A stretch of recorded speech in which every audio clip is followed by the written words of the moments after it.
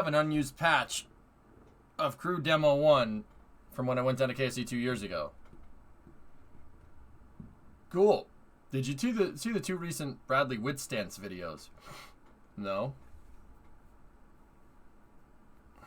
It's freaking freezing in here, Mr. Bigglesworth. Alright, I gotta move all the Space News links over. Oh. Okay, Osiris-Rex did burn away from Bennu. That's good news. Oh no, we're never gonna get this finished. Photo from the International Space Station shows relativity's pad. Oh, okay. That's cool. I'm gonna have to trim some of the fat from the Space News guys. We're gonna have to fire the fat people. No, I'm not shaming fat people. It's a joke from Horrible Bosses. Please, just chill. Just chill.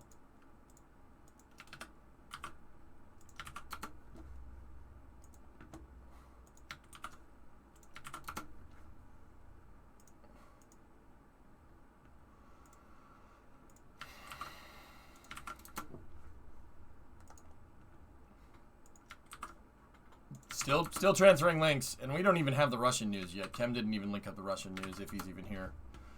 That's gonna take a while.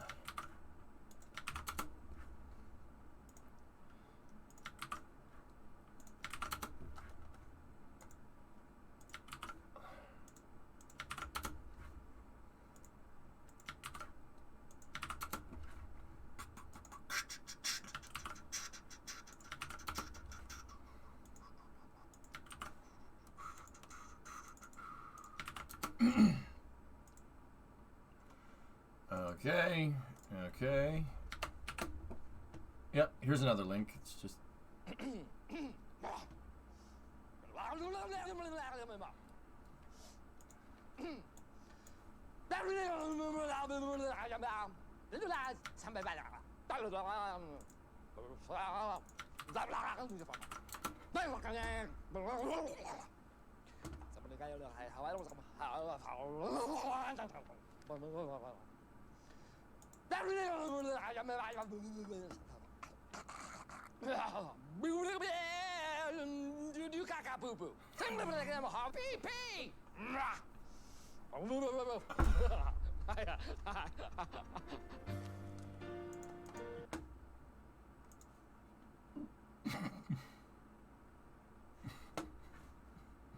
Okay, it's the doo-doo caca poo poo.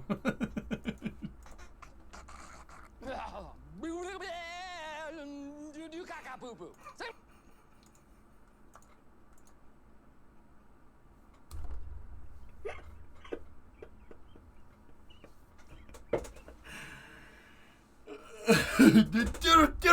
poo. I forgot about that one, Okie. That's funny, man.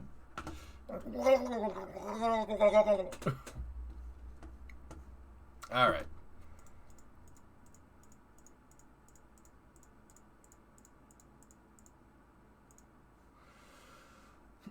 Doodle cockapoo. Wario Elon. What? No, that's not Wario. That's just Wario. You're just hating on Italians.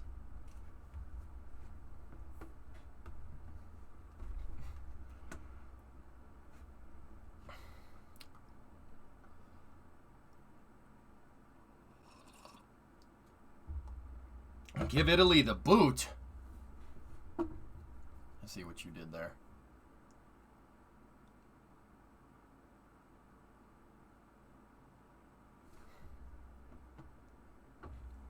I see what you did there. Strange as it may be. All right. Let me just organize this. Seriously, I try to organize it so all the SpaceX stuff is in one spot. So that's SpaceX, that's SpaceX, that's SpaceX stuff. That's NASA stuff. That can go up here. Okay, that's pertinent to that news. That's SpaceX stuff. That's not SpaceX stuff. That's more SpaceX stuff. More SpaceX stuff. That's not. That can go over here. That can stay there. That can stay there. That can stay there. Star. Star. Star. Star. Star. Star. I don't like space. It's too big. Too big. All right. New road closure for equipment testing moving tomorrow from 1 p.m. to 3 p.m.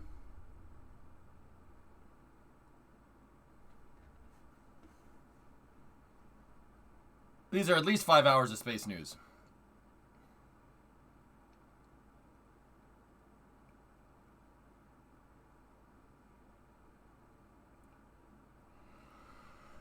Okay. That's weird. Chat's being weird. All right.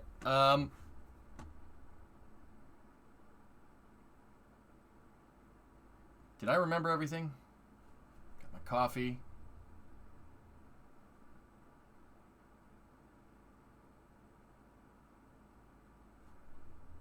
Why do I feel like I'm forgetting something? I'm forgetting something. Be right back. I don't know what I forgot, but I'm gonna go look. I'm gonna go run through the checklist. The Space News Break startup checklist. Okay, yeah.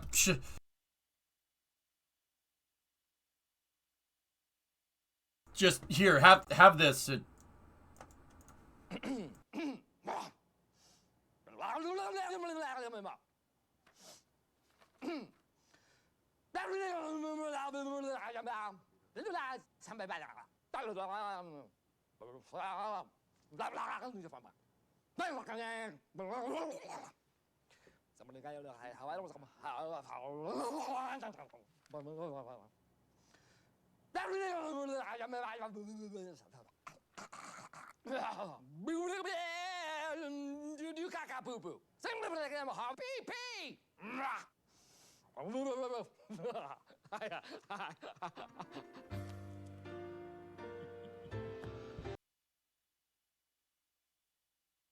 Okay.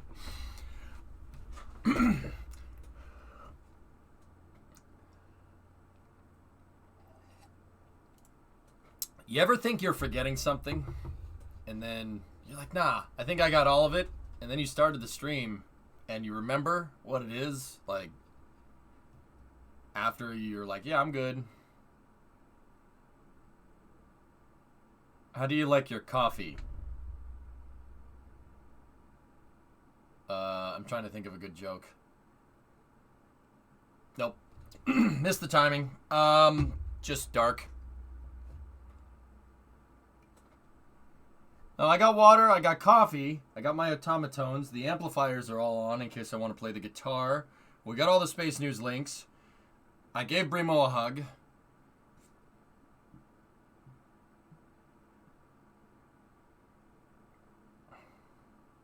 Actually, Novus, giving Brimo a hug is the first thing I do after I go on break. Really kind of wish I didn't admit that, but yeah, that's how that works. You can ask her.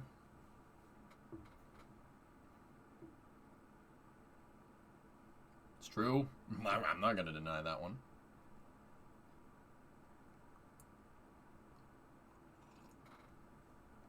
Yeah, ask. Exactly. Mm-hmm. Yeah, you got it. Why is that weird to admit? I don't know. Why would you be ashamed to admit that you love your girlfriend? Did you forget about Dre? Yeah. Yeah, Vex, I think I may have, because, you know, nowadays, everybody wants to talk like they got something to say. But, you know, nothing comes out when they move their lips. Just a bunch of gibberish. Y'all chatters act like you forgot about Dre.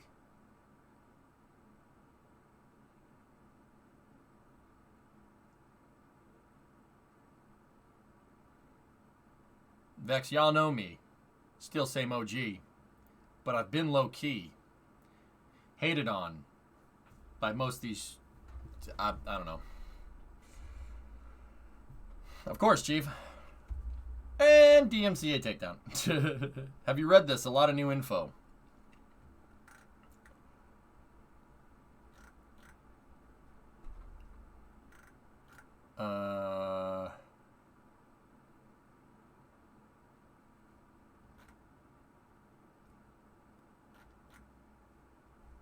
I'm looking. I'm blazing through it here, Liam. Where's Jim? Is he okay? Is he all right? Yeah. Yeah. Hit enter. Jeez. Okay.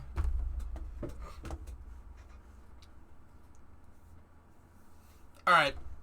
I can't remember. Shoot, I had something. I left a mental note to do something before I started Space News. Yeah, I don't know what that was. All right, so let's get into it.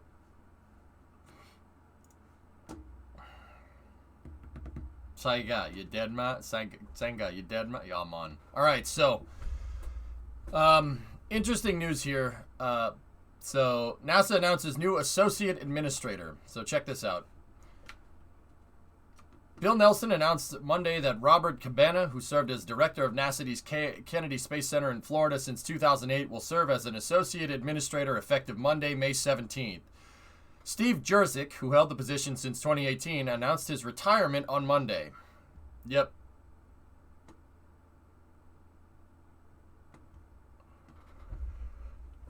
So, Steve Jurczyk retired, and who was NASA's acting administrator after Jim stepped down, and then he just decided, yep, nah, I'm good. So, let's see what else we got here. Bob has a relentless determination to expand America's role in space. Discovery, go at throttle. Okay, gifted us up to Dumb Peel. Under his leadership, Kennedy has emerged as a modern, world-class multi-user spaceport, partnering with commercial customers and supporting NASA's science and human exploration missions. Bob is the real deal. He has the vision and the management skills to bring NASA to even higher heights. Heights? Ah, I see what you did there, Bill. Okay.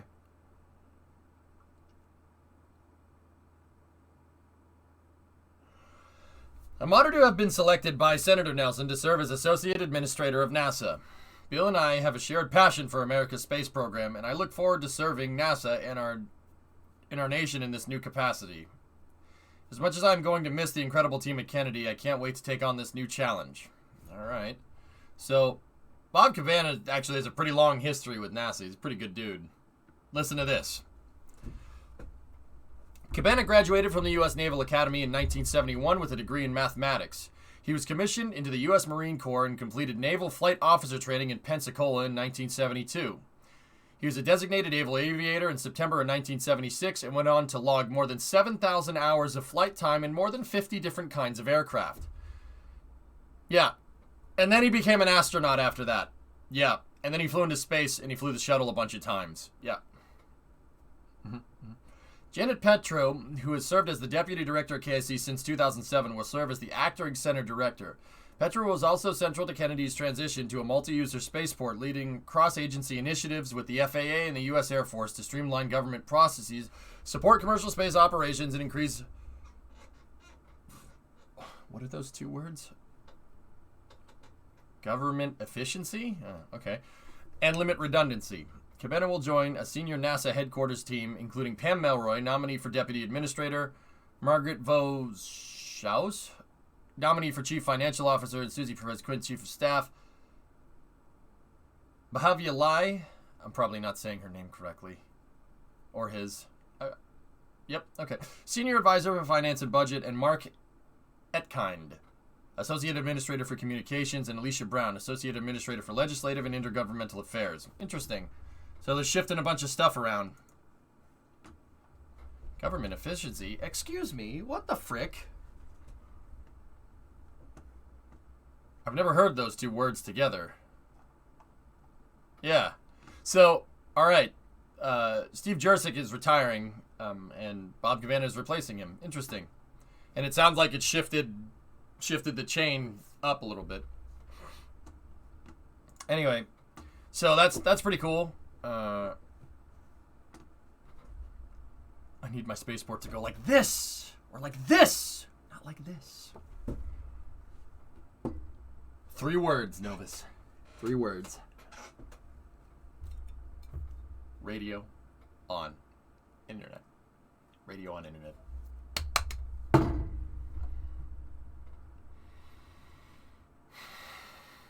ROI.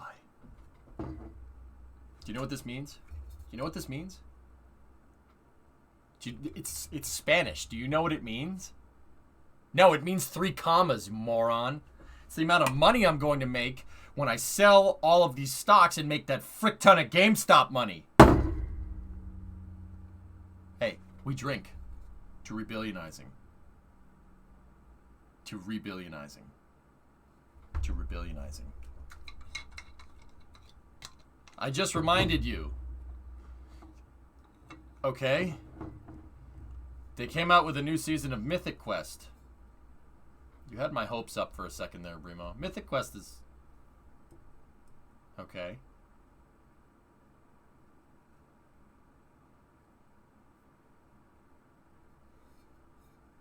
D-Pick. This guy chats. You're the guy in the chat that's doing all the chatting, right? Is that a McLaren 650S I see out there? Yeah, whatever. You liked Mythic Quest. No, Primo, don't you get it? I don't like... If you like it, I don't like it, okay? Superhero movies are dumb.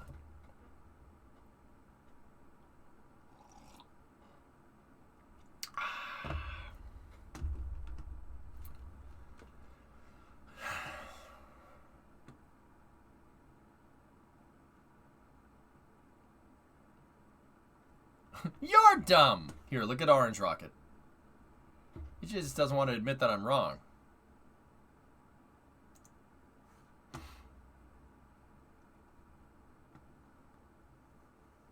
If she likes you, then you don't like yourself? You guessed it. I hate myself for loving you, chat. I can't get away that the things that you do.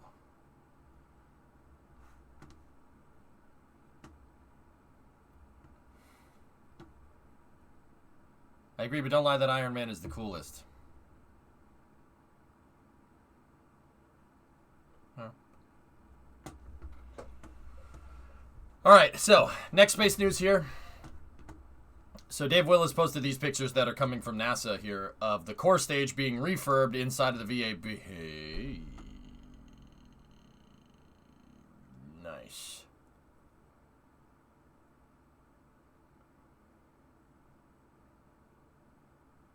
Whatever you do, don't go to the NASA website right now. They have a jump scare on their homepage.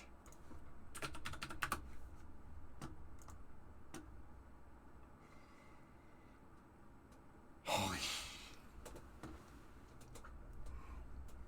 Whoa. Whoa.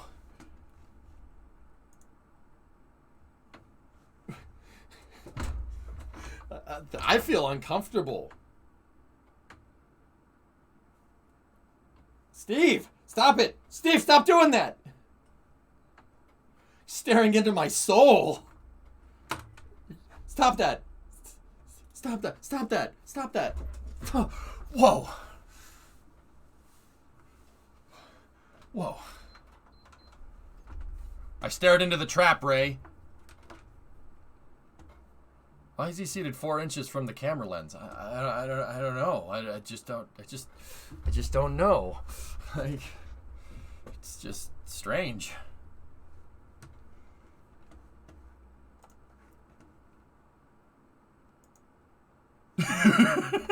Thomas, that's awesome.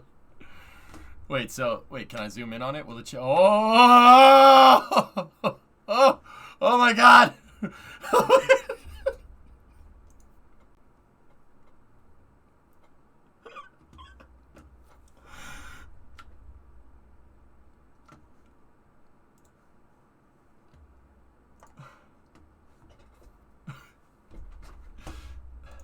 Just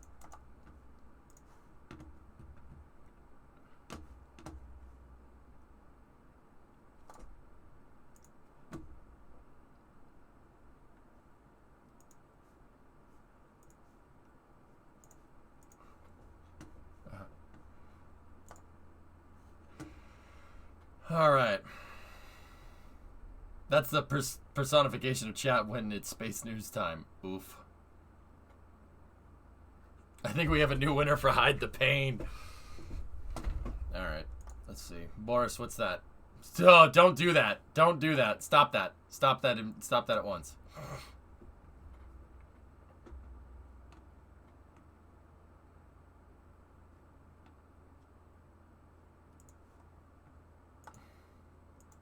Full resolution links. All right, let's see.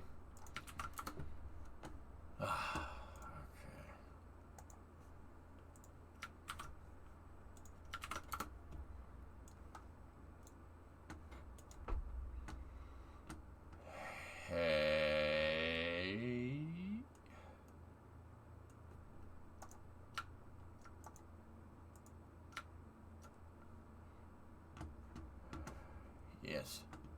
Is that a washing machine?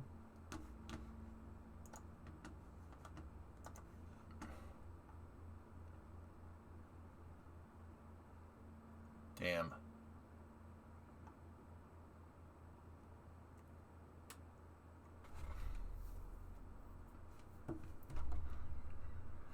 So, this is the SLS Core Stage. They're doing some minor refurb to it before they commence stacking operations, from what I understand. You got a lot of temporary scaffolding set up there. I can't wait for this to hit spacebar. Yep, yep. Yeah, scary. I know, man. Green spray on foam insulation, yay or nay? Orange, dude. Orange.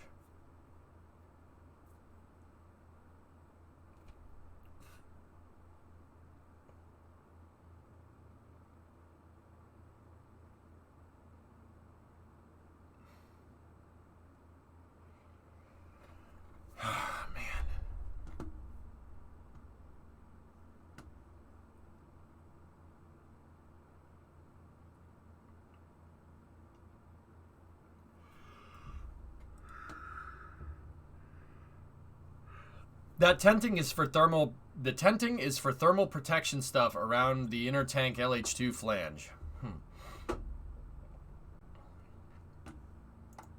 Oh, that's a different thing.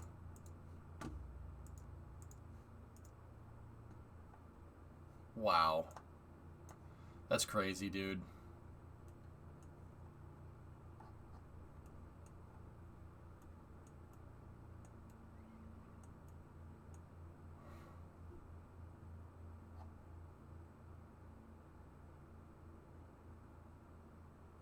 The cones are green to match the green line. Obviously. God, you guys, this guy's so crazy. Man. I'm sorry, it's just sensory overload, dude. I'm just looking at everything. That's crazy, man. Look at how big this thing is. Freaking monster.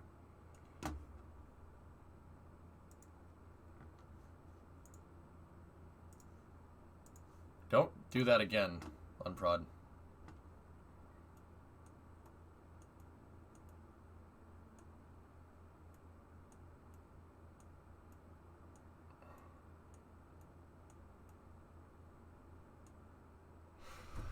You ever stared at it, marveled at its beauty, its genius?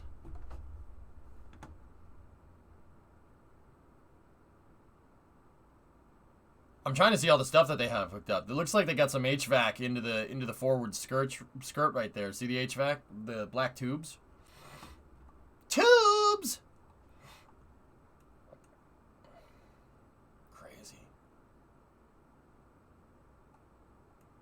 I want to see it fly and do a belly flop. Wrong conversation. Wrong rocket. Has anyone asked if you've seen the new Hazardish video? No. Has anyone asked why you ran me off the road in the NASCAR race on Friday?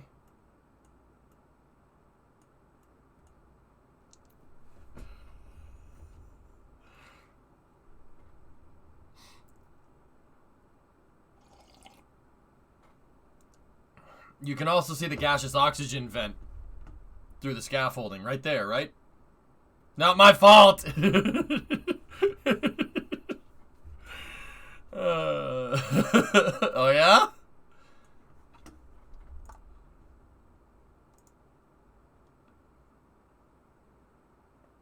Oh, yeah, this one. Using an SSTO to launch a floating Eve base.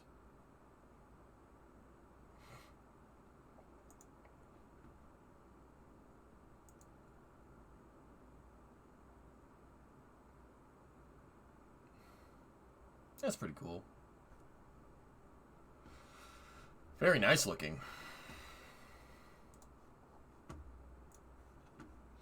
All right, let's keep going. So they're going to process this, and then they're going to stack it. They got to do a couple of refurbs here and there, a couple of thermal protection system repairs, and then we should be good to go. Okay, so this next one was a nice view of Astra's factory floor in Alameda.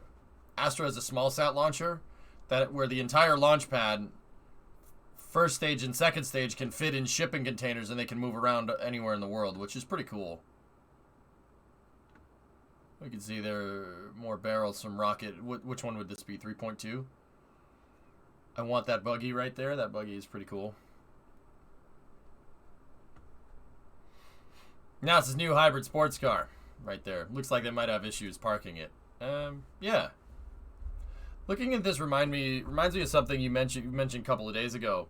Something like mission complexity versus system complexity. Could you please elaborate again? Yeah, sure. I have this theory, and Keith, I'm pretty sure this isn't anything that anyone in the space industry hasn't already thought up, and I frankly haven't gone to look around to see if that's the case. But how it basically works, you can help? Oh.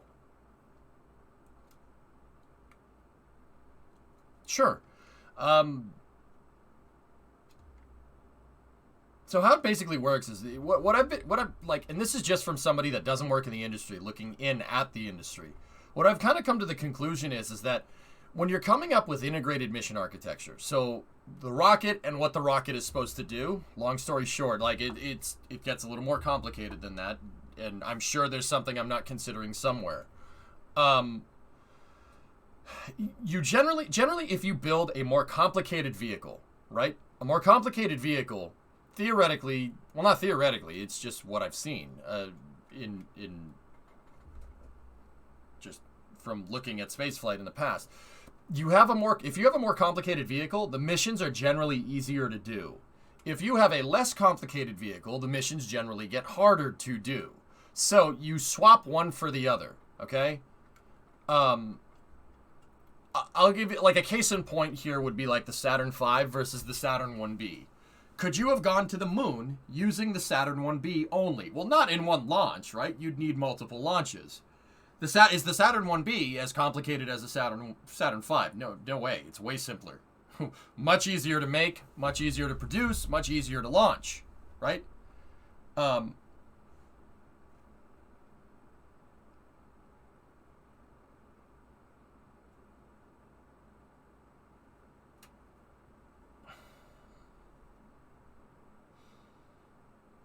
Thank you so much. I like these thoughts very much.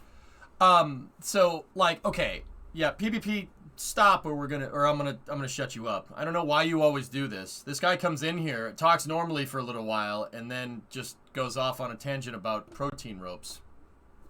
I don't know. Anyway, O'Keefe, so, like, all right, the reason why I bring this up is to illustrate the, Jim's like, no, I'm not dealing with this. The reason why I bring this up is to illustrate, like, if I have any criticisms of the SLS program and the Artemis program, that's it. Because we have a complicated vehicle and a complicated mission architecture. And I don't think that's wise for the long run. Meaning that, hey Goose, what's going on? Meaning that SLS with the ICPS on top of it, why did someone think that's a good idea? I generally want to know. Why did someone think that that was a smart thing to do? I understand the mentality of having it as an interim stage and having the first test flight to have, an interim stage and then go from there. But my big thing is that you have an interim cryogenic propulsion stage, and they basically did nothing after that. The EUS is just, the exploration upper stage is past CDR, like 6 or 7 months ago, and they're working on fabricating production prototypes right now, or just all the prototypes for the program, right? So, what? My question is, they didn't design the damn Saturn V with no S4B upper stage, right? They didn't do that. Why did they not do that? Well, because the Saturn V had a very clear objective, right? It's get to the moon before the 70s. And that lack of clear objective when SLS was first kind of proposed really would hurt the program, because now you have a complicated vehicle, right? And a complicated mission architecture, because they didn't know what SLS was supposed to be used for. So you generally, that's the context for why I bring this up, right? Because if you design a more complicated rocket, generally the missions are easier, right? And if you design a less complicated rocket, generally the missions are harder. I'll cite another example. For me as an aerospace engineer, your way of explaining it helps a lot. Right on, man. I'm not an engineer myself. This is my observation is from the outside looking in. Everything I've been taught about engineering and everything that I know about engineering is self-taught and helped by aerospace engineers in the community that help me make a more they help me make a more potent message so I can get the point across. But yeah, that's kind of where I'm at, dude. The entire reason why I bring this up, why I bring up, vehicle architecture versus mission architecture, is because it's generally a trade-off. And the funny thing is that with SLS, and coincidentally with the space shuttle, because they had no clear goals when they engineered them, you have both of those things. Both of those things is not sustainable. And once again, the context of that comes from, if, I'm a big SLS fan, believe it or not. I like the rocket itself. I think the rocket is good. It should have been designed with the exploration upper stage from the start.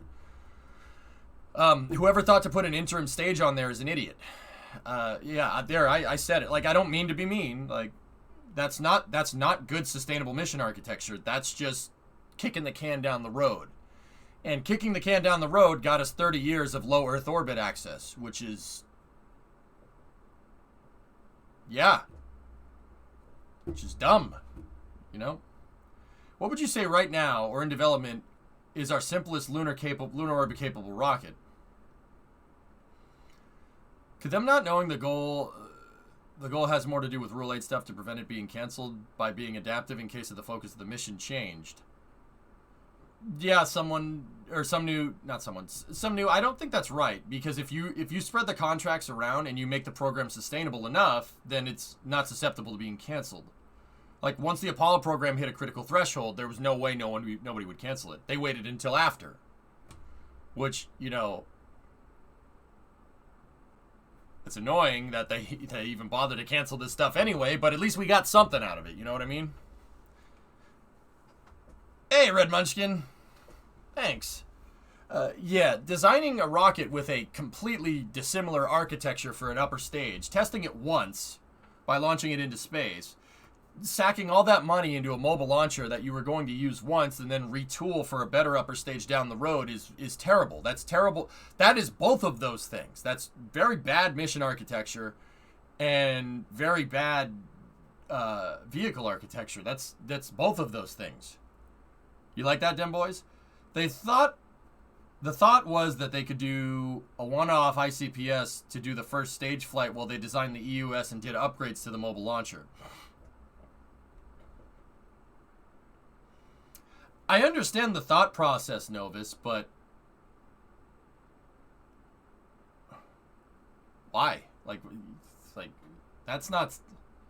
I mean, look where we are. And maybe I have the benefit of hindsight in that regard, but I understand why they did it. I get it. It's, design the first part of the rocket first and the second part of the rocket second, and then while you're designing the second part, I get it. I see what they were trying to do, but at the end of the day, the rocket still has no goal.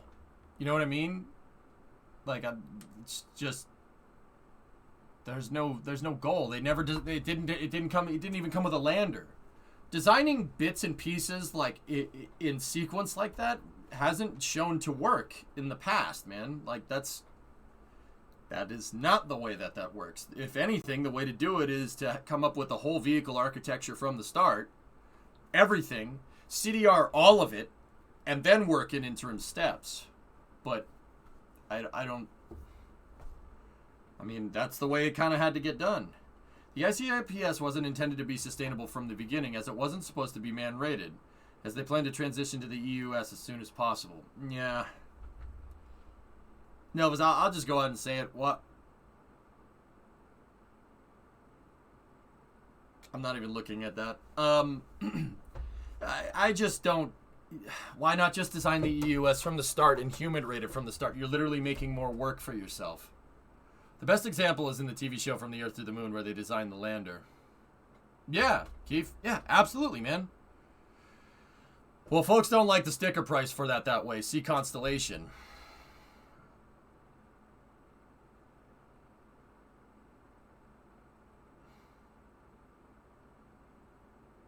I think that's...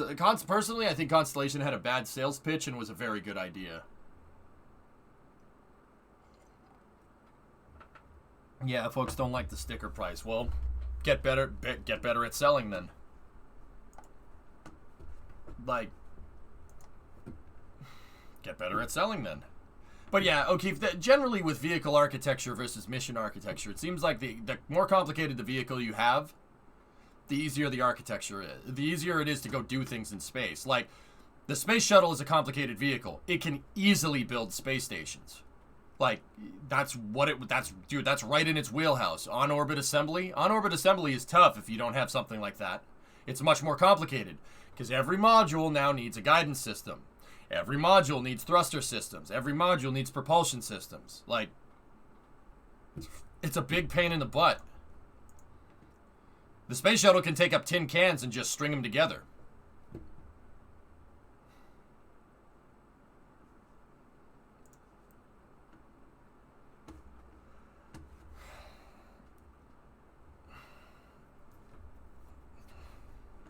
Slaps rocket, roof of rocket. You can make so many manned missions in this bad boy.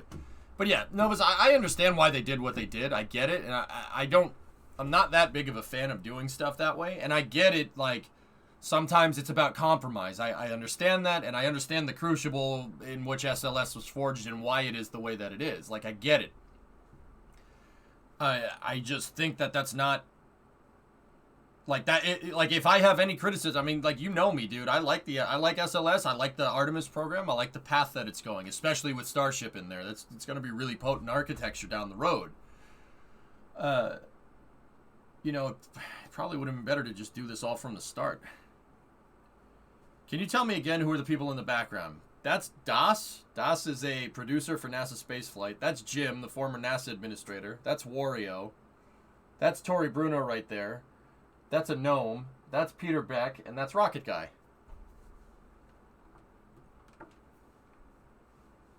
Rocket Guy over there on the far right is a Twitch streamer. What gnome? What? What are you talking about?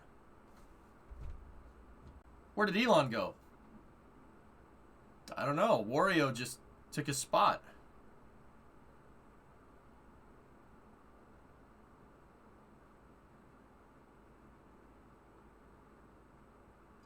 You should put more of the NSF team near Das. and my flight director is playing Galaga.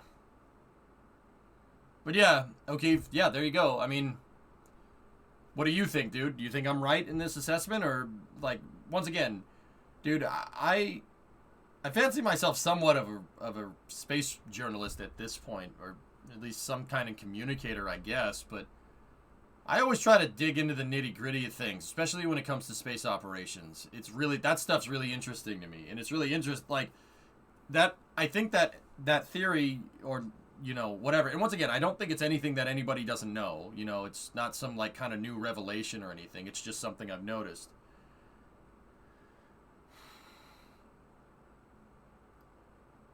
Well, it's great, and I think it even resonates with other areas as well, in general kind of theory of systems. All right, cool, right on, right on. No, O-Force, I'm not doing that to people. See last. Okay. Though also the core stage would be ready... They also thought the core stage would be ready much earlier than it was, and the plan was formed around that assumption. Yeah.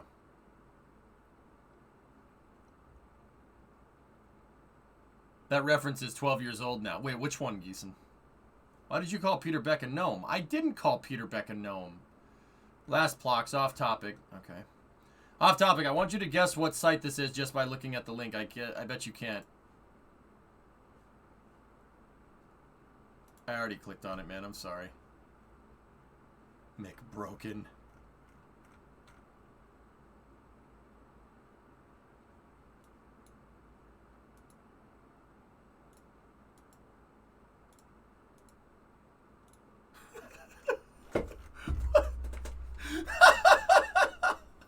Are you kidding me? What the hell is this, man? Come on. That man is playing Gallagher. Oh my gosh, it is, isn't it? The McDonald's near me, that you know what, RB? That is right. I went to McDonald's, I don't know, maybe a week ago. I got a chocolate shake and it was delicious. I had a 20-piece, 2 large French fries and a chocolate shake. Because I felt like feeling like trash, I guess.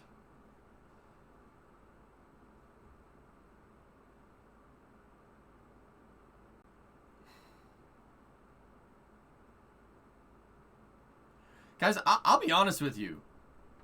I don't get McDonald's all the time. I've never, the local McDonald's that's near me, I've never, ever, their ice cream machine is never broken. Every time I've never had them say, oh, the ice cream machine doesn't work. Yeah, Geeson, I don't know what these people are talking about, man. I seriously don't know. Like, it doesn't make much sense.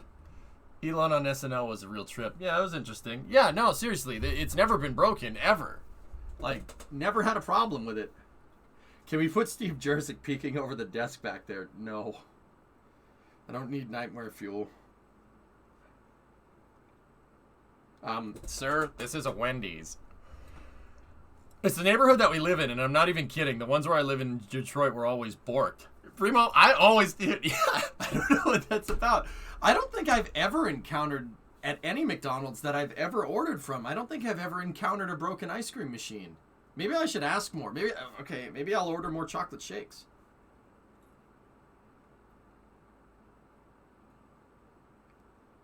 It is usually broken because it's in a self-cleaning cycle. I hope that doesn't mean your local McDonald's isn't cleaning their machine. Chocolate shake tasted fine to me. Yeah, Brimo, we're gonna have to do some trial and error.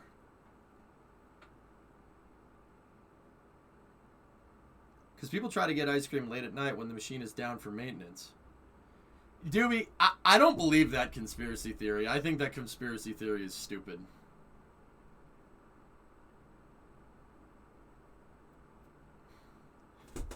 There was this whole video on YouTube. A YouTuber did this whole video. I forget the dude's name. On like a conspiracy, and I don't know if he was kidding or not. What's that, Tessa? Wendy's, the burger giant, plans to return to the UK after 20 years. So, Tessa, when you get a Wendy's in Glasgow, okay, get the nuggets, get the chicken nuggets, okay, and then get a chocolate frosty and get French fries, okay? Promptly take the French fries, dip it in the frosty, and then take the chicken nuggets and dip it in the frosty. You're welcome. Johnny Harris. Wait, what? Sir, we serve food here, sir. Oh, that's the name of the guy. Yeah. I don't know if he was kidding or not.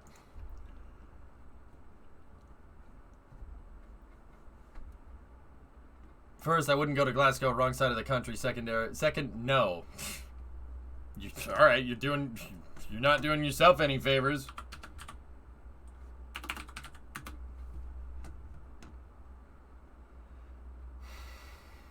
You are so correct. Edinburgh is great. Edinburgh. Yeah, that's right. You're in Edinburgh, not Glasgow. All right, fine. Whenever you get a local Wendy's, just do it. Dip the nuggets in the shake and the fries in the shake. You will thank me later. It's frigging delicious.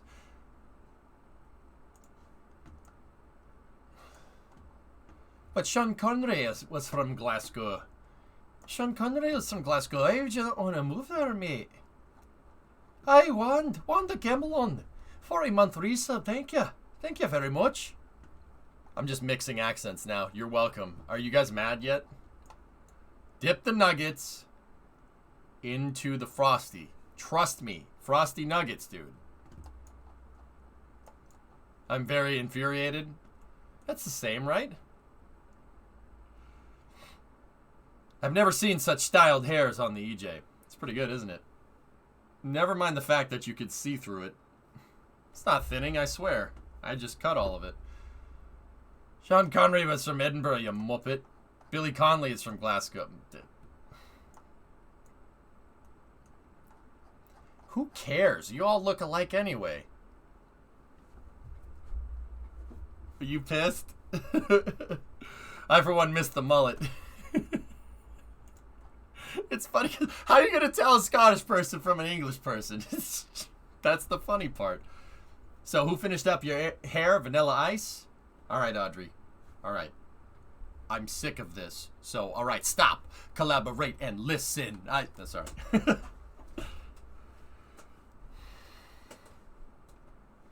We have better tasting clothes than fried foods.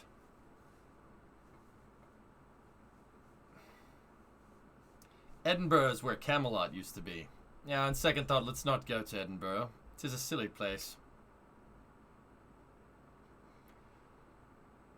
Orbital starship equals frosted tips. Why does everybody want me to get frosted tips? I'm not doing that. You guys need to try Dutch snacks. Y'all are missing out. Stroop. Stroop. The stroop waffle. Yes, we have stroop. We have stroop waffle over here. It's probably not as good.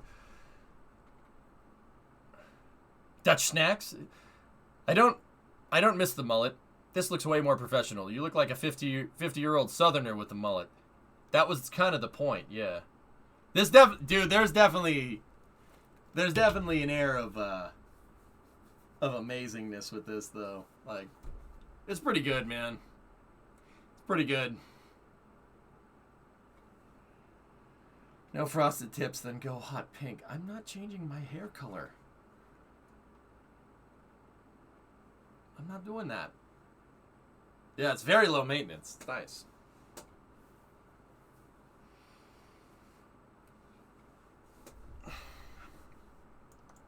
Alright, Geeson, what was your stupid pun here? Me as a knight. Squire, young squire, do you have the time? Sir, by the judge of the sun, it's 3 p.m. Me, wrong squire. It is... night time.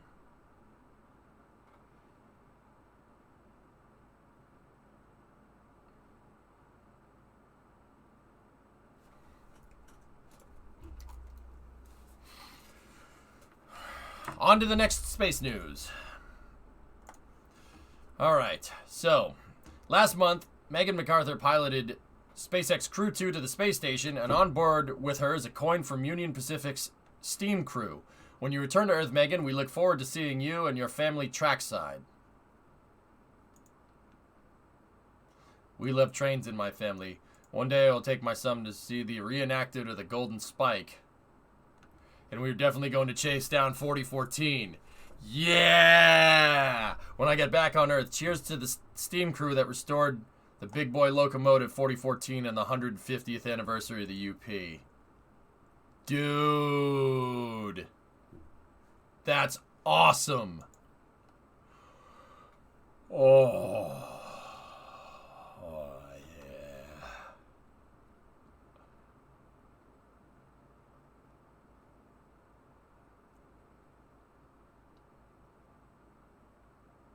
Can I? Do you need a minute? I love the big boy, dude. I've loved that locomotive since the second I saw it. But now I'm like, Dad, what's that thing? And he's like, that's the big boy. I'm like, is it bigger than every other one? And he's like, yeah. And I'm like, I love it. 5-year-old EJ, probably. So, if you guys don't know about 4014, and this is shameless plug for the Union Pacific Heritage Fleet. 4014 is a 4884 heavy-duty locomotive that was made during World War II to move freight around for the Union Pacific Railroad. It was, oh, geez, that's the video. It was manufactured by Alco, American Locomotive, in Schenectady, New York. And this thing is, even by modern standards, the thing is no joke. It has 6,000 horsepower. 6,000 horsepower. 300 kilonewtons attractive effort. Now, okay, what does that mean? That means in terms of energy being put out, it's almost as powerful as a rocket engine. Yeah. The attractive effort. This thing was designed to pull huge freight trains over the Rocky Mountains. In here, I'm trying to find a good picture of it. Yeah, 6,000 horsepower. They made 25 of them. And then in 2019, or well, not in 2019, in 2012, the Union Pacific, they sold them all off to museums in the 50s, right? Because diesel locomotives replaced them, right? They sold them all off in the 50s. And what they did was they bought back one in like 2013 or 2014, and then they restored it using their original blueprints. It is a working locomotive. I'm trying to find a good video of the thing. You know, they toured it around, but then COVID happened, so.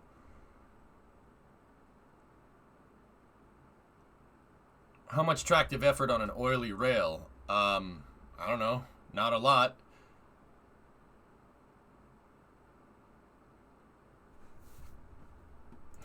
Nice touch, guy. Here, I'll just show you a picture of it, man. It is... This locomotive is gigantic. It's 2 steam locomotives built into one. Take a look. I was trying to find a good picture of it, but... So... It's a 4884 articulated locomotive. What does that mean?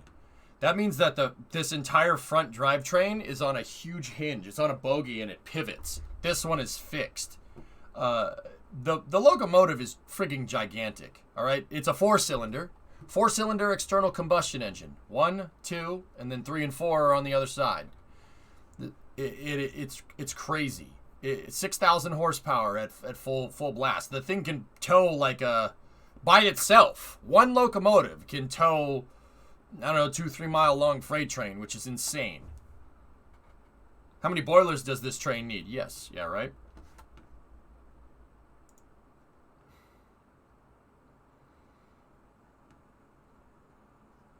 Yeah. And the cool part about it is here, all right, we can use this video. I just got to make sure that I give credit where credit is due. This is coming from a YouTuber named Spencer Hughes. Spencer Hughes 2555. Sebby just linked it in chat, but look at this monster.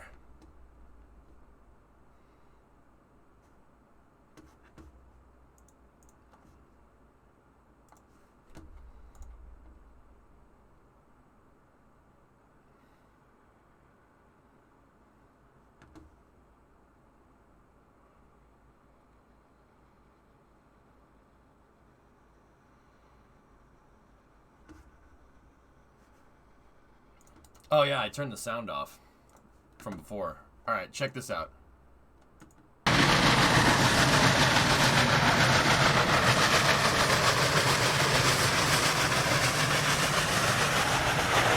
It makes the diesels behind it look cute. It really does, doesn't it?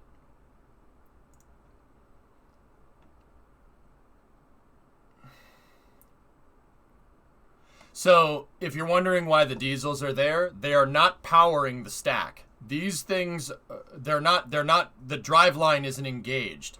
The diesel engines are there as an APU. They're there as a power unit for the rest of the locomotive because this thing doesn't generate electricity. I mean, you could do that, but most of the steam that's used is used to drive it. These are there for electricity and dynamic braking. So, basically brakes, because these brakes are actually mechanical brakes. The diesel locomotives, to slow themselves down, basically throw it into reverse, and that's what's called dynamic braking. They can throw they're there for braking, they're there for electricity, and then they're there for the pneumatic system on the cars as well, so the cars can also brake. trains use a closed loop pneumatic system for their brakes. Also with the diesel locomotive dynamic braking. Is she oil driven? Heavy, bunker C heavy. Yep.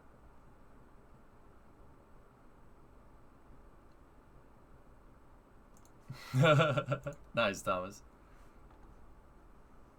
Yeah, steam engines are cool. Really, really cool. Yeah, this thing's using fuel oil. It started as coal, and then they converted it to bunker C fuel oil, which is like if you took oil and made it the consistency of mud. It's oil that can be burned. It burns really, like when you burn bunker C, it really gives off a lot of energy.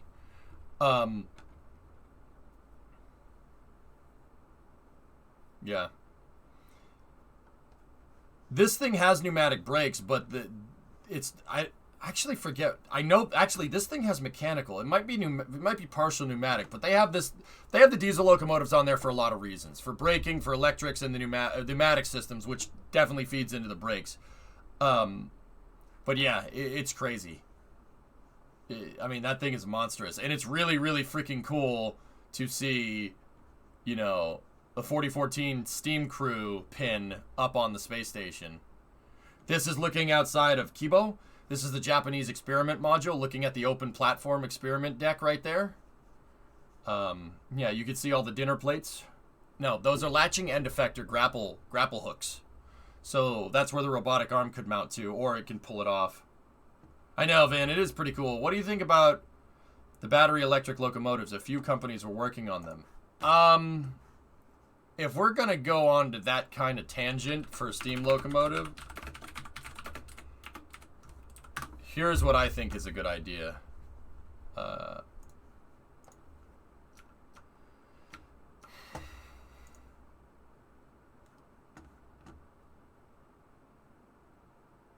Anybody know what that is?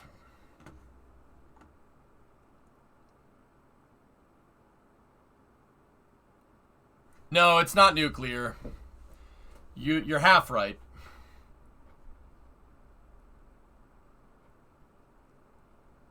Gas generator? No. Close, but no. That is a train. You are correct. That's a steam turbine locomotive. It's not an external combustion engine locomotive. So something like 4014, right? Something like 4014, you can look at it. If you look at it from the front, there's 2 cylinders here, right? And then there's 2 cylinders behind that on the second stack of 8 drive wheels. So it's 4884. The 2 8s are the drive mechanisms. There's 4 cylinders. That's a 4-cylinder. 4-cylinder steam external combustion. So basically they generate steam, and the steam goes into a piston, and that piston has a chamber next to it. And they use a set of valves to make the piston go back and forth in a reciprocating fashion. So it's a reciprocating external combustion engine. The reason why it's using external combustion is because the combustion doesn't happen inside of the cylinder. An internal combustion engine, like a car, has the explosion happening inside of the cylinder. This is an external combustion engine, all right? This thing, okay, is a steam turbine locomotive. So they generate steam, and it goes through a freaking massive honking turbo. See that right there? That's a turbocharger. They take the steam, right? It comes out of the front of the boiler, and it goes into a... And that turbine is connected to a reduction gear, which is connected to the wheels. It's crazy. That's a cool design. You could do a lot with this thing. Reciprocating dingle arm. Yep.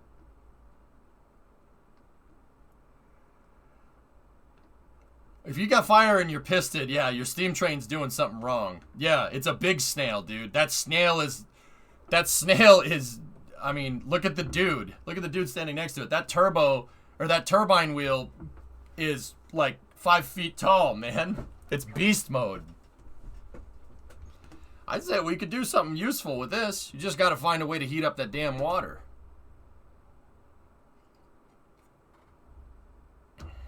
Why did they never use it? Nick, honestly, diesel electric ruined the steam locomotive. The problem with steam locomotives, dude, is that all the equipment, all the moving parts is literally exposed to the environment. Think about like having an internal combustion engine without the drain pan. Yeah, that's. I mean, you could make it work, but steam engines are open loop. You have to keep lubricating all the dang parts. And they have a lot of upkeep in that regard. A lot of foreign object debris can get inside of this.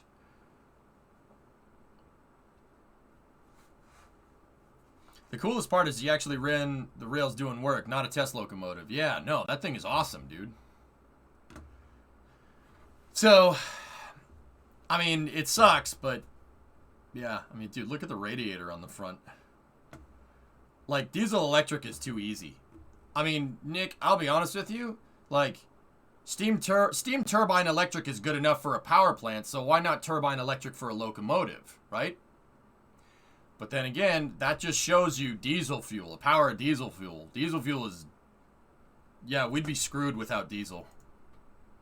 I mean, you just... The diesel electric locomotive is just too easy. It's too easy. It's so ridiculously simple compared to a steam engine. Like, we're talking... I can't even come up with an analogy. We're talking... Okay, in terms of simplicity, the diesel electric locomotive is like a Redstone missile. And a steam locomotive is like the damn space shuttle. You know, just because the space shuttle can do more than a Redstone doesn't mean it's as simple, right?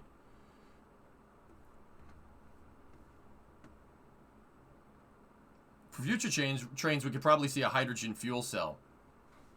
Hydrogen fuel cells would be excellent for trains. They would make trains more efficient than they already are. Was that a nuclear turbine? Was a nuclear turbine electric ever tried? No. With nuclear, you can't rad shield it good enough, Jackery.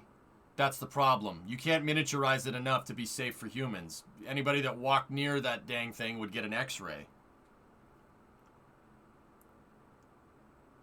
LNG trains are already used on the Florida East Coast, and they work well. Liquid natural gas, dude. I mean, I know, I get it. All the dang propane jokes out here. I'll tell you what, the dang propane going to get out there and get.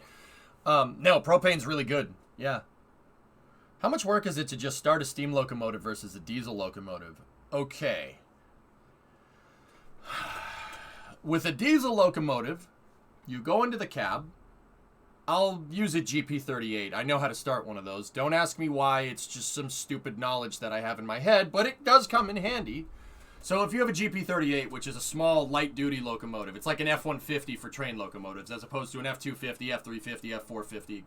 Pick your truck that you like, or whatever. So you walk into the cab house, right? And on the back wall of the cab, there's the breakers, and you flip the batteries on. So it has a battery cutoff. You flip the batteries and all the breakers on. I mean, this is a condensed version. It's much more well, it's not more complicated than this. This is the gist of it. So you got to flip the breakers on, and then you got to start the engine. The starter for the engine is remote. It has a remote starter, not like a, but you don't start the engine in the cab. You have to go back to the center of the locomotive, that part where all the doors are on the back of a diesel. You got to open it up, and you got to prime the system. You prime the fuel lines, and then you have a remote starter in there to get the engine operational. There are gauges in there where you could start up the diesel engines. So once you have the diesel engines cooking, you got to build up pneumatic brake pressure. So you got to go back into the engine house, flip on all the other circuit breakers, because you ideally don't want to draw too much power when you go to start the engine, or you could trip the breaker again, right? And then from there, what do? You have to... The condensed version is basically once the diesel engine is on, you're good to go. That's the condensed version. You have the service manual for an MP15 DC. Nice, dude, nice. Okay, so that's it. The whole startup procedure takes about, 15, 20 minutes. Have you tried this game? Nominal. No, I haven't. That's cool, though. Polymetric composite materials for radiation shielding. Oh, that's cool, Jack. Nice, Sebi. That's cool. Now, Sebi, I think hydrogen is our way to beat that whole climate change carbon emission situation. Can't have carbon emissions if you don't burn carbon. Boom, 5 head. All right. Yeah, Surfing Bird, it's not very long. It takes like 5 minutes. The steam engine, on the other hand, okay. So with the steam engines are like starting a rocket motor. It's not that far off. I'm serious. It's really, you have to build up pressure.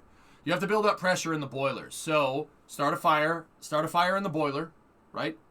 Then you got to stoke the fire, and you got to get the fire up to temperature, and then you start boiling. Then you got to heat up all the water in the boilers. You know, if you put a pot on the stove, right, it takes a second for all that water to absorb the heat, and then it'll boil, etc., right? Getting all that to boil takes a while. I mean, you're heating up like a swimming pool almost. That takes a second, right?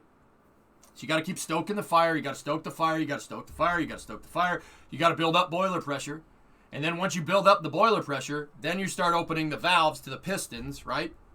And once you start opening the valves to the pistons, then, right? Then you can get going. And now you have consumables. The consumables are whatever you're using to stoke the fire. It could be coal. It could be oil. And also, you need water now. Steam engines operate on an open loop. There's no closed loop. There's no condenser. So they basically, you have the water in the boiler. That water turns to steam, goes into the piston, and the piston has an exhaust pipe. It's not very efficient. That's not, I mean, it is. In terms of engineering, it's actually very efficient.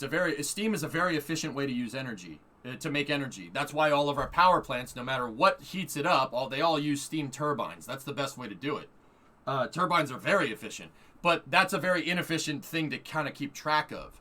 It could take hours to, like a big boy, that would take a really long time to start up. That's why they got rid of them. Steam engines are too complicated. You can literally 5-minute startup procedure. Turn the breakers on, prime the diesel, hit the starter button, you're good to go. Yeah, you have to you have to warm up all the lines. There's a whole start procedure. Literally, it's easier to fly an airplane than it is to freaking start a steam engine. They're complicated.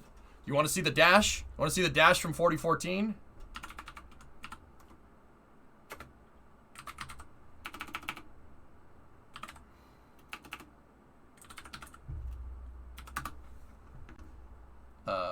The dashboard is, for the interior and the dashboard is ridiculous for this thing. I'm trying to find a good picture of it.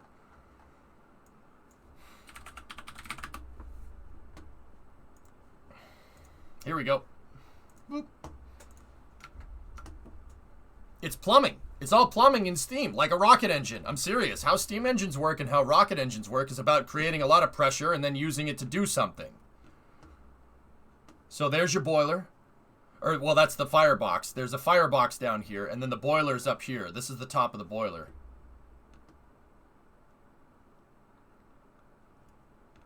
And this was all done before CAD. It's pretty impressive, Geeson. I mean, look, I like, honking the horn of America, but the steam engine is the UK idea, dude. Stevenson, man, really smart dude.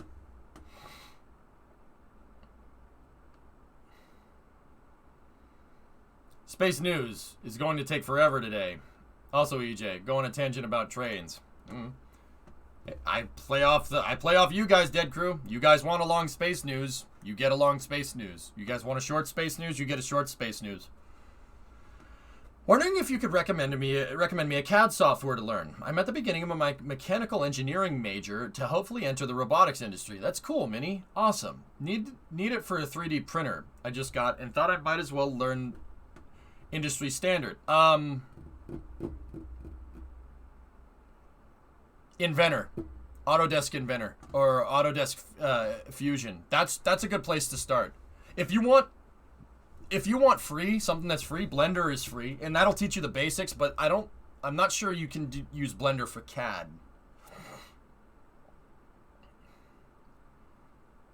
Keep in mind, you could get evaluation copies of things, just like there's an evaluation copy of WinRAR out there.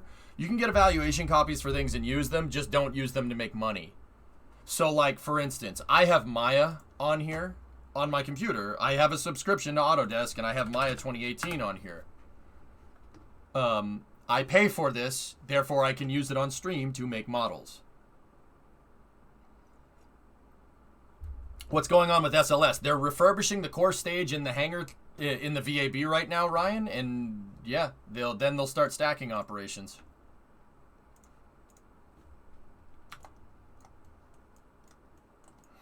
See? You can't really do CAD with Maya LT though. This is an LT thing. This version of Maya is more for building game models. So stuff for video games. Like I got this kicking around here. That one.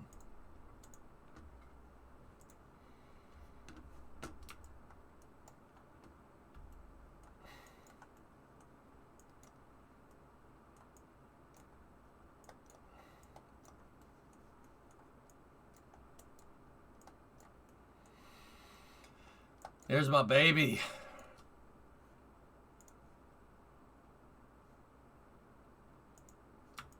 That's my baby right there. Oh, she pretty.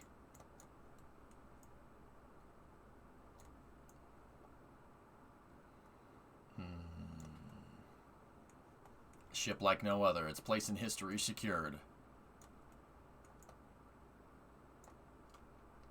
It's awesome. Anyway, yeah. Yeah, it's the Apollo 11 documentary, Spoon. But yeah, see, all this is to like you got to get the boiler hot, right? And see, with the steam engine, it's funny because you have the opposite problem that you get with rocket engines. Tessa, you said it right. I mean, with the steam engine, you have to warm up all the lines. So evaporation is your enemy, right? No, condensing is your enemy. You don't want the lines to condense. You want them to evaporate because you want gas in there, not liquid. So you know how, like with Starship flying, they got to chill the lines down so they don't get evaporation in the lines. With the big boy, with the steam engine, you have to warm the lines up, and you don't want anything condensing in there. Because you don't want water going into the steam engine. Believe it or not, you don't want water going into that piston. It has to be steam. It has to be gas. If it's not gas, well, water doesn't compress. And Tessa, I don't even want to imagine what hydrolocking a steam locomotive will look like. That would probably end very, very, very badly. Yeah. Yeah. Man, now that I'm really thinking about it, there's like 1,000 ways that thing can turn into a bomb.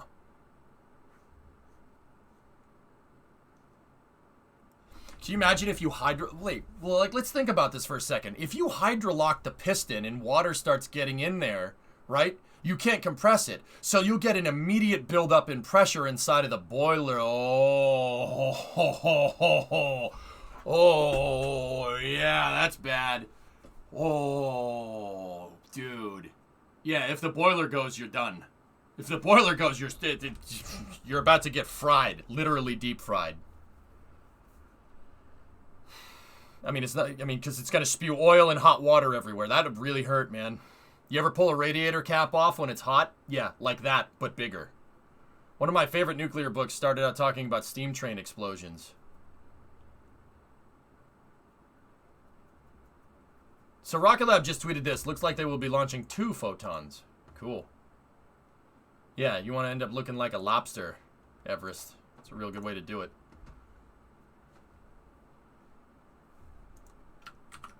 Yowza.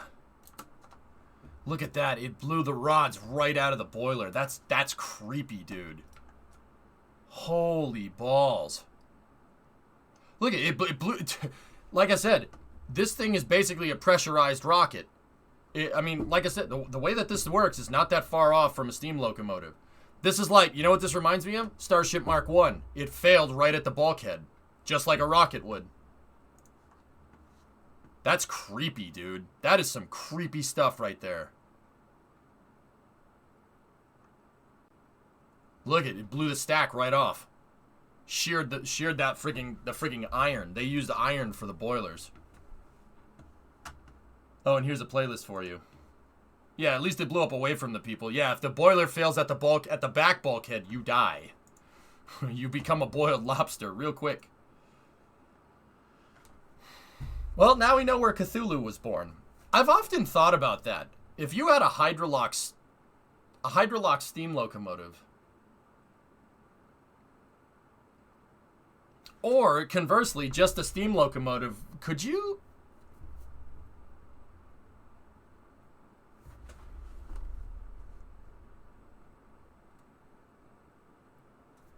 Hang on a minute. Hang on a second.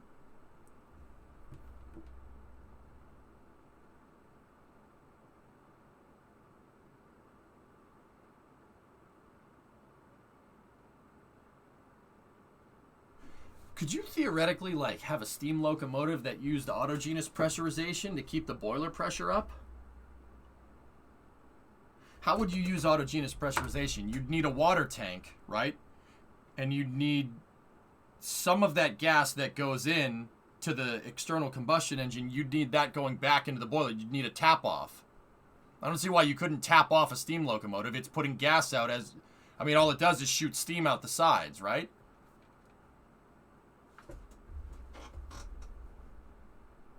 So that means you wouldn't... The boiler, you'd make the boiler out of, like, aluminum lithium, like the external tank or something.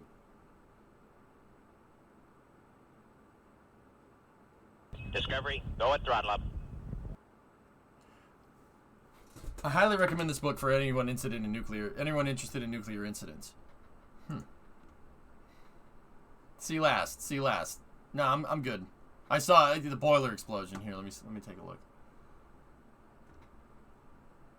Oh yeah, the Mythbusters, but yeah, where it shot through like 3 floors. Yeah, you'd still have a lot of thermal losses, Blue, but see, I've always thought that the steam locomotive is a good idea. It's just complicated. Like, it's open cycle. So is there any way, like, if we went to make a steam locomotive nowadays, if we went to build one nowadays, could we make it better?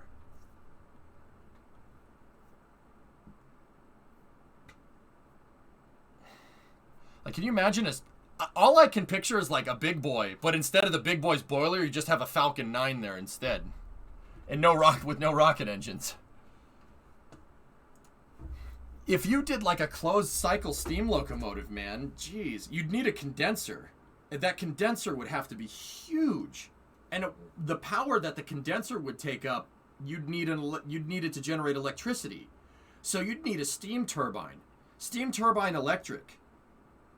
With a closed cooling loop would... I mean, how the heck would you fit that on a steam locomotive? That's impossible. You'd need to carry cars of condensers, which means your water lines are a lot longer. Can't you use airspeed for the cooling? Yeah, what about when them things parked, Altio? A nuclear locomotive, you'd still have heating problems. And what if you run out of coolant? And then if you run out of coolant or you have a coolant leak when you're driving the train around, then it melts down, and then you got a big problem. Why not use refrigerant? Well, the refrigerant loop, Trippy, would be independent of the main coolant loop, right?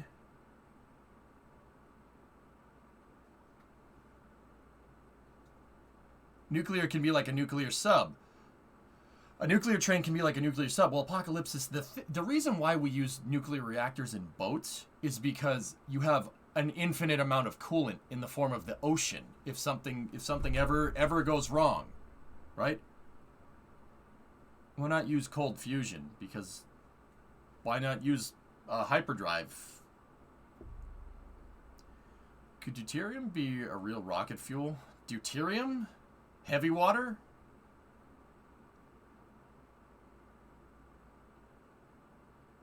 I mean, maybe.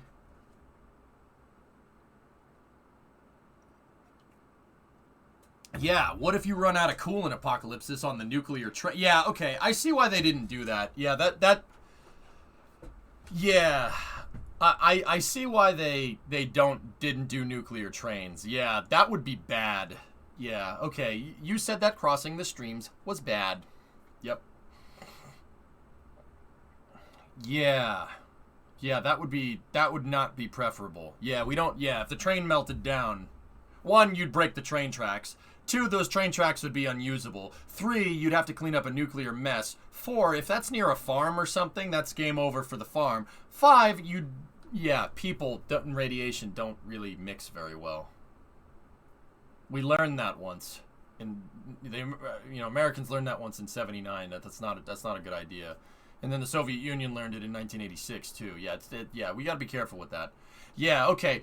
Yeah, let's not do nuclear trains. That's a bad idea. Maybe an RTG, but an RTG wouldn't generate electricity. It wouldn't generate enough electricity, I should say.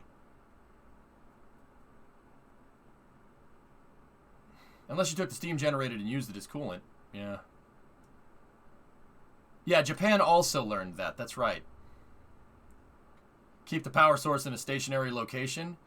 Okay, all right, Willie, I got an idea. That's actually not a bad idea. How about we take the power plant off of the steam locomotive, right? Take the power plant off of the steam locomotive and we put it somewhere that's near water so it can always be cool. And then we make it generate electricity, right? And then with the locomotive, all you do is just have wires and make it work like a model train set.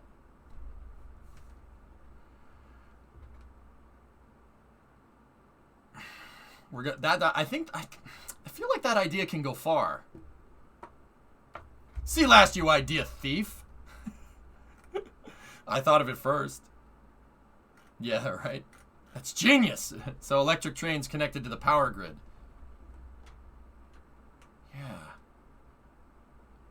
Yeah. And then we can make them go really, really fast. Yeah, with more electricity and call them French National Railroad or SNCF for short, right, Ella? That's how that works, right?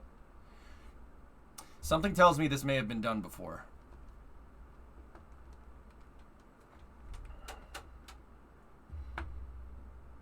Yeah, the best thing I can think of is hydrogen. A hydrogen fuel cell would be great for a train and a truck too, for what it's worth. TGV gang. Well, exactly like that, but different. Let's call it, yeah, Toto. All right, we'll call it ICE. ICE for short. The idea came from EJ. Yep. This is a good idea.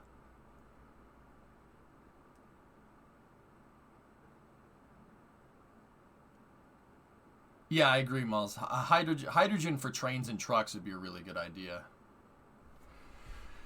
Anyway, let's get back into space news here. So Peter Beck has been tweeting a little bit here. They have an Electron rocket out on the pad, looking good in red on the paint today. The mission is not only another reusability attempt, but it's reusing the propellant press system from the last reusable flight.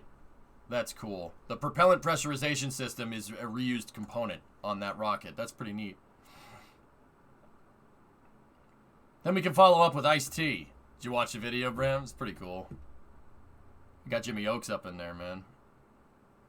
If you took the power generation of a train, thereby making it lighter, wouldn't the tractive effort suffer? Yeah, RB. I mean, steam locomotive or train engines, locomotives need to be heavy. They need to be heavy, yeah. But once you get going, it doesn't matter. So the reason why trains are super efficient, RB, is because of the rolling resistance. All right, there's no rolling resistance when you have metal on metal. It doesn't generate a lot of friction, so you need weight to overcome that, right? But once you overcome that, you're going. It's like a dragster that has too much power. So like, RB, you ever seen somebody take something to the track and they go and it's just spinning tires and then they hook up and then the car goes fast and the car still does like a 10 or something, even though they spun the tires? It's the exact same thing. It's the same thing as that, dude.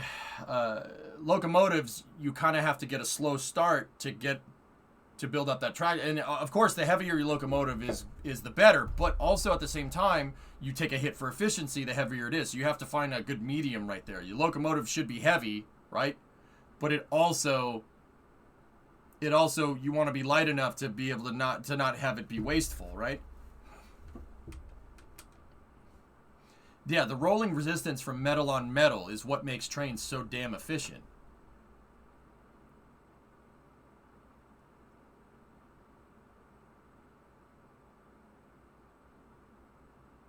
Fun fact, the traction motors are actually not attached to anything with the locomotive. No nut or bolt.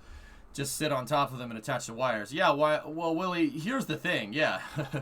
The bogies are attached via gravity, just like a battleship, right? Because, let's be real, if you have to worry about that, you got some other problems. If you have to worry about those coming off, you probably shouldn't be on the locomotive, right? Yeah, Gujar, I heard about it. It's probably because it evaporated all the groundwater, but it is what it is. Anyway, let's keep going with the space news. I think you've been asked this a million times, so what education have you pursued? Zeranair, like, just in general, I have a bachelor's in computer animation and CAD systems. I can operate and manipulate CAD systems. Like, I can do that. Currently I'm trying to figure out what I want to go back to school for. But, yeah. C-22, what's this? Oh, Caltrain. Oh, that's cool. Oop, nope, don't want to have the music go on.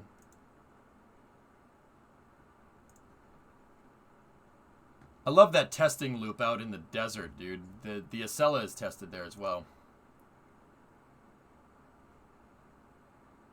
There is this course at Embry-Riddle that actually I was,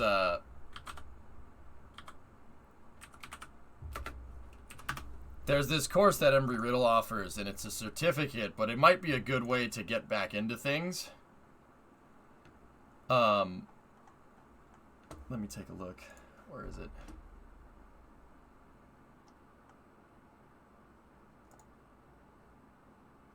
Oh, hey, I know that guy. I know that guy.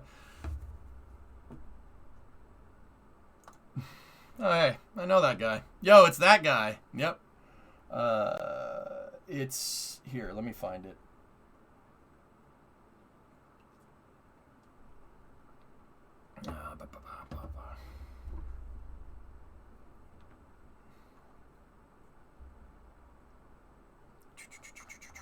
It should be down the bottom.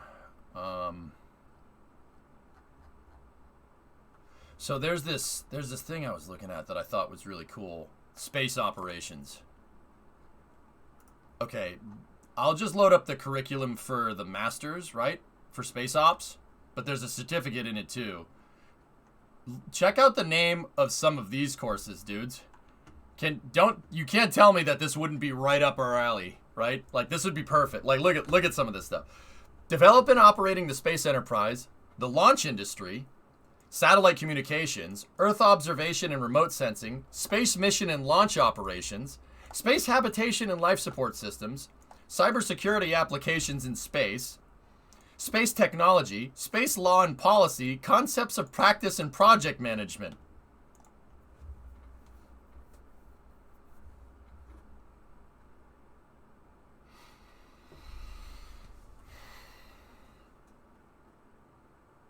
Yeah, I know, Nardog, right?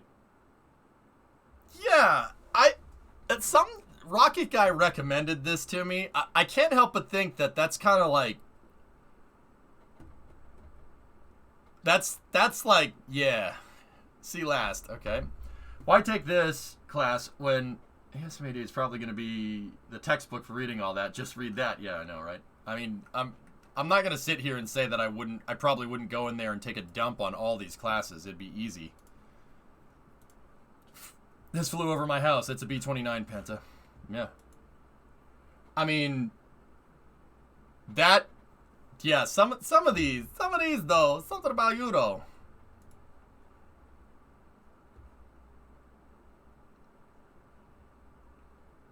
Oh, that's not good, Forge. Jeez. Yeah, this might be a good way to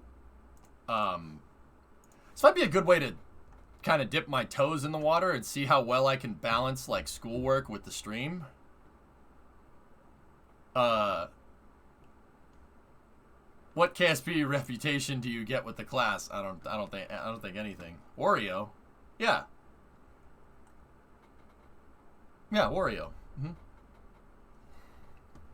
Yeah. That space operations thing is like a business degree for spaceflight, which is pretty cool. I'm not, and it is online, which is pretty rad. That's pretty cool.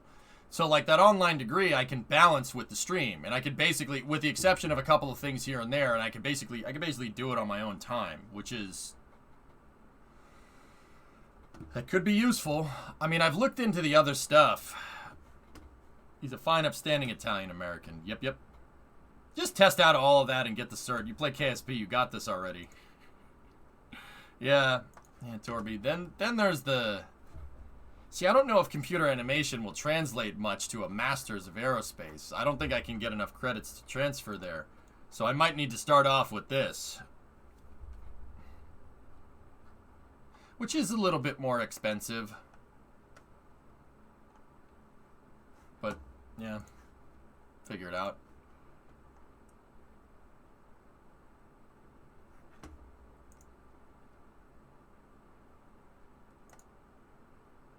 But yeah, that's that'd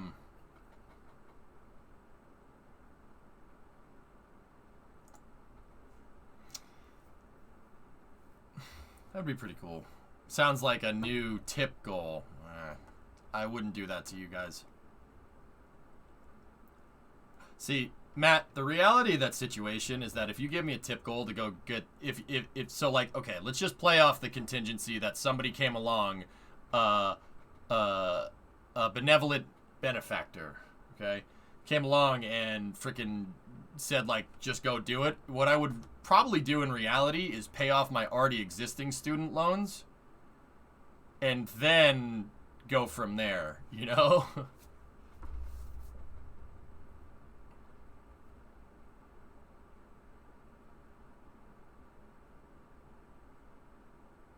Yeah, like, I'll be real. I'd probably get rid of my other loans before we do that.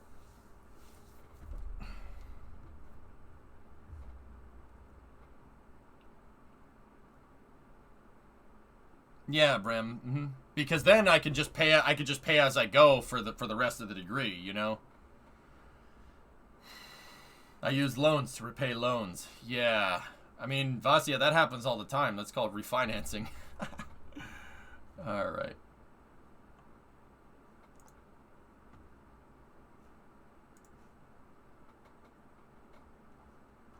Okay. I'm cutting up some of the other space news here. There's some stuff about OneWeb. OneWeb is to acquire Trustcom and create a new government subsidiary. OneWeb, the global communications network powered from space, announced that it has entered into a definitive agreement to acquire Texas-based Trustcom Incorporated, which will enable OneWeb to offer its low Earth orbit network and connectivity services to U.S. government clients and Trustcom customers. Interesting. OneWeb is buying its way into the American market. That's cool. All right. I do that in cities sometimes. Free education for the win.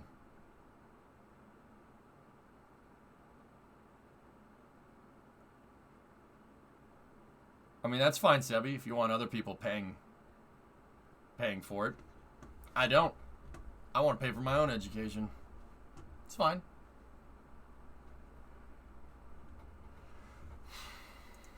You know, they always say, you know, to learn the value of money. You learn the value of a dollar. You value your stuff a lot more if you pay for it.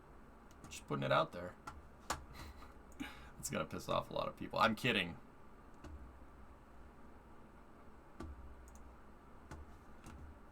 All right, the next news here is coming from ULA's blog here. So Sibir's Geo-5 warning satellite was encapsulated and it's been stacked on the Atlas V. That's the next Atlas V launch right there. Hey Snake, what's going on? Looks like Electron will be flying in this configuration. 2 photons stacked on top of each other. Yeah, that's cool. Any thoughts on Russia possibly fining their residents for using foreign internet service?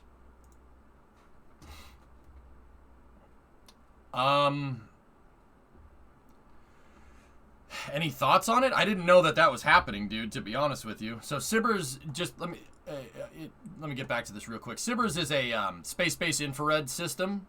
It's a defense. It's an infrared imaging system for the Department of Defense, Sybers is a part of a satellite constellation, Geo 1, 2, 3, and 4. It's in geosynchronous orbit, and they are targeting May 17th for a launch, so next week. You still have to go into state though, because otherwise you can't afford What, Sebi? You still have to go into state debt though, because otherwise you can't afford housing in university cities? Yeah, I'll take the way that we do it. Thank you very much. Yeah, you guys can keep that and just put that over there. I don't want that at all. No, I'm good. I'm good. I don't want that at all. Yeah, you can take that one and do your thing over there. I'll take my private education. Thank you very much. Have we talked about the Chinese rocket yet? Willie, I tracked the whole thing. We were tracking it. I had a whole stream that turned into, instead of launch coverage, it was landing coverage. Just not the type of landing coverage that I like. Yeah, that actually turned into a really fun stream, King. What was that about? People really enjoyed that. I'm like, all right. So do you want to go into business administration for space, or do you prefer space education? Max, is it bad if I want to do both of those things? Like,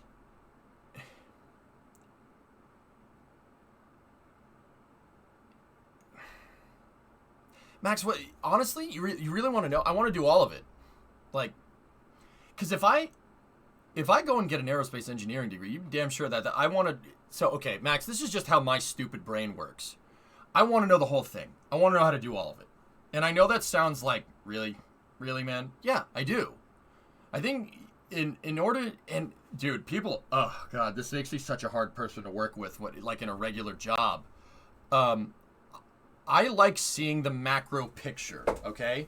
Now don't get me wrong, if someone, there's a lot of compartmentalization in business, and that's on purpose, but I like seeing the macro picture. It's one of those things that helps me understand the system, and I think if you understand the whole system and the entire system, or of any given thing, right, it opens up the opportunity for innovation, because if you just try to innovate based off of what you know, like based off of your cog in the machine, if you will, you're not going to get anywhere. And honestly, I love rockets too much to not want to learn all about them, if that helps. Which is why I thought that doing that space operations thing would be a good place to start to get my feet wet, because that's not necessarily like doing math or something, but that kind of gets you in the thing, and then go from there, Hey, Mac, what's going on, dude? A single-room apartment in Munich is like 600 pounds a month, and most students can't afford that and have to take 600 pounds a month? That's not, for a single-bedroom, Sebi, that's not bad, dude. But then again, I don't know the euro to dollar rate right now. Yeah, Max, I would honestly, dude, not bad to want both. I ended up doing things with both of my degrees and more. But when you're looking to join an organization, you got to pick where you want to start to crack. Yeah, For me, it was software engineering originally. Yep. Space Ops doing ERAL online. Snake, I'm thinking about it. I'm thinking that might be a good place to pull the trigger. There's classes on launch operations, which I'm not gonna say that I don't like that. Yeah, Arsenal, that's really inexpensive, which is funny. I don't know. Kenan, I think it's time to pull the trigger, dude. Don't you? I've been streaming for almost 10 years. My original goal when I started streaming was to pay for an education. I said that, and a lot of people tipped this stream with that expectation that I would. So let's do it. It's gonna be tough. It's gonna be tough to balance it with the stream, but I'll do it. I'll figure out a way. Nothing much, just turned in my final project. I got 100%, even knowing that I skipped doing any drawings. I got an A in that class. Besides that, I'm just doing absolutely nothing until I start my NASA job on the 7th. Well, don't flex on us, Mac. Jesus. What do you actually plan to do with the degree? Well, John, that space operations degree would make me better at analyzing space news here. So I'd use that degree to bolster my streaming here as a STEM educator. And then we could get into the aerospace stuff. And then with the space operations and an aerospace engineering degree, I I'm not saying I could walk into a job because nothing's ever definite, right? But that sure would improve my odds. Tranquility Base here. The Eagle has landed. I'm trying, Hokey. Thank you. I appreciate it. I don't know, Alleviate. I gotta flesh out the plans, dude, and then we'll go. Want to see the final results for the project? No, Mac. I hate you. Yeah, dude, of course. Space Warrior? Yeah, that's right. What Brimo said. And before he ditches us, boys. I don't think that's gonna happen, Cannon. With that Embry start, you could use your platform to do some more official collabs as an actual expert. Yeah, Prate, that's what I'm talking about, dude. It gives me, it justifies me being, it's official. It's something that I could put on a resume that shows that I know what I'm talking about rather than just saying, oh, I'm self-taught. I just don't want you wasting money on a piece of paper with no plan after. That's not going to happen, John. You know why that's not going to happen? Because I have a loan that's up in the 5 figures, easily, closer to 6 figures at this point, that I'm still paying for 15 years down the road. Oh, I got a really harsh lesson into just splurging money on college degrees. Yeah, real harsh lesson. Oh, believe me, don't worry. That's not happening again. The 4,000 hours of VODs are a lot cheaper. Yeah, Yarg, because I could just go get a job at Boeing with my background, saying that I play KSP. That makes me qualified as a space operations person, right? That's how that works. No, look, Yarg, you know good and well that I'm all for. Dude, you don't. There's like a good deal of jobs out there where you do not need a degree, all right? And I tell people you don't need a degree to go be a frigging plumber. You need an apprenticeship, which is a lot cheaper, or an electrician, or a carpenter, or a concrete mixer. All those guys that are out building the pad at Boca Chica right now, they didn't need to go to college. You don't need to go to college to do that. There's a lot of jobs where you don't need to go to college. You don't need to go to college to be a frigging mechanic. All right, you could get an apprenticeship, and that it works. That's the right way to do that, and it's a lot less expensive. However, with that being said, aerospace is one of those things where you do need a college degree. You need a college degree to do STEM. You do. I'm sorry, like, you do. That doesn't mean you can't work in the space industry. That doesn't mean you need a college degree to work in the space industry. Those guys that are building the pad is another case example of this. But I don't want to build the pad now, do I? Yeah, there you go. If you get ASC certified. Science, technology, engineering, and math. Pixel. I mean, Jim, I do want to build the pads, but I kind of want to be the guy that designs it. And then I kind of also want to be the guy that go and builds it. Is that bad? Yeah, Jim, that's my bread and butter, dude. I really enjoy it. I think that there's a lot of room for improvement in terms of reusability when it comes to not just the rocket, but the pad as well. Do you need a college degree to be an aerosmith? Maybe. Is pharmacy considered a STEM field? Pharmacology? No, you don't need a college degree to be a pharmacist. You really don't. You need a college degree to be the one that's prescribing the medication. So, a pharmacist to a doctor, Cannon, is like an electrician to a rocket engineer. Yes, E22, exactly. It could open up a lot of potential doors, and it's not that expensive. That even the master's program's not that expensive. So that's why I think that's where I'll start. That would be really useful. Oh, you need a degree to be a pharmacist, like a master's. Well, you need a degree to be a pharmacist, guys. Yeah. You need a degree, but could you possibly get the doors somewhere with your degree showing you went to school, then pivot to the area you went with your knowledge? Yeah, Yarg, a lot of people do that, but you got to get your foot in the door. A computer animation degree might not be the best way. I mean, it could work, but I'm 10 years out of the gates. Well, not 10 years. Oh shoot, I graduated in 2008. Yeah, 14 years out of the gates. That's great.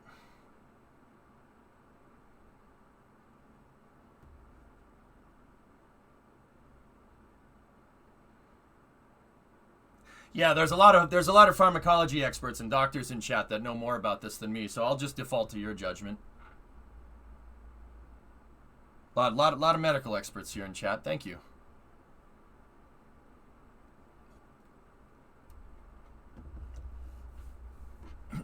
Let's see. Hey, I was a mechanical tech for 7 years, no college degree at all. Oh, I have a certification stacked on top of each other. Longest cert took me 3 months. Before I changed over to being a mechanical designer, I was making $60K a year. I have more than enough experience to give anybody good advice. Yeah, Mac, I got you. I got you.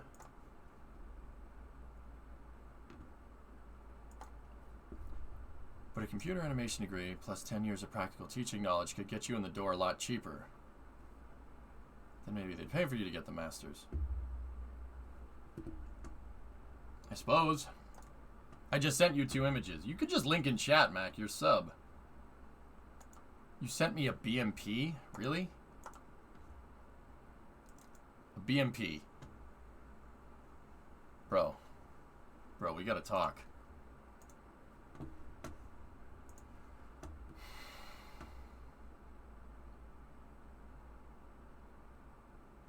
You sent me a BMP. I mean, that's amazing. I do like it. But you sent me a BMP, bro.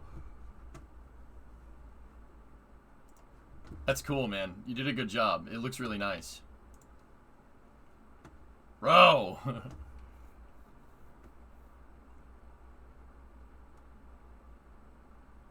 Gotta flex my computer's processing abilities. Anyway, yeah, guys, I'll think about it and all. There are some people that watch a stream that work with admissions. Not at like Embry Riddle or anything, but just admissions in general that said they would help. We'll figure out what we want to do.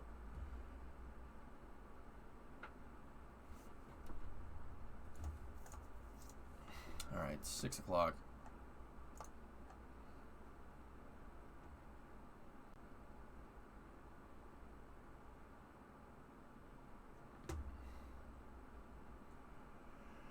CAD integration is a possibility. We have people who specialize in CAD systems and setting that stuff up, just tossing options out there. I mean, but that goes back to it, Novus. Is that really what I want to do?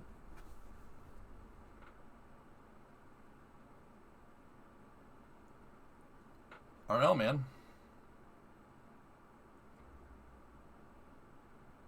Yeah, so we're working on that.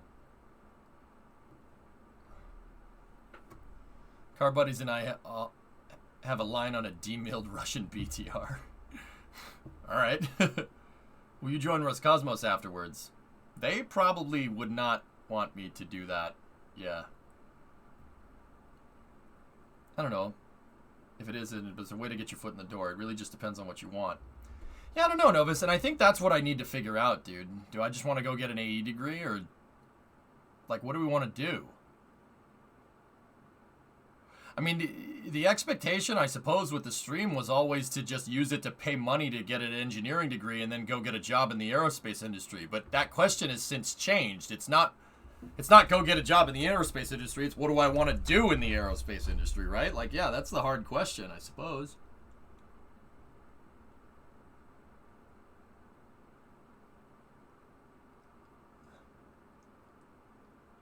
Like... Novus, the funny thing is, dude, and we talked about this before, the funny thing is that I didn't expect the stream to be this successful.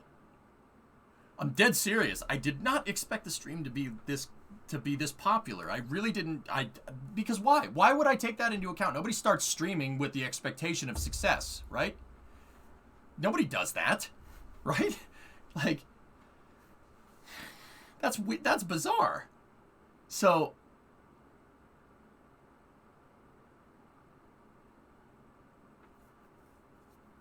So, like, yeah, I don't know. Do we go back to school? Dude, like, I'd be totally cool with going back to school for an aerospace engineering degree just to make the stream better. I'm serious. I'd be totally cool with that.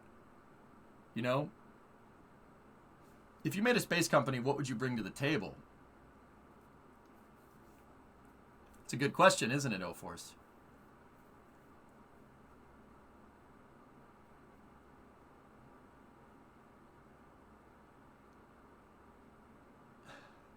Yeah, Quarthinos, right?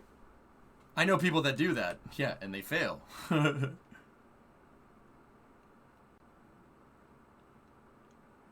Right? Like, so now the question is, how far? Another good question to ask is how far can I take this? How far can we take doing what we're doing here on Twitch? How far could we really do it? The project you and I were talking about could get your foot in the door too. NASA and Boeing keep an eye on that stuff, especially on the higher end. Pie Guy, we should do that. We should do that project. I'm serious. Nobody should expect success, but chance favors the prepared, Novus. That's the end of that sentence, right? Let me see. You've just got to take the opportunity one at a time and pull yourself up, right? It's like climbing a ladder, dude. You don't just jump for the top rung, right? Honestly, you could apply for any of the broadcast teams or offer to get one going. Yeah. Mm-hmm. But see, like the other thing, Rizik, is that if I have a certificate in space operations or a master's in space operations or an AE degree, if I get tired of streaming in the future or for whatever reason don't want to do it anymore, I can't see that happening. But it still is a good thing to fall back on. Yes, we should. When do we start?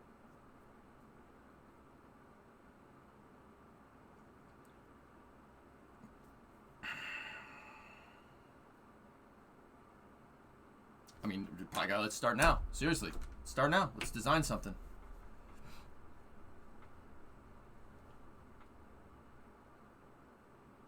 Yeah, Celtic, that's for sure. Mm-hmm.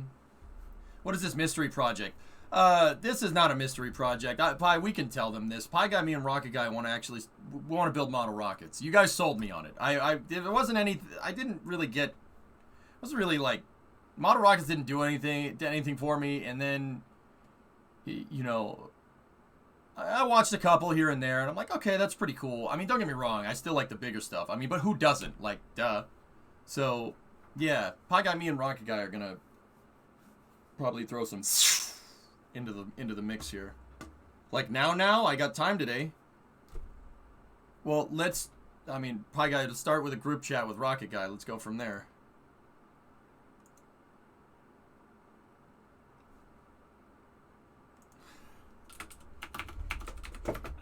Okay, Toaster. Do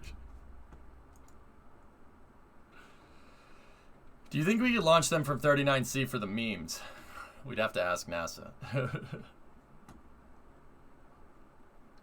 So Rocket Guy, let's get a group chat in Discord going with you, me, and Rocket Guy, and then we'll go from there. I do have other projects that I'm working on, but. Yeah, Tars, that would be fun, dude. That would be pretty cool.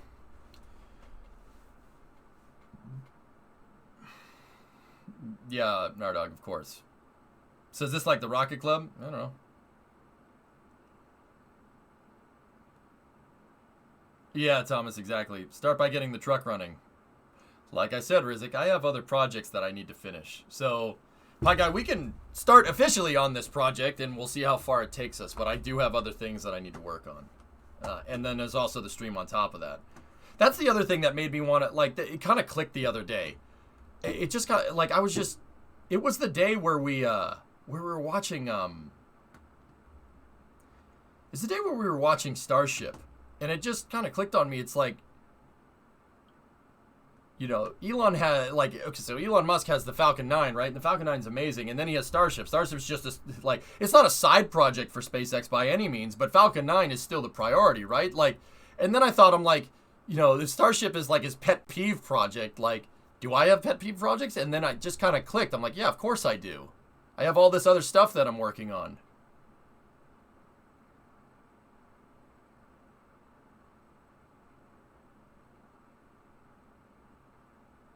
Yeah, Mac, there you go.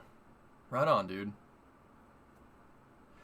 Like the truck. Like, I have all these other projects that I'm working on, and I balance those. I find a way to balance those just fine. It's just sometimes the progress is slow because streaming is my priority, right? But I still get the stuff done, right? So, why can't I do that with school? I'm like, oh, all right.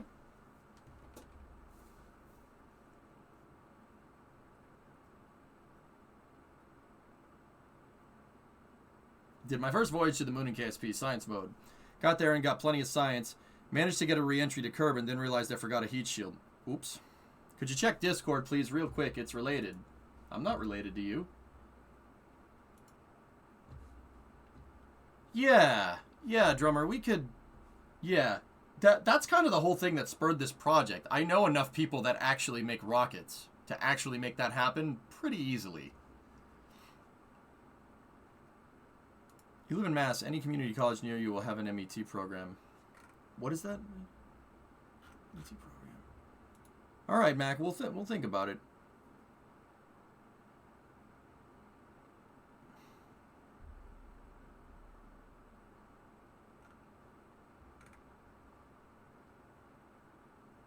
When EJ gets a 6-bay garage, the truck will be finished.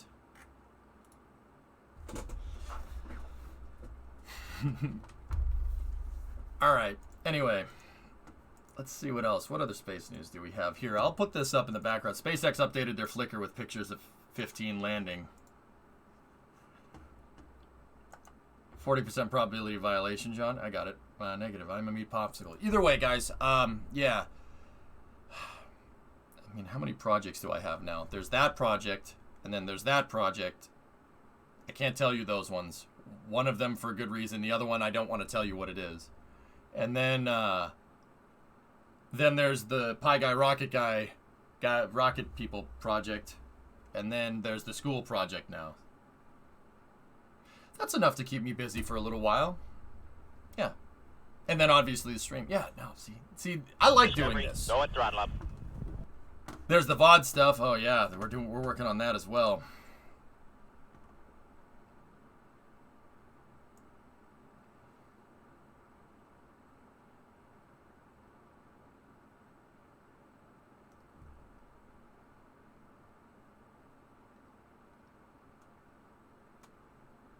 Whoa. Pete, really?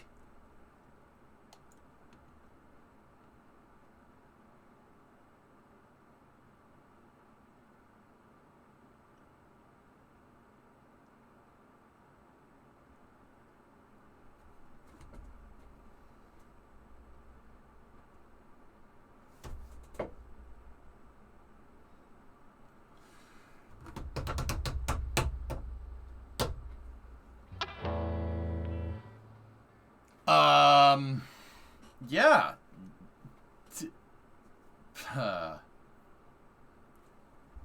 Can I read that again, please? No, he can't share it, Xeon.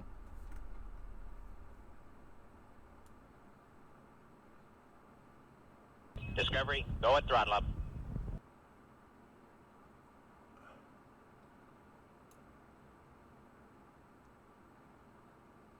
Discovery, go at throttle up. Mac, 2 subs. Thanks, man. Jesus, you guys are great.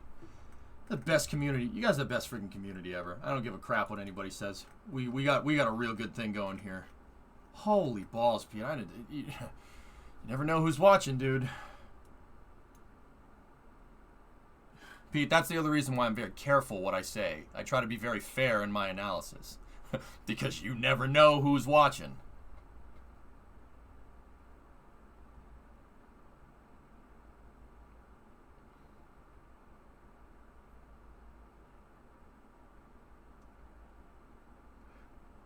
Pete, shoot me a message in Discord. Seriously. Shoot me a message in Discord if you have that. I prefer to be blunt, honestly. Pete, you know good and well. There's no time for... Dude, this is something I learned I get over. There's no time for bullcrap, no time for gyrations. I prefer being candid. That's how I teach. You know, I'll go right for the jugular of the question. If somebody asks me a certain question and I know where that question is going to lead to, I'll go right for the jugular. I don't have time for that, dude. You know, like... Is this something you can share later? Well, we'll see where it takes us, Boris. Brimo wants to know. Brimo, you should just come in here and read what Pete said. Yeah, here. Just, Brimo, come in here. Yeah,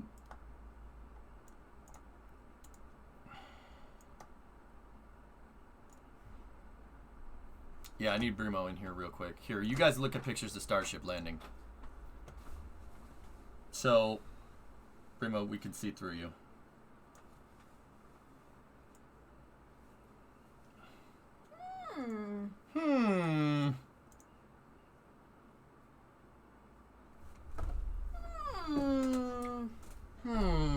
Is that something you could do from, like, here? It might be some on-location stuff from time to time if I'm reading that right.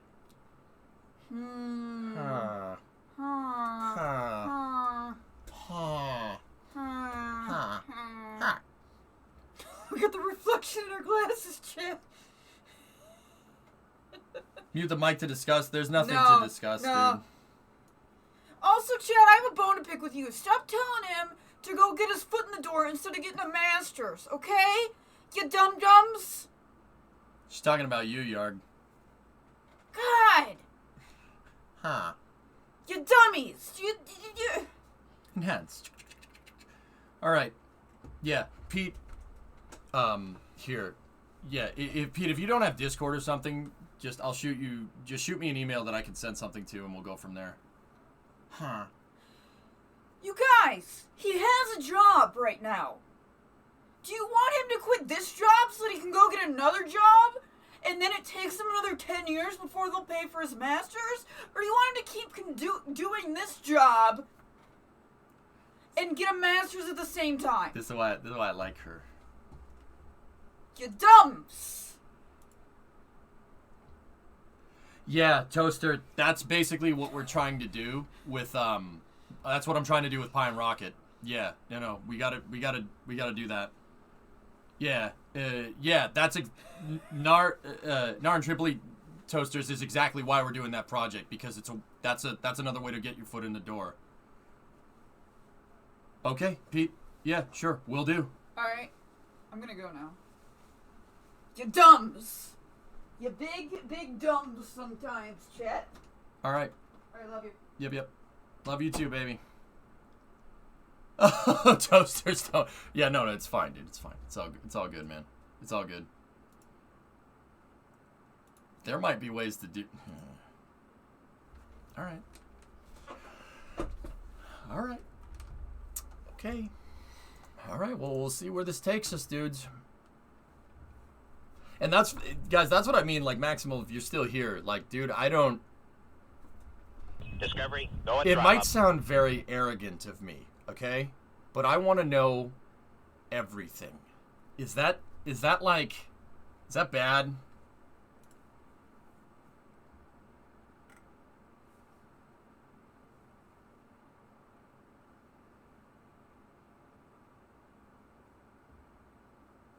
Yeah, Pete, there you go.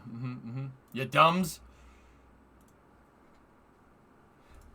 No, I'm the same way. Yeah, Mac, I want to know everything. I think Jam74, thanks, man. I think in order to truly understand any type of Discovery, system, you go got to and know the throttle up. full thing.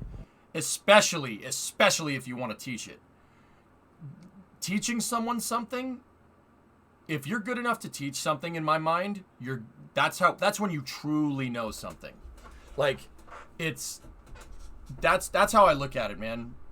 If you're good enough to teach it, that's when you really, really grasp the concept. But that's just a personal opinion. That's for me. But so, like, yeah. I mean, I want to know, dude, I want to know everything. I want to know everything. Everything I can about rockets. Like, it's a weird feeling. Like, okay, the reason why I want to know everything, you guys ever get into a game? Like Minecraft. Minecraft is a great example, all right? You ever play a game and you're like, you play it like once or twice and you're like, damn, dude, this game's so interesting. I want to know everything about this. And then for like 6 or 7 months, you learn everything that you can about that game. You ever, like, so power play. You ever power play a video game? I want to know everything about it. I love this game. I want to know everything that I possibly can. And then you learn everything about the game, and then you're kind of just like, all right.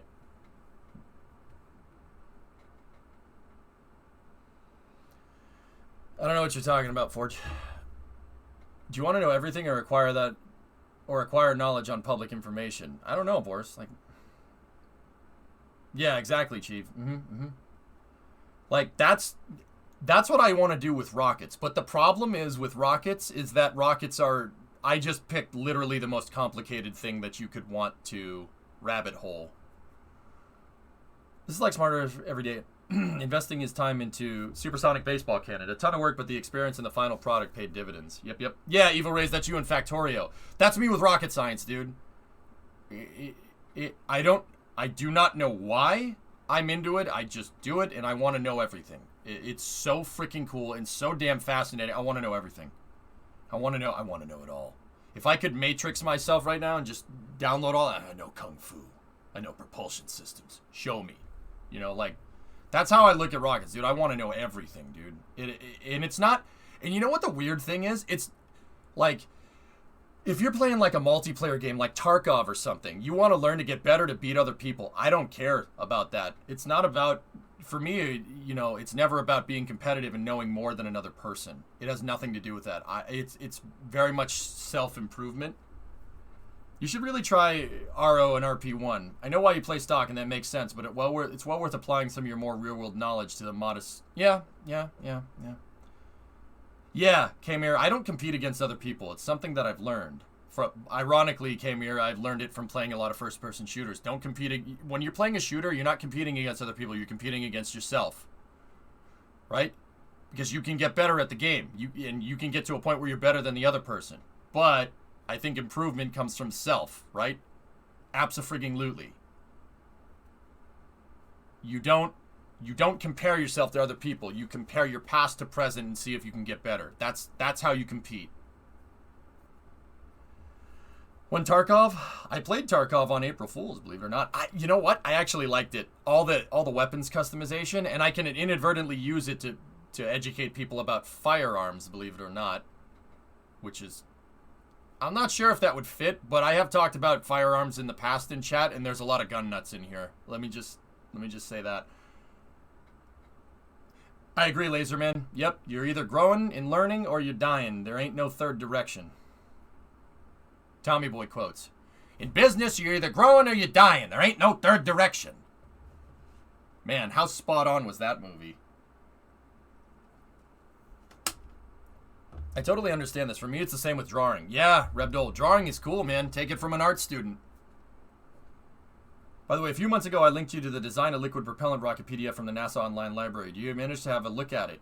Came here, I lost it in a link thing because at the end of the stream, I shut my computers off. I know I could go into history, dude, but yeah, I lost it somewhere. I saved the PDF. It's on my other computer. If you ever are up late and see us on, I'm hanging around with Nathan, doing some RP1 streaming. I noticed that Nathan was streaming again, dude. Usually start 12 p.m. to 1 a.m. Eastern. You can jump in and chat with us through Discord chat. Max, yeah, I absolutely will do that. Are you guys going to do that tonight? I'm serious. I'll join you. Sure. Yeah, Chief, that's right. Yeah, the VR shooting game. Funny thing is, over so a mechanical tech, worked in cryogenics, marine, and industrial fields. Honestly, I'm scared as poop to start working in June. I know nothing about aerospace. But because of that fact, I'm more motivated to do this all. I'm excited to fail, so I can learn from your mistakes. Mac, that's something I learn as I get older, too. Run towards the chaos. Whatever you're scared of, run towards it. Like, don't take that out of context, please. Somebody will. Like, and chat will probably do that, and but... Yeah, it's E22. There you go. I'll have to ask Nathan, but he'd love to have you. Let me get back to you. Sure. Max, I hung out with Nathan in New York City one time at one of the Intrepid streams. Nathan's cool, man. Dude, Max, like, legitimately, Nathan Kell is one of the smartest people I've ever met. Ever. Like, ever. Dude, yeah. The way that guy approaches problem solving is amazing. Yeah, AGRC, right? Yeah. Bullets go fast, too. Does that count in the I want to go fast category? PM on Discord. Thanks, Kamer. Yeah, agreed. He's awesome. He's awesome, and he gave me a great Valve tour. Gaben? Yeah, Tars. And you know what's fun? You know what's fun, dude? I mean, look at me, guys. I like making things harder for myself. And I know that if I have a character flaw, that's what it is. I like making things difficult. I really do. I like challenging myself. If stuff gets easy, I get bored of it really, really simply. Like, if someone wanted to get into the aerospace industry with an FE in mechanical engineering, any ideas on where to start? Well, you got to think of the mechanical engineering aspect, Spartan, for what's aerospace. What part of the space program uses mechanical engineering? Launch pads. Yeah, Shikama. It was a little after normal hours. Gaben wasn't it. Yeah, no, I got you. That's still cool, man. Max, I'll be honest. Valve is one of my all-time favorite companies. Like, as a gamer, what Gabe Newell did for the industry is pretty damn impressive. He allowed games like Kerbal to thrive, dude. Smart business decision, dude.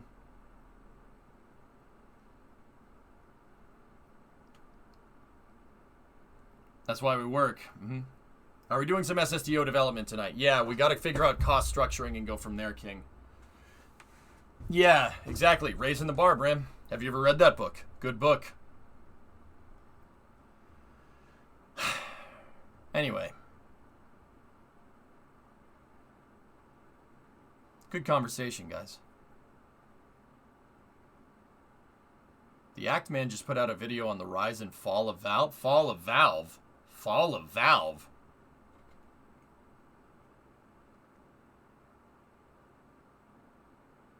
Yeah, Max, yeah, I hear ya. Yeah, that's right, Evil Rays.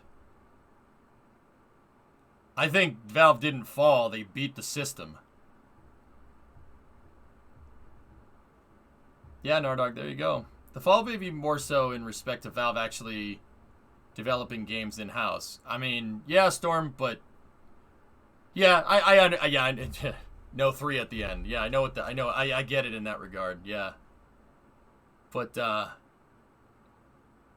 haven't played Half-Life Alyx, but Half-Life, I've watched an entire playthrough. I watched Jacksepticeye's playthrough on Half-Life Alyx, and it is amazing. What an amazing game.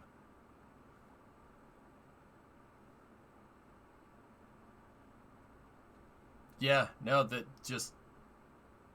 Half-Life Alyx was amazing. It was amazing. It's one of the best games I've ever seen. And I'll be honest, I'm too much of a bitch to play it. And VR makes me sick. Yeah. Excuse my language. I'll time myself out for a couple seconds here.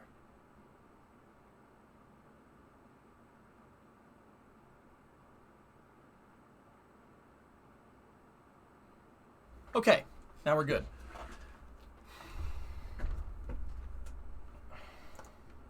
I mean, guys, saying Valve is bad at making video games to me is like saying that SpaceX is bad at making rockets because it took them so long to make Falcon Heavy. That's how I look at it, dude. It's not that it takes them long to make video games. It's that they found another way to do they found another thing in their industry that they can do that's better. You know what I mean? What did you say? You were purged. Nothing. Don't worry about it.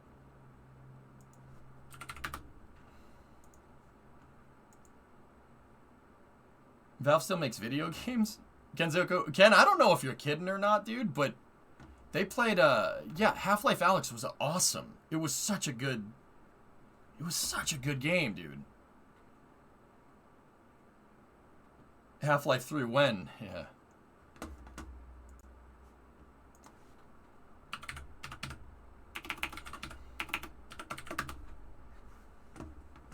Where's our SN15 highlight reel? I don't know, ask Wario.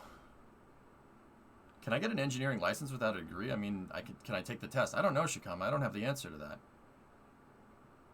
Are you going to stream the sounding rocket? If they don't scrub. I wouldn't say they're bad at making games. More that they don't have the incentive to care to make games anymore. Well, Tars, I look at what Valve to video games, all right, is what SpaceX is to Falcon 9. Seriously. And Starship is Steam. Okay? Think about it for a second. SpaceX made a couple of great rockets, but Falcon 9 basically is about at as good of an architecture as it possibly can be right now. Maybe the swan song of Falcon 9 is the Falcon Heavy with the extended fairing, the big fairing on it, right? And that's pretty much the logical conclusion of that. You can't. There's nothing more that you can do with Falcon 9. The design is stretched basically to the limit with the exception of some things here and there. There's always continual upgrades, etc., right? Does that mean, because, like, in my mind, saying that Valve is bad at making games would be like saying SpaceX is bad at making rockets because only one Starship landed out of 5 tests. Like, that's weird. I don't think that they are. Below Zero Subnautica is 1 week for release. I'm not playing Subnautica.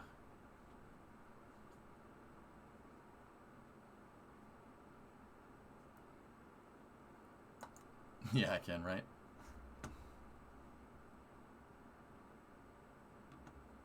Yeah, Traveneer.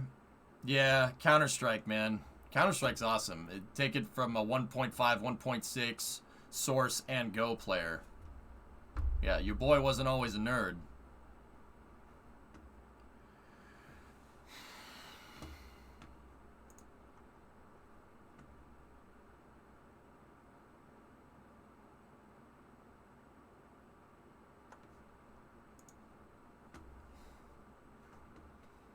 Also, about that space. Yeah.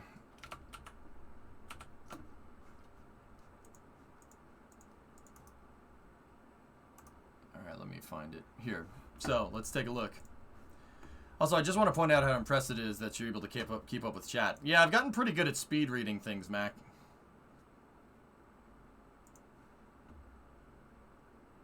It's a sounding rocket, Malls. Suborbital high-altitude testing vehicle. So, alright, this is coming from... Oh, man. I can't say Daryl's last name. Daryl, please, if you ever see this, please forgive me. You know what? I'm not even going to attempt it out of respect. What did he take some pictures of? Marmac 302. So, Marmac 302 is a barge. You want to know what its sister ship is?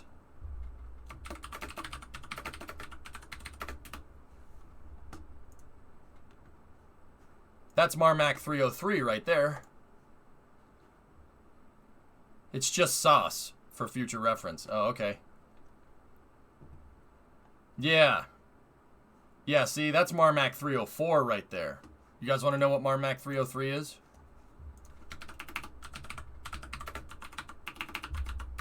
Oh, no, not 302. 303.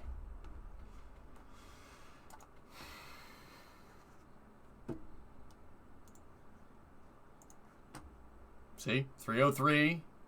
303 is just read the instructions. 304 is, of course, I still love you. So SpaceX acquired 302 as well. 302 is, well, another ASDS from what I can tell. And Marmac 300 was the very first drone ship.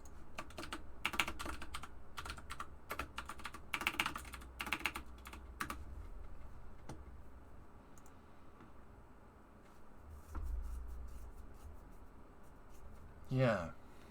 I gotta sneeze. Sorry. Yeah, Thomas, I remember. They had that weird... yeah, 300, and then they got rid of that, and then they got 303 and 304. Hashtag less. Yeah, the turbo's not working. Anyway, so it looks like SpaceX acquired another drone ship. And 302 is going to be used for a short fall of gravitas. From what I can tell, that a short fall of gravitas is another. It's just going to look like the other booger on your chest. It's just going to look like another drone ship. I think that's going to end up. If I had to guess. Just a guess. If I had to guess, it's probably for the West Coast. A shortfall of gravitas will also be stationed at the Cape. Where'd you hear that, Thomas? Yeah, Dan. Excellent. Yeah.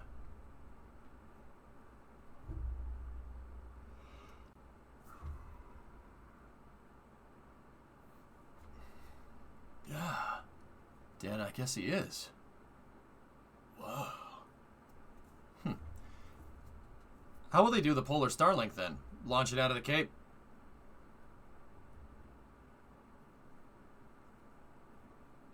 What's your favorite number, Dan? Yeah, right. Have you seen this? What do you think? Yeah. Huh. So, okay, I guess they're going to operate 3 drone ships? South. So this is coming from Thomas Berghart. Great work by SpaceX fleet and Julia Bergeron. A shortfall of gravitas has been found. It is expected to begin operations out of Porto Canaveral next year. SpaceX is building a third drone ship, but where is it? Julia Bergeron and I have tracked the location of Marmac 302, set to be converted into a shortfall of gravitas. Yeah, I'm just interested, just so I can, for continuity's sake, how they know. News has been circulating around Twitter over the last 24 hours regarding SpaceX's new drone ship, a shortfall of gravitas being discovered in Louisiana. What we can tell you is that the barge is expected to be converted into ASOG Marmac 302 is indeed at Port Fourchon, where we have been quietly tracking it. SpaceX's two active drone ships, 303 and 304, both barges of the same design and construction. One or more identical barges exist in this class. Elon Musk has already confirmed that a shortfall of gravitas will be for Falcon 9, and this was further confirmed by a third octograbber being built at SpaceX's Sidco Road facility. Therefore, a similar drone ship is expected. Yeah, they built the octograbber over there, yeah. Marmac 302 was the obvious candidate to become a shortfall of gravitas, but the next task was to find out where the barge was being converted. SpaceX has used a variety of shipyards for their recovery ships over the last 6 years. Assuming that SpaceX was using one of them again, we set about searching the location to see if any had a large enough barge on site. Yeah, W, interesting. Yeah, boring, I think so, if they want to reuse them. Bollinger is a large enough multi-site shipyard. The company had previously serviced Mistry and was also responsible for the installation of a helipad and other assets on the recovery ship Go Navigator at their Fourchon facility. Satellite imagery is captured by the Sentinel-2A satellite shows a large barge of the correct proportions has been berthed at Bollinger's Fourchon site as early as January 2021. Searching through Bollinger's website, we discovered a number of images taken on January 21st, 2021 that included aerial and dockside photographs. One photo verified that the barge seen on satellite imagery was Marmac 302, and the aerial shot gave us its exact location in the shipyard. The barge was visually unmodified at this stage in a pre-contract condition. Yeah, it's right there. Okay. With a confirmed date and location of 302, we were able to monitor the movements of the barge. On April 14, 302 was moved between two floating dry docks in a ground photo seen by SpaceX fleet after this date. 302 was then seen with scaffolding around the hull, and we were able to review the surroundings in this photo to confirm that the barge was still at Port Fourchon by comparing it with nearby ships. Satellite imagery confirmed that at some point before the 7th of March, 302 was moved again to a nearby berth where it currently sits at the time of this writing. With the construction of a shortfall of gravitas octograbber robot well underway in Florida, we predict that the new drone ship will therefore be home ported to Port Canaveral, displaying either "Of course I still love you" or "Just read the instructions" to Pacific Ocean Operations, where SpaceX has just leased a new recovery facility. Yes, okay.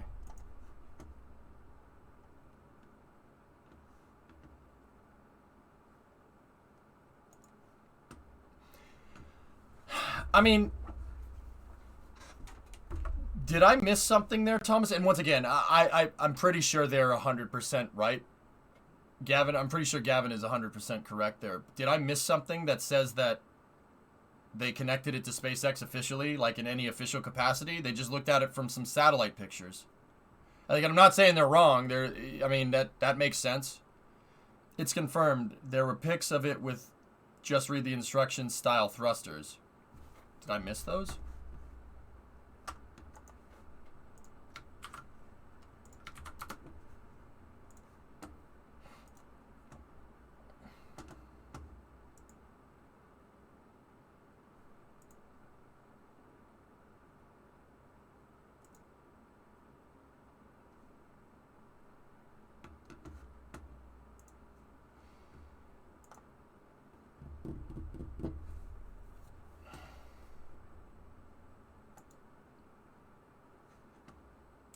This is the only barge of the same kind as two existing SpaceX ones in the whole world. Daryl has more pictures on his Twitter. Okay.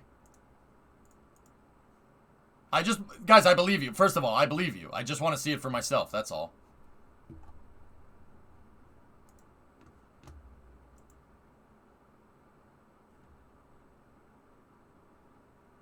Okay.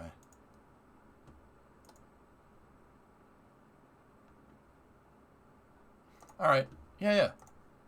Ferd.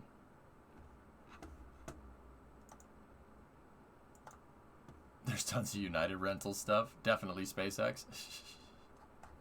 Guinea, yeah, I got it, dude.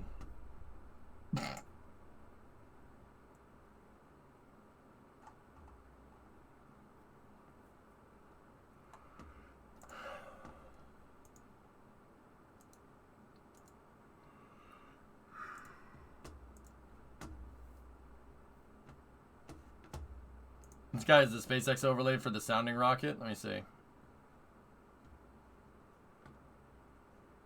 Nice.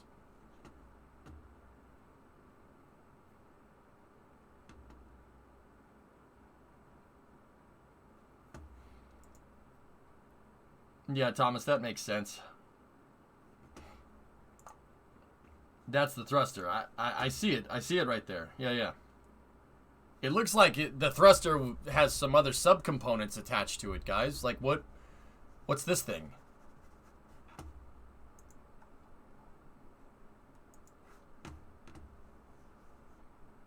Interesting. And this is at Port Fourchon.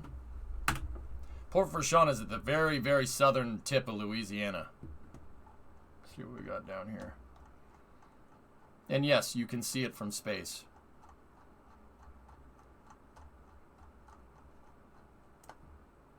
See?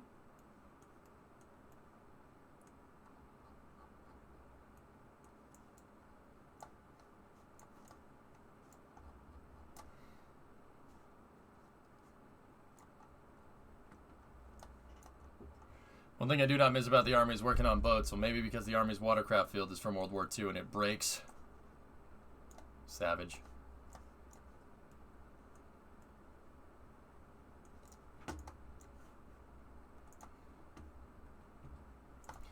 Yeah, I'd say that. I mean, the thrusters are a good enough indicator. Why the heck else would they have them there?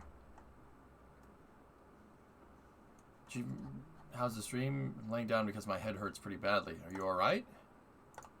Let's see. Can we get an updated picture here? What's the most recent? Okay, that's the most recent, so we can't. All right, cool.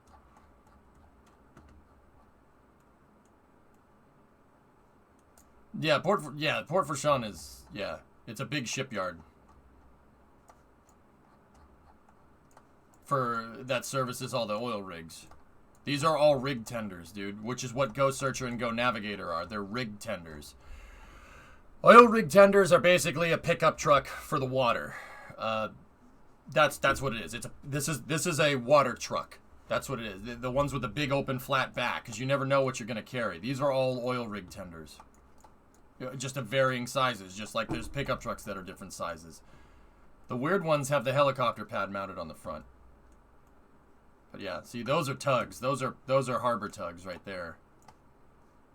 Yeah, see, look at all the rig tenders here.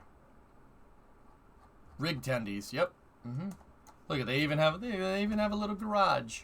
There's a little garage. Interesting.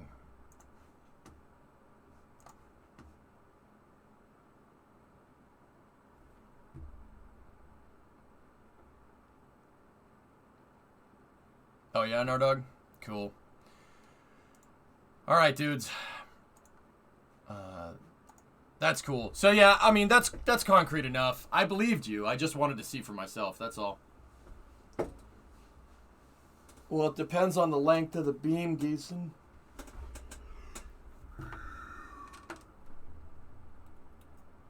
No, Plums, I haven't. Just read the instructions was upgraded at Morgan City too. Technical names would be warping tugs, small tugs, or large tugs, depending on their size. Cool, man. All right. Let's get into the Starship stuff. I'll get the video teed up and then we'll call it. Jeez, it's 7 o'clock already. Oh boy.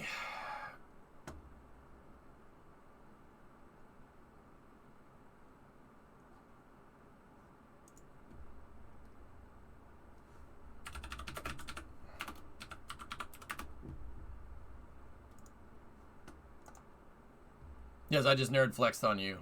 Oh, jeez. All right, so start off with some pictures. These pictures are coming from Philip Botten here. Pictures of the launch site. Some parts are getting loaded onto a truck. Isn't it part of a flap test rig from the nose cone cage? Okay, so they took the flap test rigs off. Yeah, it is. Okay, so they're taking apart parts of the dynamic test stand that they put out. Cool. All right, and this one's coming. This one. Go at throttle up. Saichi. 8-month resub. Technical names. All right. Okay. This is where just read the instructions is modified, and if you Google Earth, you can see it here. Yeah, no, it's all good, man. I don't want to jump back into Google Earth because it's a rabbit hole. Those test rig flaps things are back at the build site. Got it. Vulcan, not exactly space news. What do we got? Rare site. Yep. Okay. That's nightmare fuel. All right. I didn't need that. All right. So this is coming from Shane Overvold here. What do we got? Phobos today after the rain cleared out. The refit continues. It looks like SpaceX is doing something to these rigs. Oh yeah, they took the drilling derrick down. Yeah, they're definitely stripping this thing down to the bones here.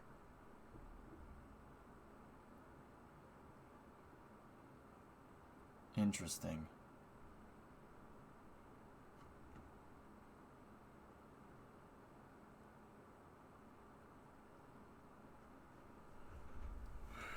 Beware of the thruster.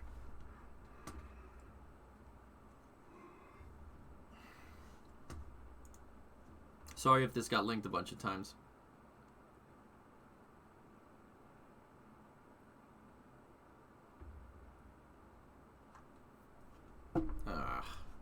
Drummer. No. So this is being worked on at the port of Brownsville, which is near Boca Chica. That's right near the Starship build site. And SpaceX confirmed that these things are going to be used for something. Some folks have said an orbital launch pad, a floating launch pad, or a floating launch pad or landing site, something. That's in Pascagoula. Okay, that's the one in Pascagoula. All right, cool. So that's not at Brownsville. The other one, its sister ship, is in Brownsville.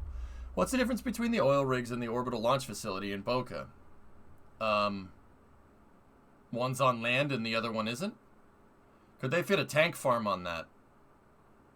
It would be in close proximity, but yeah, you could. They did it with Sea Launch. Sea Launch has the fuel tank, or the tank farm on the thing and the pad.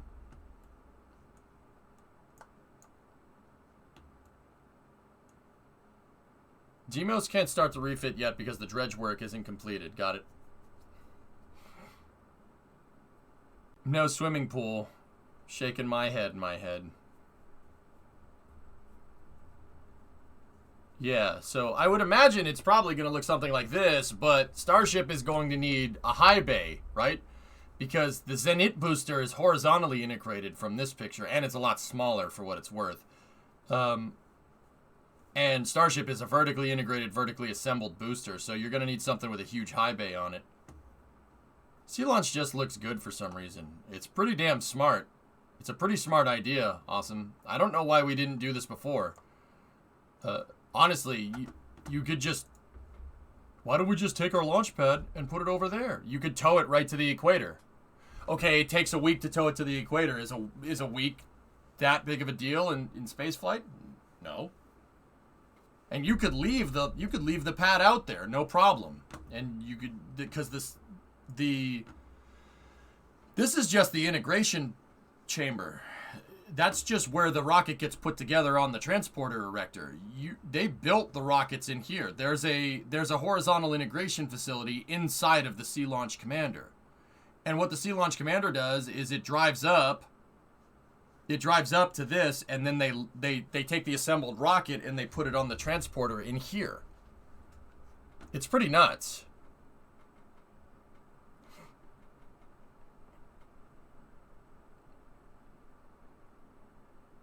The gain is also not that big. It's about 500 meters a second. Yeah. I mean, Kmir, yeah, you have a delta V gain, right? And that's cool. I mean, yeah, that's pretty much it. The other thing that I can think of, Kmere, is that if you're launching a lot where noise might be a concern, just go out to sea. There's also weather. Okay, move the pad around the weather. I mean, Cameron, you sit here saying all the reasons why not to do it, but, I mean, there was clearly a good enough reason to do it, you know what I mean? Like, it's funny. That's funny to me. Oh, no, that's not a good idea. You shouldn't launch things from the water. But also...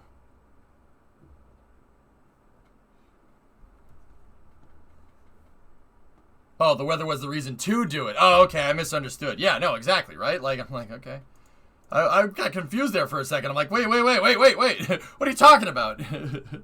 No, yeah, no, you're right. You're right. You're absolutely right.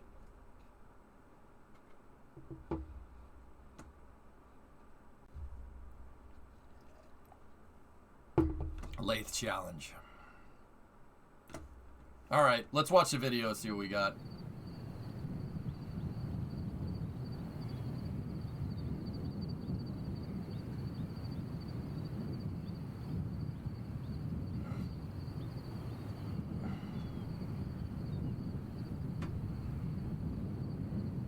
That would be pretty cool, Ravenza. I've said more than multiple times, dude. I think that SpaceX wants to do Earth-to-Earth stuff with this, all right? And this pad is where the starships are made, right? This is the factory. The factory is where it is. So we know that SpaceX wants to do Earth-to-Earth hops with Starship. So this pad is not the pad. Like 39A and B are the pad for the space shuttle and SLS and the Saturn V, right? That's the pad. They don't launch from anywhere else. If I'm thinking about this right, this is not the pad for Starship. Like, this is not where the Starship will launch from, you know. That's just where it's going to launch from. It's not going to launch from anywhere else. But remember, you got to think about Starship like an airplane. That's not, Ravenza, that's not, I think you're right in that regard. This is not just, that's not just the pad where Starship will launch from. You got to think about it more, well, in a little bit of a different way. I'll use up here as an example, if you want. Let's go up to Everett, Washington. Boeing makes airplanes here, right? Are those airplanes only designed to take off and land from that runway right there? No. But they need a runway at their factory, or else how are they going to get them to other places? They need Everett Field here, right? Yarg's like, hi! You need this because you need to take the planes that you make and make them go somewhere, right? I think that's what Boca Chica is going to be to Starship. You're going to see, there's going to be Starship pads everywhere. On oil rigs or 39A, 39B, whatever. We could quite possibly live in a future where, you know, a Starship and a Super Heavy pop out of Boca Chica and they land over here in Florida to be able to, like, to launch up to the moon or something. Well, not to the moon, but you get the idea. You could just lob Starships back and forth. That's totally possible. And it's not, and they, don't get me wrong, a lot of folks have asked, like, oh, if they launch from Texas, could they recover the booster in Florida? First of all, it's too far downrange for a first stage. So, you know, if you assemble one Super Heavy over here at Kennedy Space Center, right, and then you have one or two Super Heavies over here, right, you could just lob Starships back and forth. Okay, a Starship just landed that came back from space, right? That came back from orbit. Oh, that Starship needs a refit. Over here. Or just launch it doing an abort, not an abort once around, but a once around orbit and have it come over here and land. Like, I don't think of Boca Chica as the pad for Starship. It's more like the runway that's at Everett where Boeing makes airplanes. So I think you're right in that regard. I mean, hopefully, with what I think, if what I think SpaceX is doing, if my finger's on the pulse correctly with what I think SpaceX is doing, seeing a Starship transported via like barge, or seeing a Starship transported like on a truck or whatever, it would be about as weird as seeing an airplane transported by truck to get to another airport to be reassembled there. I think you're right in that regard. I think that's what they're going to do. Yeah, Nardo, I think, seriously, that's what they have planned. And keep in mind, guys, that's not even including Earth to Earth. We've always joked in KSP, like, oh, you want to move the rocket to the pad, or, like, I remember when I was landing rockets on drone ships, we tried doing it in KSP, and we proved that it worked. And I was like, I don't want to do this because I have to tow this stupid thing all the way back to Kerbal Space Center and then take it off and then put it back on the pad. Chat's like, why not just fuel it and hop it back? I seriously think that's what SpaceX is trying to do, which is impressive. What about Super Heavy? Can it be hopped around like that? Might require more practical movement. I think you won't see Starships transported on a barge, man, but you'll see Super Heavies. Because you got it. The other analogy that I have to try and have people grasp what SpaceX wants to do with this is that Super Heavy is not part of the system. Okay? Now, I know people are going to be like, wait, what are you talking about? It's the first stage. Yes, I know. But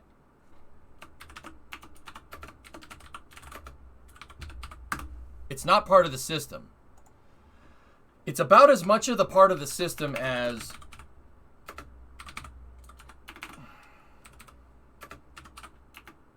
Hang on. It's about as much of a part of the system... Come on, keyboard, let's go. As this thing is to an SR-71. Is that part of the airplane? No.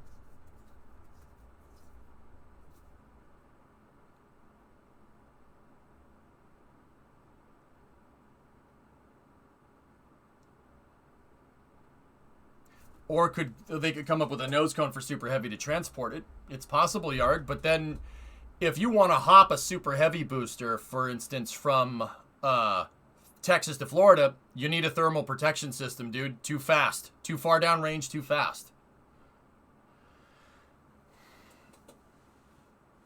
Like a 747 with a shuttle on its back. Nah, not really. But, so that's a start cart. This is the starter motor for an SR-71. An SR-71, to save mass, just like how Starship is in an SSTO, has its starter motor not part of the plane. This is what they use to start the engine. These are two Chevy V8s, actually, stacked side to side. See that?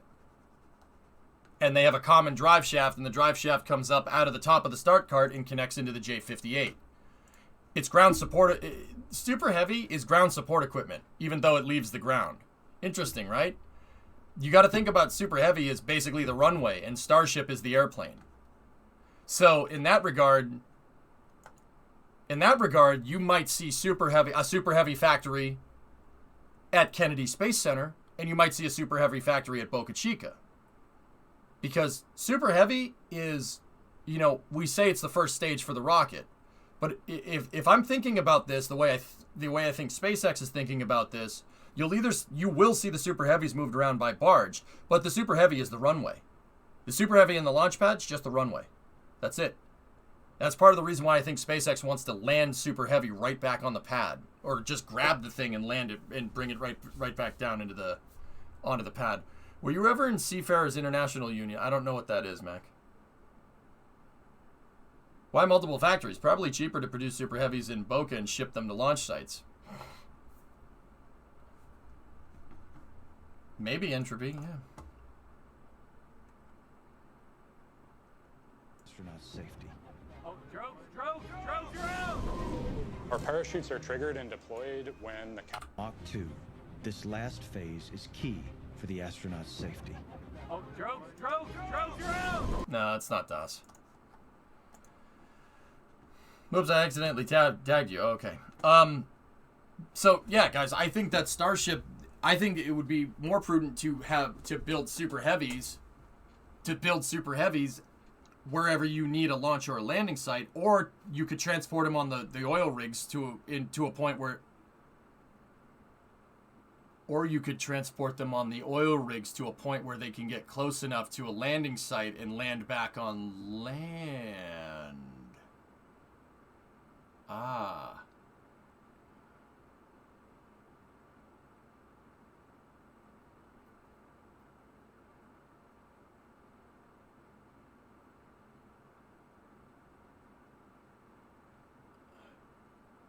Huh.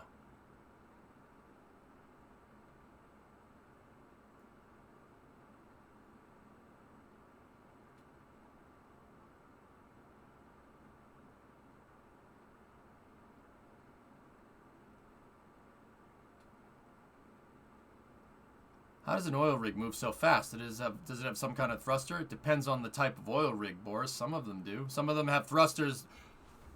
The thrusters from Just Read the Instructions, and of course I Still Love You, are oil rig thrusters. That's where they got that. Those azimuth thrusters. That's where they're from. Want to see a cool size comparison? Starship looks absolutely massive out there. But it's because of its surroundings. Yeah, Starship is not small, dude, for sure. Also, Super Heavy won't be tested until the flight to orbit.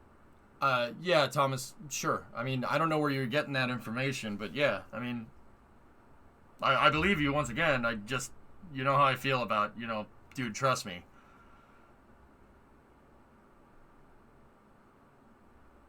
Not sure if you'd be able to dodge hurricanes and so forth, especially with the Super Heavy stacked on top.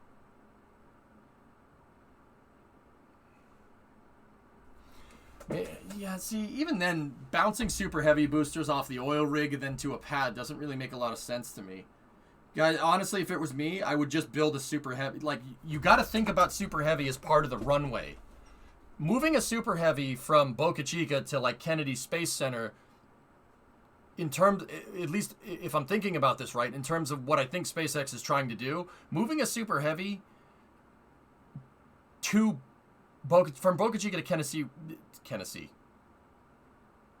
with a K, sure. Kerbal. Moving a Super Heavy from Boca Chica to Texas to Florida. Moving one from the other is about as absurd as like Boeing manufacturing a runway at their field and then like going and transporting the entire runway to another airport. No, you'd build it on site. Are you okay? No, I'm having a stroke. Do you smell burnt toast?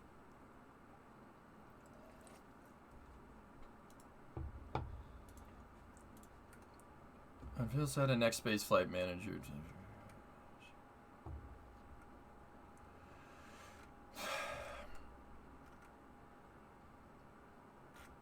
NSF reported it in their newest article. Does Super Heavy need to be transported in one piece, or can it be assembled on site? I think it's going to be manufactured on site, me man. I don't think it's any secret that I don't think it's not any secret, but SpaceX clearly tried to start Mark 1 and Mark 2, like Starship. They tried to do parallel production with Starship, and I think there's a very good reason for that. Like, they started manufacturing Starships in Florida, and they started manufacturing Starships in Texas in parallel. Like I said, I think there's a very good reason why they did that. Imagine if we could figure out a way to miniaturize last. What? What?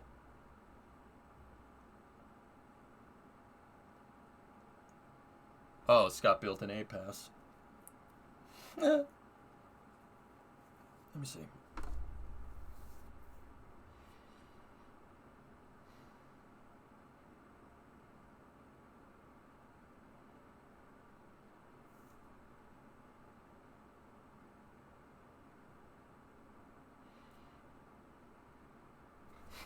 That's neat. SpaceX tweet. What is SpaceX saying? First Falcon 9 stage to complete 10 launches and 10 landings. Oh.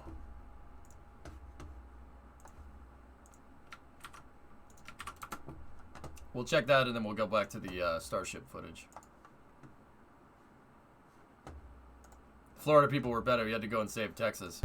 10, 9, 8, 7, 5, 4, 3, 2, 1. And liftoff.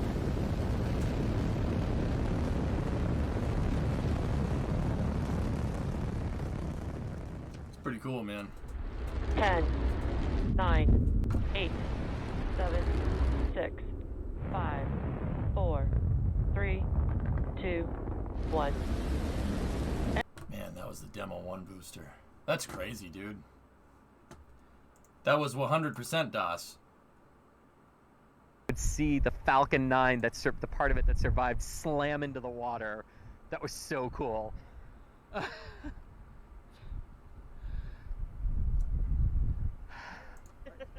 Oh, drogues are out! That sounds like Chris G to me.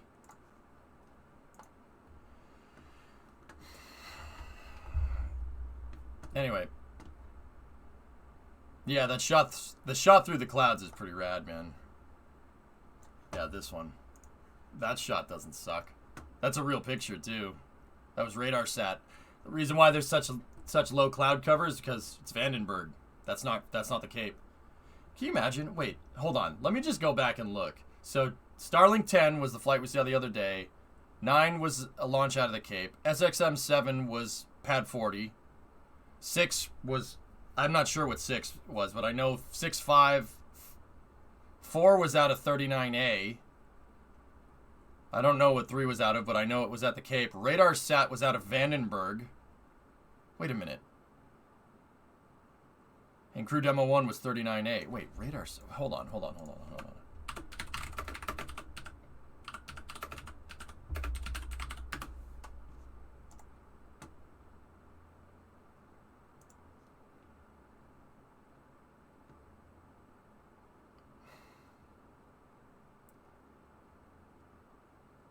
Where did the...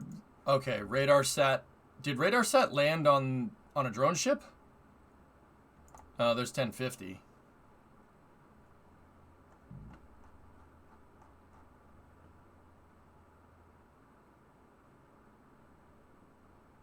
LZ4. Was that the first one to... Was that the first booster to RTLS? At Vandenberg?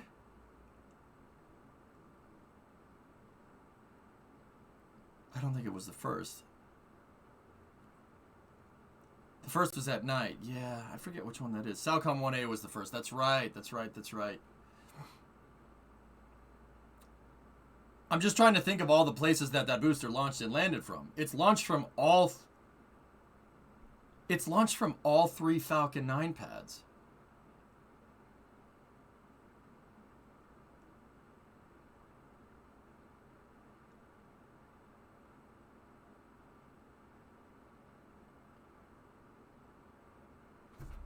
It's launched from all 3 Falcon 9 pads.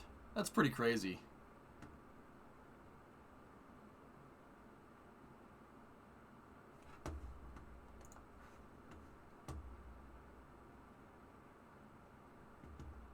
Yeah, all Falcon 9s are moved by truck game coder. So it's launched from Slick 4, which is at Vandenberg. It's launched from 39A, and it's launched from Slick 40. So Slick 40 and 39A are the 2 Falcon 9 pads at the Cape. All right, and then Slick 4 is the one at Vandenberg, right? It RTLS'd at Vandenberg, so it means it's landed at Vandenberg. It RTLS'd at Vandenberg, but it never did a drone ship landing in Vandenberg, or launching out of Vandenberg in California. Has that booster ever done an RTLS at the Cape? I'm pretty sure every launch out of the Cape was a drone ship landing. Or was Demo 1 an RTLS? 39A, Slick 4, 40, 39A, 39A, 39A, Slick 40, 39A, 39A, Slick 40. Now, what were all the landings for that? Hang on.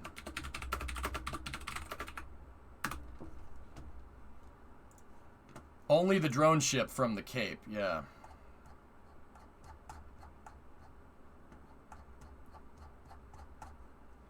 It's never been to LZ1. Wow. I was gonna say, did it get everything? Did it get a drone ship landing in Vandenberg and a RTLS in Vandenberg and a drone ship and RTLS? No, it hasn't, but it has launched from all 3 of SpaceX's Falcon 9 pads, which is... That's pretty impressive, dude.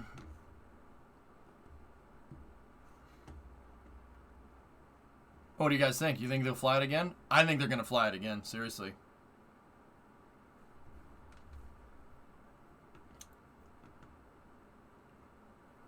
Discovery, go at throttle up. Parasp, 7-month resub.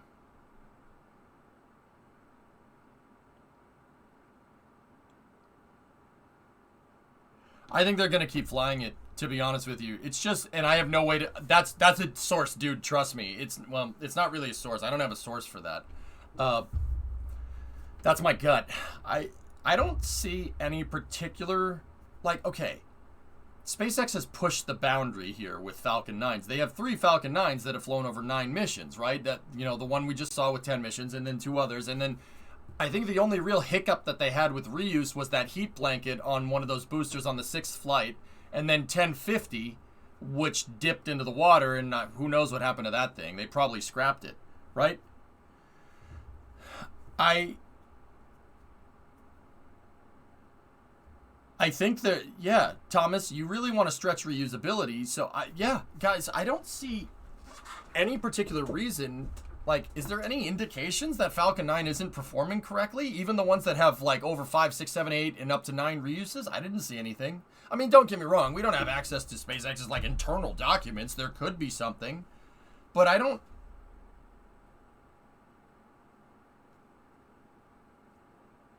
I mean, is there anything glaring? Like, maybe you don't have access.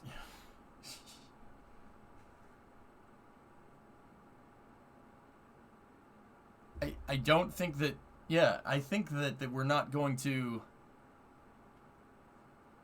I think they're just going to keep flying it, dude, to be honest with you. Keep flying it until it friggin' breaks. The turbo pumps need to be cleaned, yeah, so they got to take it apart. So that's, I mean, Sebi, I don't see that as refurbishment at this point. That sounds more like routine maintenance to me. And 1048 had that lacquer incident. Yeah, there is that. I wouldn't even call, like, the shuttle you needed to take apart and after every mission, and I would call that refurbishable, right? So that means you get a piece back, right? And you know, you build a new thing based off of that, right? That's the SRB casings, and that's the shuttle. And don't get me wrong, if you fly in high frequency, then that doesn't matter, right? But also at the same time, like, once again, this is just based off of what I see with what I've seen with SpaceX and just my gut feeling. Like, I have no way to prove this, but I think that it's just, from what I've seen from Falcon 9 and its performance and the way they're able to reuse it, yeah, I wouldn't even call this refurbishment at this point. I would just call that routine maintenance. It's just routine maintenance. Planes have routine maintenance. You got to take it apart eventually. You got to take the engine apart after a certain amount of hours. Yeah, Thailand, exactly. Just a little oil change. Yeah. Yeah. Yeah, seriously. I think that's just, I wouldn't even, like, SpaceX has even said that they call it refurbishment. I wouldn't call that refurbishment. It sounds like routine maintenance. And that is also kind of based off of what Elon said one time on Twitter about Falcon 9 could do hundreds of flights. Like, they'll fly the Starlink boosters until they break. I think so. Thanks, Nez. How you doing, buddy? Nice shirt. Thanks, man. Nez, I think you'll like my hat better, though.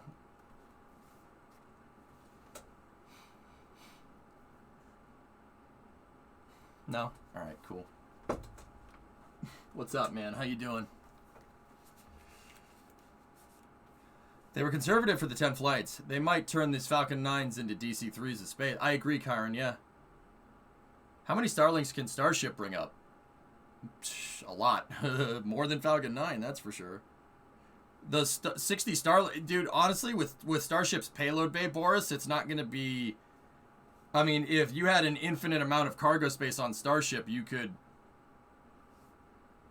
Well, Starlink...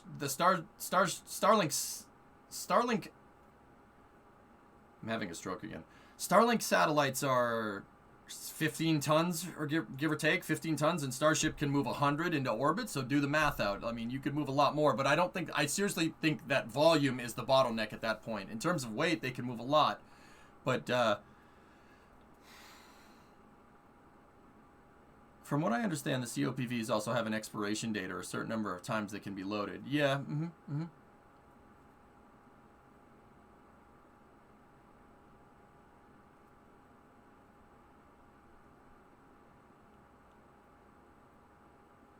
Yeah, Yarg, there you go. Yarg, and it just goes back to what I was saying. It's crazy that they have that kind of foresight, dude. Like, this isn't something that SpaceX just kind of thought of.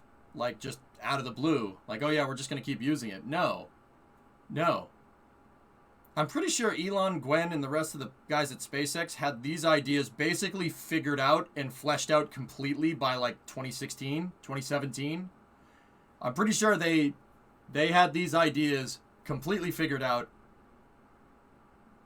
Yeah, basically around the time the first booster landed, right? You don't just crap out Starlink satellites like this. Nice, Celtic. There you go. No, Pitt, we actually haven't. Yeah, I came here.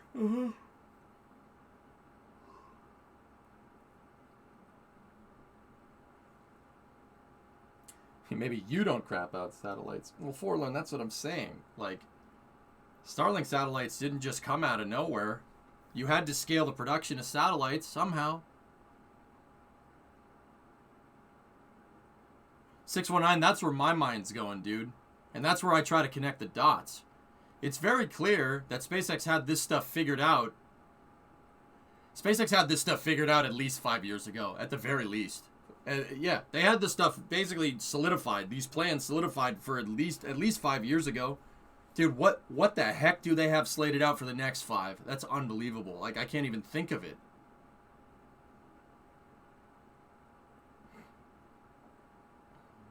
Nice Wario, Elon. Yeah.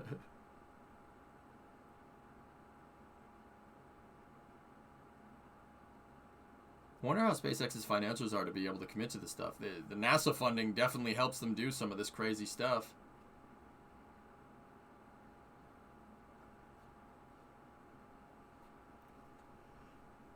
Okay, Thomas. Cybertruck is going to be launched next. Yeah. Falcon 9 from the beginning was designed to be a reusable commercial space truck for satellites and tourism. No, it wasn't, Sebi. It was designed to be a easy to produce launch vehicle. SpaceX didn't have reusability in mind from the start.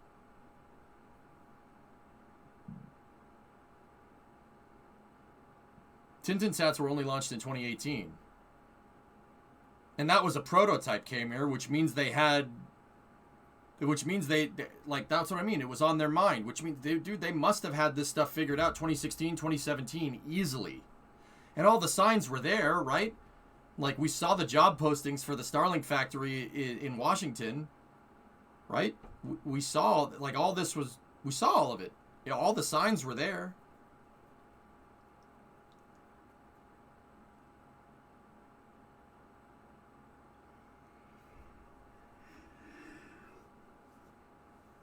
This is what I try to think about, dudes. This is what I try to think about when we, you know, when I'm looking at this. Like, what's the roadmap for Starship look like? I'm not just thinking like, oh, when's the next hop? When hop? That's not what I'm thinking about. I'm thinking, what's the roadmap here? What is this going to look like? And that's where I came up with my runway analogy.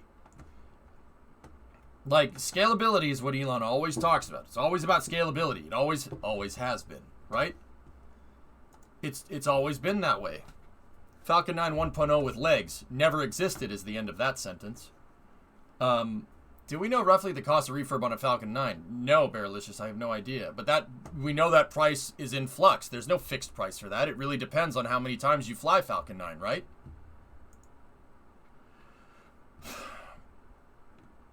Really dumb question. Has anybody ever gotten drunk in space? Oh, God. Even thinking about that makes me sick.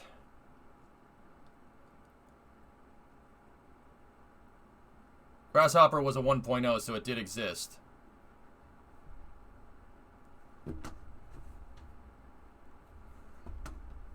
Who cares?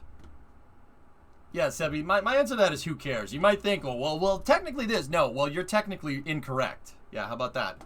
That's not relevant. That's not relevant to the conversation.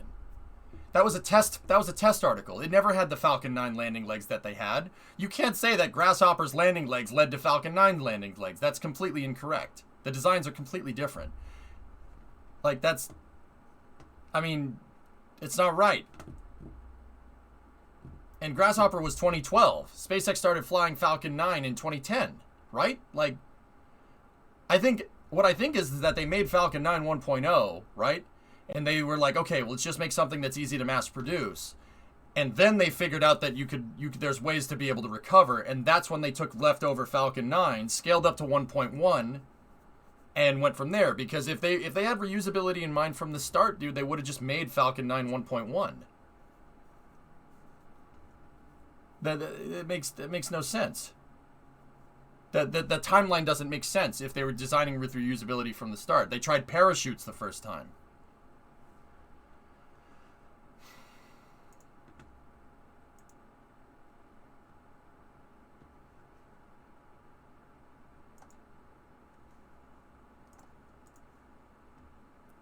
Yeah, Bandit. Yeah, the instant launch was February 2018 with the PASSat. 8 months later, Elon had a fit and fired several Starlink managers. Then 8 months later, the first Starlink happened.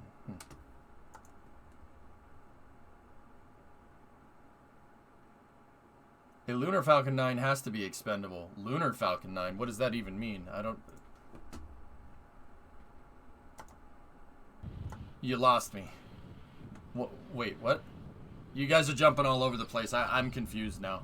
Let's get back to this. Didn't a Falcon 9 go to the moon? When you say a Falcon 9 go to the moon, what does that mean? Falcon 9 has delivered payloads that have been near the moon. Yeah, tests. But they've never, like, what? Like, I'm confused.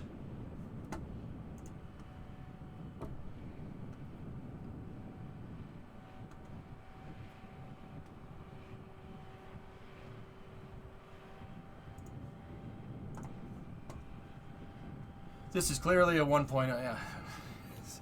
Sebi, we're arguing semantics, and it's pissing me off because you're missing the entire point about what I'm saying.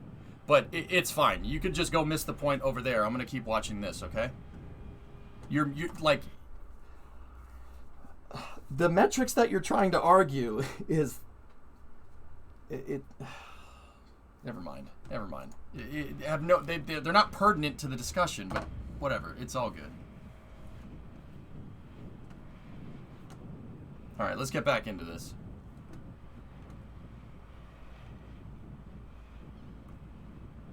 So there's 15. They still haven't moved 15 off the pad, which is interesting. Flies, I'll be all right. It's all good, man.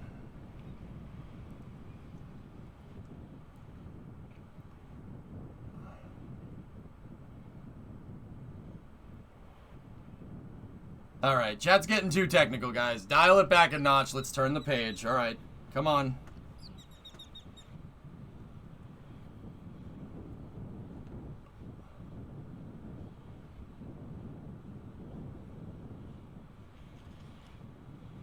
Okay, so they're moving counterweights around with the cranes here.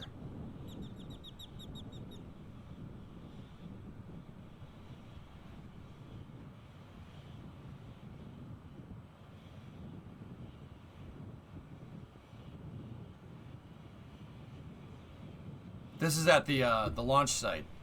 So this is looking back. The test site is behind us. They have the crane there. Those weights cause the SBMT to sink into the soil and get stuck. Interesting. Are those tanks or test stands? Nambra, this is where the ground service equipment is going. GSE. So these are the fuel tanks for the pad. The orbital launch pad is over there.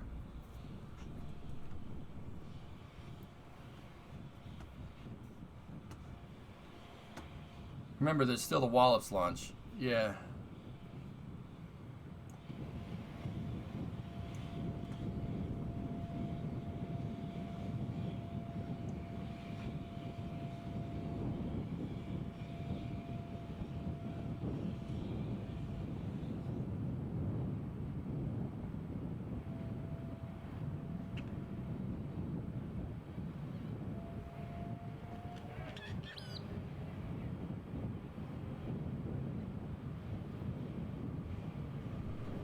Since 15 landed, I haven't seen... You know, guys, it's really curious, all right? You know what I was just thinking about? It's really curious. Like, they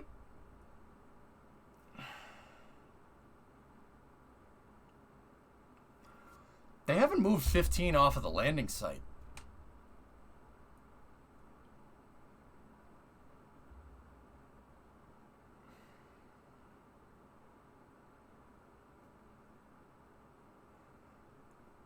And once again, this feeds into what I was talking about the roadmap. They haven't moved 15 anywhere. They put it on SPMTs and then kind of went from there. Why would they do that?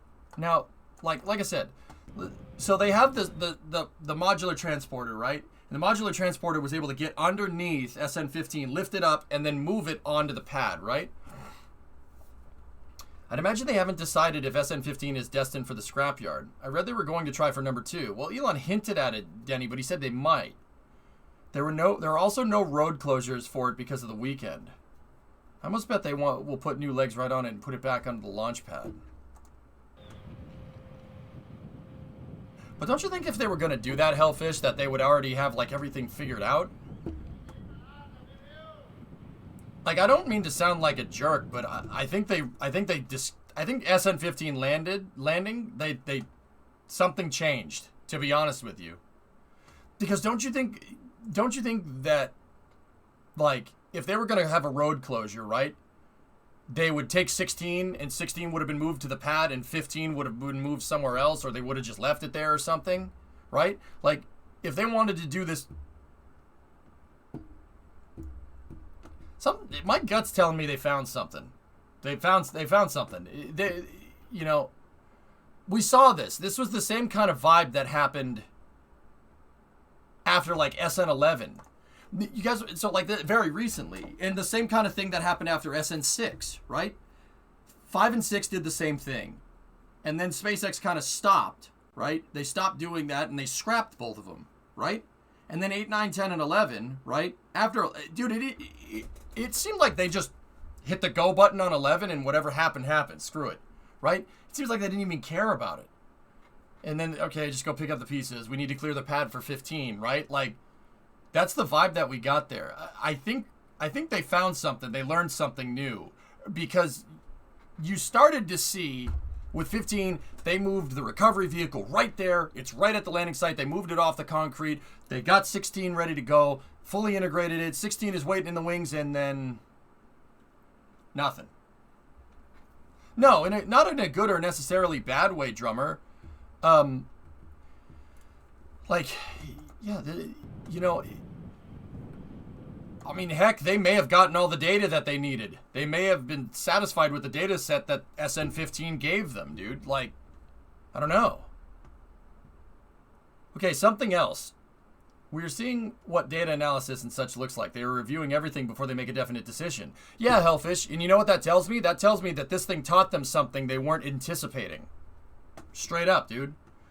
Thomas, what are you saying? Okay, so also something else. SN17 was in the stacking phase with a common bulkhead segment being stacked on a LOX barrel, and after 15 flew, they took it out of the mid-bay for some reason. Yeah,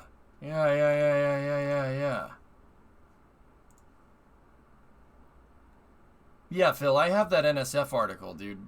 We could go read it, I suppose. I mean, Coolin, that would be my guess, that you'd want to duplicate this. That was what my guess was at first, but it seems like everything kind of stopped for a second, right? Do you guys get that vibe too? It seems like something stopped. Like they moved the 11350 back out here to do to start putting this thing together, and it's clear that the orbital pad is still, construction's going full force on the orbital pad. Interesting.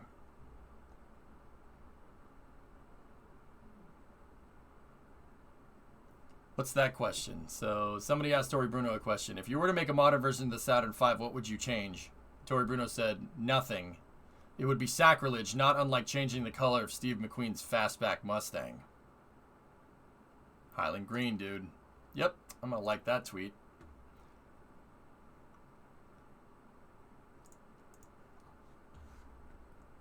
Second part of that article talks about what you're thinking right now. Okay, so if NSF is thinking the same thing, let's...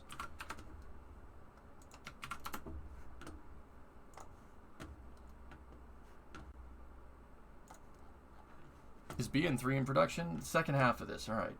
16 and 17. Following the mating of its nose cone, all of its aero services have now been installed and technically ready to make the roll down Highway 4 to the launch site. Numerous options are on the table, ranging from delaying 16... Numerous options are on the table, ranging from delaying 16's campaign until after SN-15 reflies, through tasking 16 with a higher altitude target of 20 kilometers, through to simply not flying the vehicle as per a potential acceleration of the move to orbital class vehicles. Notably, 16 was moved deeper into the high bay on Saturday. Thomas, I remember you telling me that. Likely to make room for stacking operations of the next super heavy prototype that will be required for the orbital tests. The later option would also impact SN-17, which currently has its sections prepared for stacking operations, with the 17 mid-lock section recently staged outside the mid-bay after pre-stack work.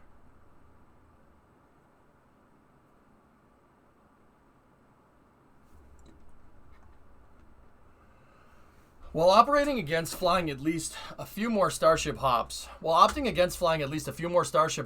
before orbital attempts may seem unpalatable to some observers, there's evidence that SpaceX being highly focused on pushing to orbit.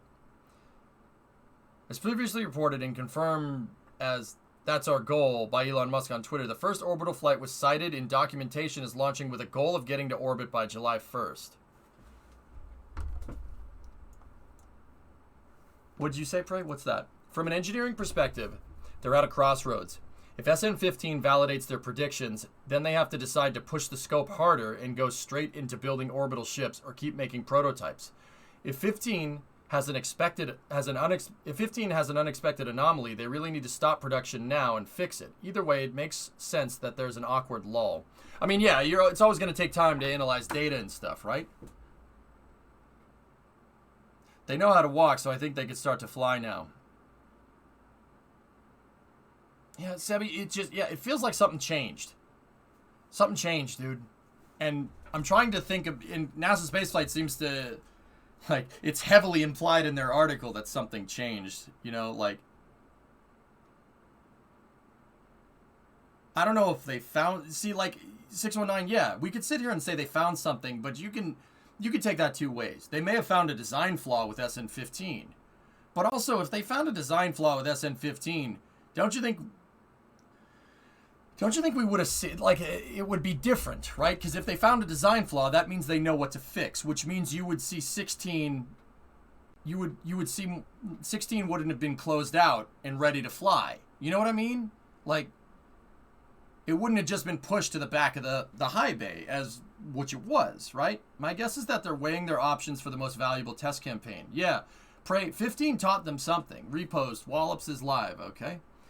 Yeah, 15 taught them something. I don't know what it is, but it taught them something. What time is this launch slated for? Oh, okay, 15 minutes. All right, we'll watch that and we'll play Kerbal on the other side of the launch. My guess is that they're weighing their options. What's the most valuable test campaign? And Pray, this is what makes this hard. What do you think? I mean, we don't have the data. If you were to venture, you know, like, and this is where, you know, you shouldn't guess in aerospace engineering. Everybody here knows that. But it's fun to kind of speculate. Not that we're engineers or anything. I mean, you are, dude, but not me. Like, what do you think?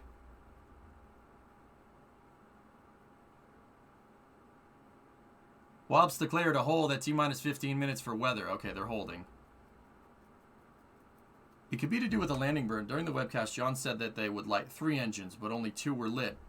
So, Twitching, wouldn't that mean that they would want to go test the Raptors more with the Starship? Which means that if that was a problem, Twitching, right, you'd see 16 on the pad a lot sooner rather than later, right? Because that would be the pressing issue to solve, right?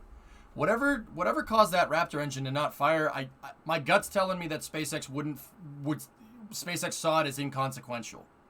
Like, it's a negligible thing. Whatever caused it to not fire. right? Like, yeah, Yard, that's your thought? Go Yeah. throttle up. 619, gifted a sub to Prey. Thanks, man. Like, yeah, they had to have. Like, that's...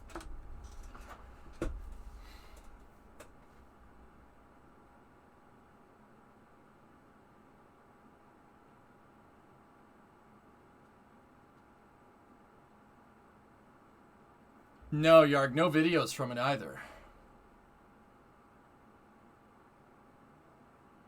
Yeah, Revenz, I think they're pushing the orbital pad build. Pausing for test hops would slow them down. New NSF vid? Oh, they're killing me, guys. Freaking NSF can't even keep up.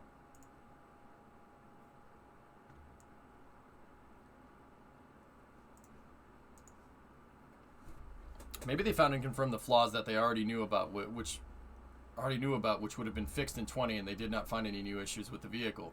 Yeah, Sebi, something changed. It's once again, it's the same pattern. It's the same pattern that we saw after SN5 and 6, and it's the same pattern that we saw after 11. Even though that was very recent, right?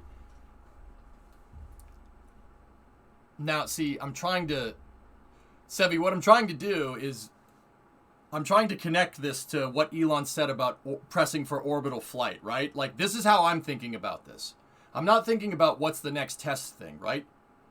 You know, it's never why did they do that. It's what are they trying to do. So, we're at this point here, okay? The end point is obviously an orbital flight test sometime this year, right? That's the summer if you go by Elon time, right? How do we draw those conclusions? See what I'm talking about? This is why this is confusing me so much. Because once again, if they were pressing for orbital flight, you would have seen if they really wanted to. Actually, this behavior is consistent with them wanting to shift gears from suborbital pad testing to orbital flight. That's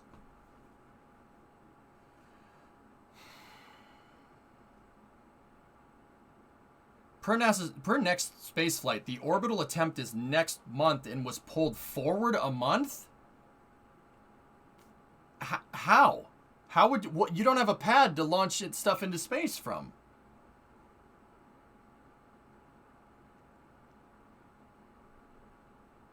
Well, the NASA spaceflight stuff is pretty much that, Paul, and the fun of it is that we get to sit here and guess. If 17 gets scrapped, then it's either very good or very bad. That's really all we can speculate. But I'd be willing to give them the benefit of the doubt and say that 16 may be the last of the suborbital test articles. Yeah, Prey. Yeah. I'm with you. I'm with you on that one. Will we watch the Wallops launch? Yeah, you guys want to watch it, don't you? Which is fine.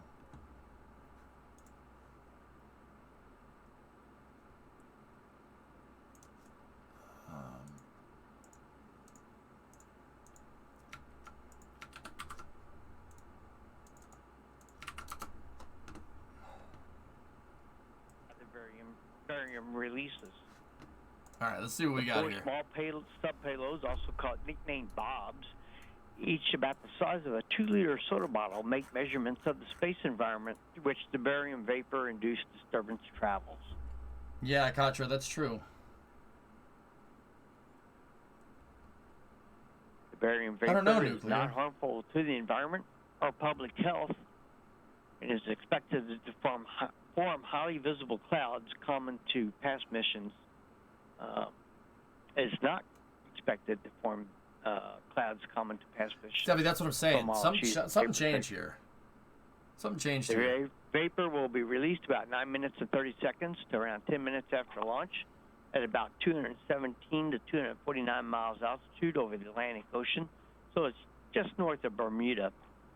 After exposure to sunlight, the vapor clouds quickly ionize, take on a violet color. Immediately after release of the vapor, the spherical clouds are a mixture of green and violet, but that phase only lasts for about 30 seconds when the ionized component of the cloud is diffused away. Do we have better quality? This one kind of bad. Could NSN 16 have been moved to the back of the high base so they could put more heat tiles on it for an orbital launch. Well, I believe the side with the tiles, Ravenza, is facing towards the wall. So, it's another curious thing, dude. I think... My gut's telling me that... Like, once again, Elon said that the clear stated goals. So we have the end goal information, and we have where we are now. What's the roadmap? What do those connections look like? Yeah, the rocket's over there on the left. It's on a transporter erector. It launches off of the TE. It's a 3-stage rocket. It's a Black Brant 3-stage rocket. It's basically a bunch of missiles stacked on top of each other. What do you think of Elon on SNL? And if you're just joining us, we're currently at T-minus 15 minutes and holding in the count for the Black Brant 12 launch tonight from Wallops. It's about as funny as I expected SNL to be, Chief. Winds, similar to what we've had the last 2 attempts on Saturday and Sunday. And we're also looking at ground winds. I think so, Cortinos, yeah. May cause a concern as we go through the window. The window tonight is 8:04, 8:44.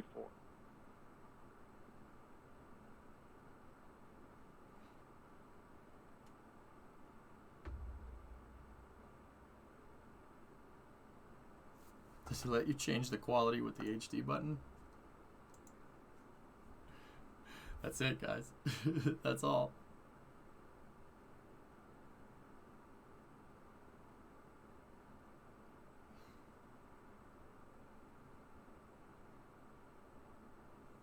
What does a sounding rocket do? A sounding rocket is a high-altitude suborbital test rocket. So they're going to test something with high-altitude water vapors, I think. I forget exactly what the Connect test is. The guy was saying it on the comm loop, but yeah. Title change. Barium. There you go. I mean, guys, this thing gets off a pad real quick. When they go to, if they go to launch it tonight... Black Brant 12 is one of about 15 rockets that we have in the NASA sounding rocket fleet. Again, these are suborbital payloads, mainly for conducting science, but they're also used for technology development, for instruments that may later fly on satellites, or also for educational programs, which we conduct annually here at Wallops and with the Colorado Space Grant Consortium. Yeah, Thomas, that's it, man. They're going to try to make their own aurora to study the magnetic fields. That's cool, man. We fly approximately 20 sounding rockets on average per year. This year is an extremely busy one as we rebound from COVID. Last year we were not able to do launches. So this season is very busy. In addition to this Black Brant 12 that we're getting ready, we have a flight next week out of the White Sands, New Mexico, carrying the Eunice payload on a Black Brant 9. And the following week, we have a Terrier improved Malamute scheduled for May 26th here out of Wallops. And again, will be a night launch. They're in a 15-minute hold, Sevi. Black Brant 12, and should only be visible to the Mid-Atlantic region.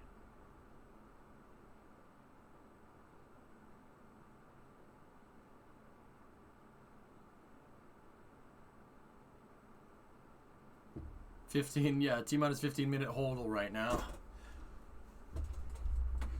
NASA says you should be able to see it at T+50. Maybe. What is this? A rocket for ants? Yeah, that face one, you and I are about as tall as that concrete pier that concrete If we do get the launch off tonight and you're able to rocket, see guys. the launch of the green clouds, let us know by sending us a message either on Facebook or Twitter. If you get those photos, please send them our way. Why is it mounted at an angle? Like to see our trust to weight projections ratio. on visibility versus the actual... It's TWR. When you have extremely high TWR play, you don't need to launch it straight up. It can counter grav losses being launched like this. See everything, but hopefully we'll it's get 4 stages if I'm remembering right. 1, 2, 3, some of us will be able 4, to see it. And then the payload's up here.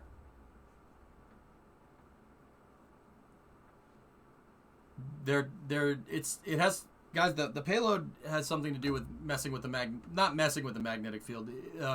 So I'm paraphrasing what was posted in chat. Well, not paraphrasing, I'm repeating. The mission called the Connect Scale Energy and Momentum Transportation Experiment, or KINET-X, is designed to study a very fundamental problem in space plasmas, namely how are energy and momentum transported between different regions of space that are magnetically connected. There you go. Is this live? Looks like a feed from 1984. Yes, it's live.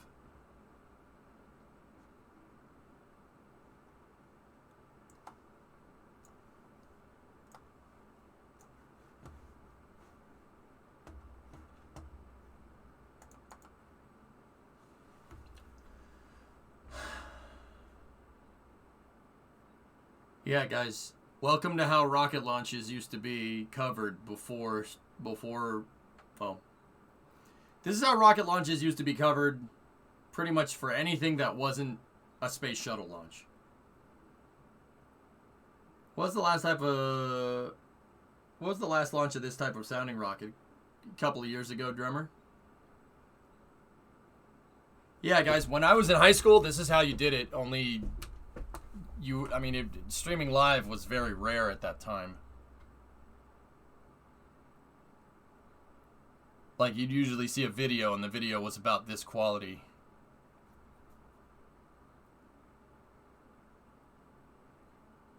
You could see Antares' pad in the background there, by the big water tower.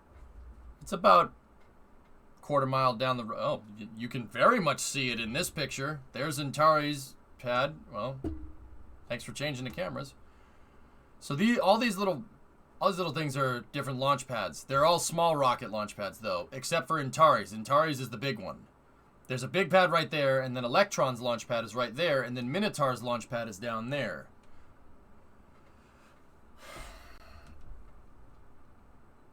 And no one asked when it's going to land. Yeah, we ain't getting these back anytime soon. Yeah, this is what you got. You wouldn't even get it in real time when I was growing up. This is Mid-Atlantic. Yep, Wallops Island.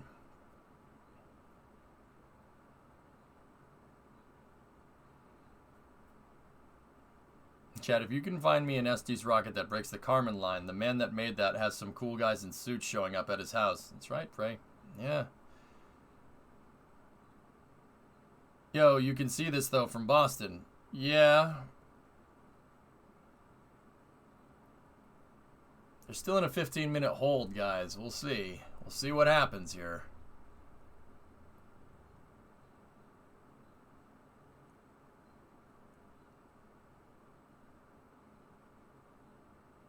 Do you have enough time to fly there? They're in a 15-minute hold. Yes. So, no. If they scrub. But actually, yes. About 30 more minutes until the unhold. Okay. At Prey, Joe Barnard. Prey, yes, Master doesn't understand rocket certifications, huh? This is live, guys. Yep. It looks like a toy rocket we would launch in our backyard. And if you just join us, we're currently at T-minus 15 minutes in holding for the launch of the Block Parent 12 rocket from NASA's Wallace Flight Facility here in Virginia. Reason for the hold is upper-level winds.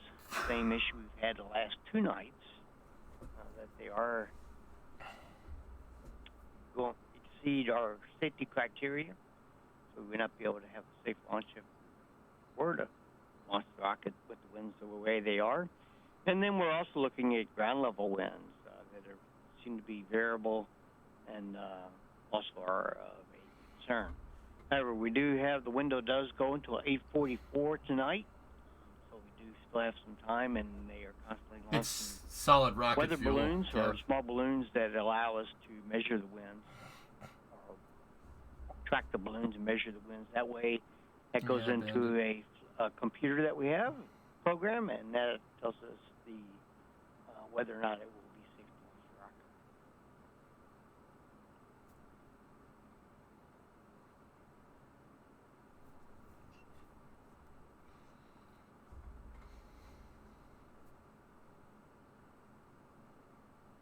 So, guys, this thing is a big rocket. TDPM. Oh, hold on. It's bigger than you think it is. Like, look at it compared to the lights right here. And then look at the lights compared to the warehouse. This is a big piece of equipment. Yeah, do you have a status check with the vacate clearance and FAA contacts? Oh, God, not them. Check that item out. Done. Okay. Thank you, sir. Check 151. Payload. It's an experiment to test how... Hold on. It's a kinetic scale energy and momentum transportation experiment. Is designed to study a very fundamental problem in space plasmas, namely how are energy and momentum transported between different regions of space that are magnetically connected.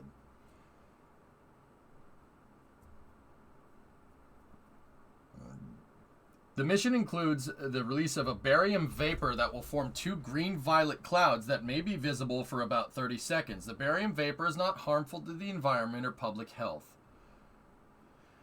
The vapor will be released approximately 9 minutes and 30 seconds to around 10 minutes after launch at about 217 to 249 miles altitude over the Atlantic Ocean and 540 miles downrange from Wallops just north of Bermuda.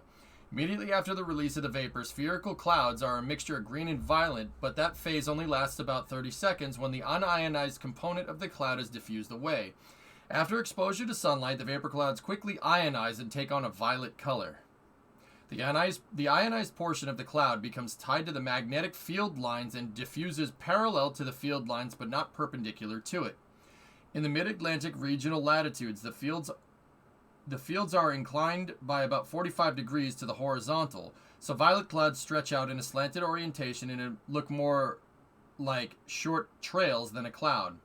Because the motion of the neutral position of the clouds is not constrained by the magnetic field lines, they spray out more quickly and become too thin to see with the naked eye much sooner than the ionized component. In general, the human eye does not see the violet colors very well in darkness. The Kinet-X clouds will therefore be more difficult for the casual observer to see than some of the previous vapor missions launched from Wallops. So they're messing with how energy and momentum are transported between different regions of space that are magnetically connected. So they're going to shoot some barium into the magnetic field to see how... this is basically how plasma moves through space. Yeah, exactly. It's not much shorter than an electron rocket, exactly. Hey, AC, what's up, dude? Barium to visualize magnetic stuff. Sounds like they're doing an MRI in the upper atmosphere, pretty much. How you doing, AC? Can you explain that using only car analogies?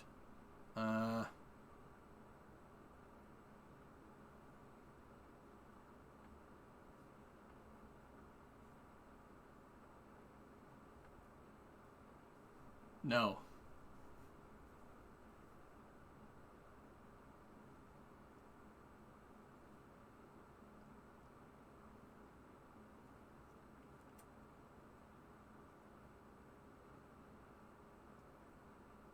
Hey, Lefty, how are you?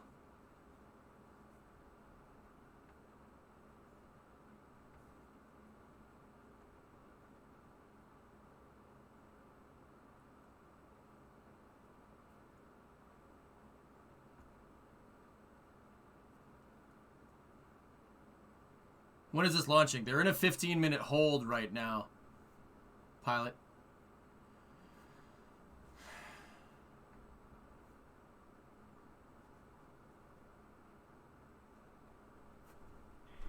Again, we're still holding at T-minus 15 minutes in the count for the Black Grant 12 launch.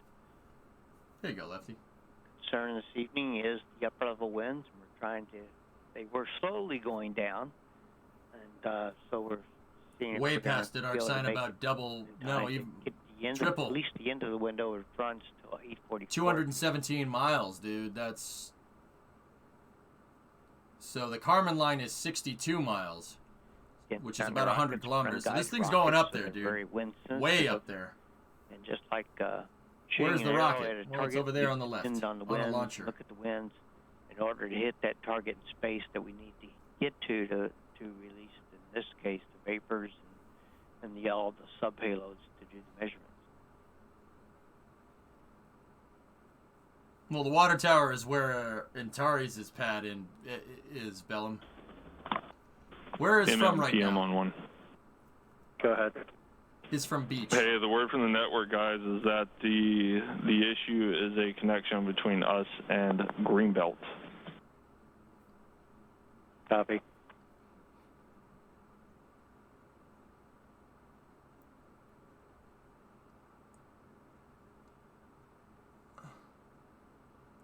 green belt?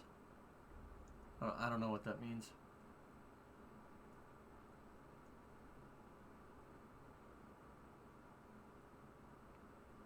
TDR, so channel 1. Go for TD. Yes, can I have you, SRPO, MM, and PM meet me on 5, please? Going to 5.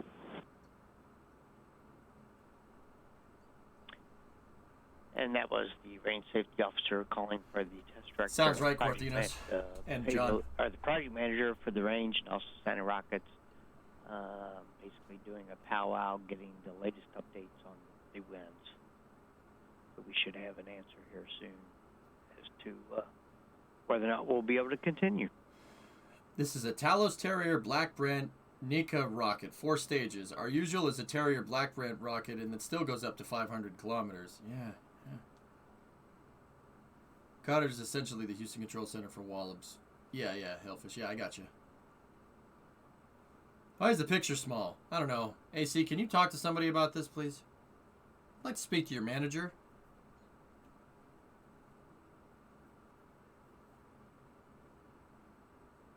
I'm on it, alright? Oh, boy. Sounded like another scrub. Didn't think you had it in you to be a Karen. Well, I had a Karen haircut until about a week ago.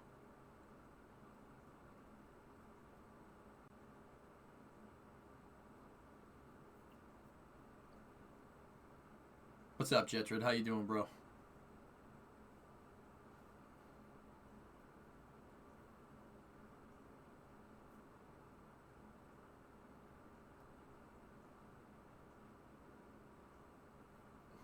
Yeah, John. Hey, hello. Was Apollo a sustainable mission architecture? What? Where did that question come from?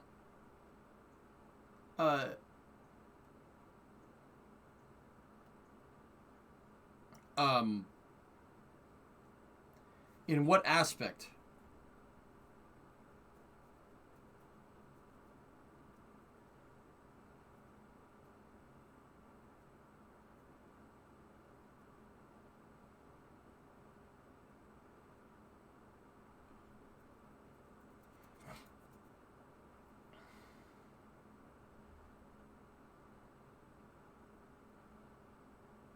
I'm writing a paper for school. I need help with ideas.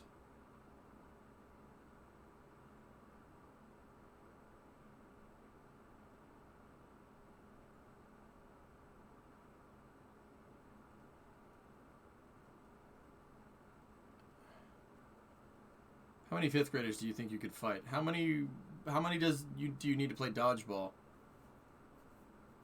You're writing a paper for school. You need help.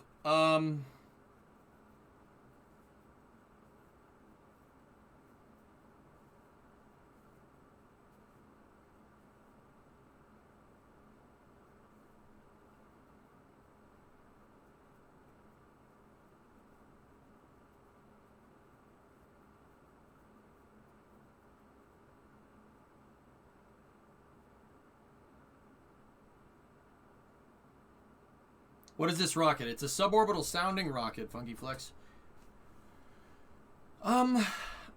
Like, in terms of sustainability, you know what? To be honest with you, I think it is. I think Apollo could have been sustainable, yeah.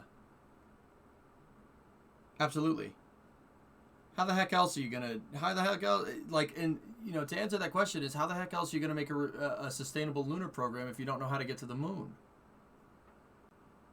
I think NASA's budget could have stayed exactly where it was. The budget could look exactly like how it looks right now and how it looked out through history if they just kept going with the Apollo program. Sure, absolutely. Saturn V is expendable. And from an expendable standpoint, you know, you don't need to launch, with that type of architecture, you don't need to launch that much a year. You only need to launch, I don't know, like the Apollo missions could have happened like every couple of months, like every month.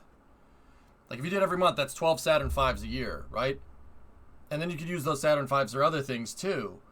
I think, generally, you know, we Apollo was sustainable, but we spent an egregious amount of money on developing it and then didn't use it. If anything, the reason why it was expensive is because it only flew a little bit.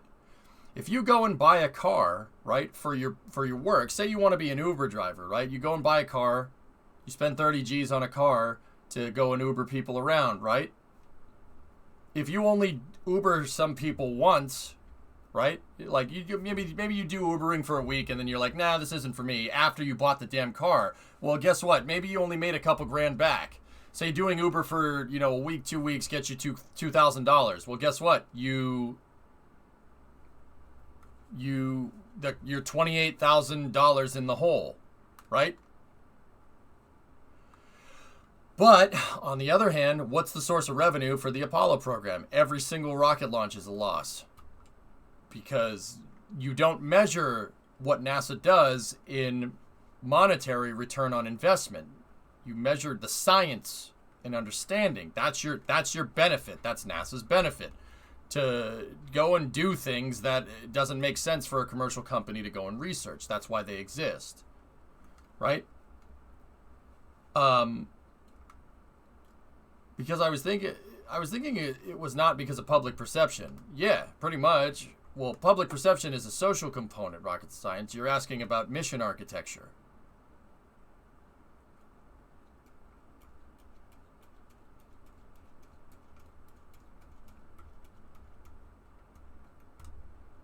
You have to look at the mission architecture. Are you asking about the architecture or sustainable as a program from a social aspect? From a social aspect, I think that's why they switched it. What's this launch for? It's a high altitude ionosphere experiment. They're ionizing some barium in the upper atmosphere to learn how stuff moves through, how plasma moves through space. Again, we are holding at T-minus 15 minutes for the launch of the Black Branch 12 rocket from NASA's Sls Flight Facility in Virginia. Trojan. Upper level winds are still a concern, and they're continuing to fly balloons to get data on those winds to determine whether or not it will be safe to conduct the launch. We will need to pick up the count by 8:29 in order to meet the window. Oh. Yes, sir. I have a status update. Kind of, Denny.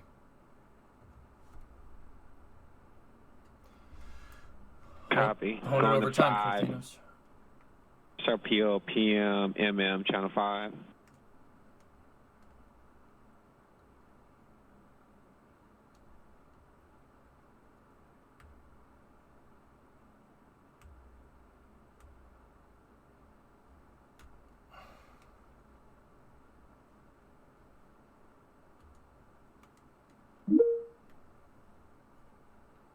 Hello?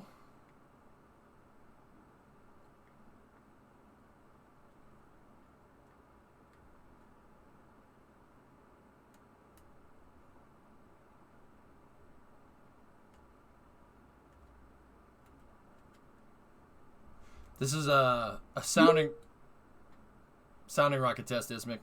We're waiting to see if they're going to launch it. They're in a 15-minute hold, and the window ends in about 10 minutes. It wasn't me, Clayton. No, I don't have Skype open. That's the stream.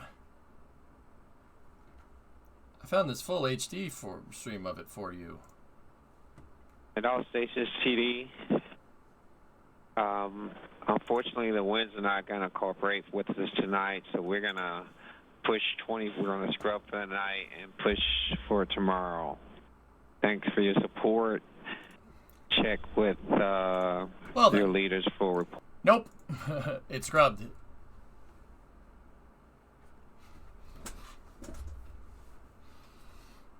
How does this rocket stay stable in flight, unlike amateur rockets we see spinning and zigzagging? It'll pretty much do the same thing, Dragon. Yeah, this thing looks like it's about as big of a model rocket as you can get. Thoughts on SN-15? Well,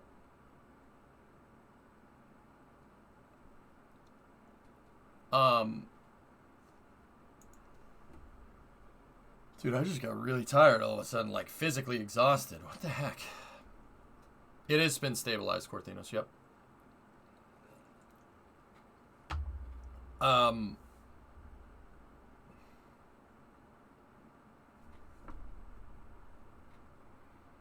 Yeah, they scrubbed it, Rotor. We were talking about Starship, Elijah. 15 was awesome. It was really cool, but what were... All right, give me a second to switch gears. Okay. What we were talking about is, Elijah, I was thinking like, so 15 is still out on the pad. 15's still out on the pad, and 16, they moved it in the high bay to make room for something else. And then 17, we haven't seen any progress with that at all. Thanks, Tom. It's very interesting. Look how Wario's got a golf ball. I'm a Wario. I'm gonna win.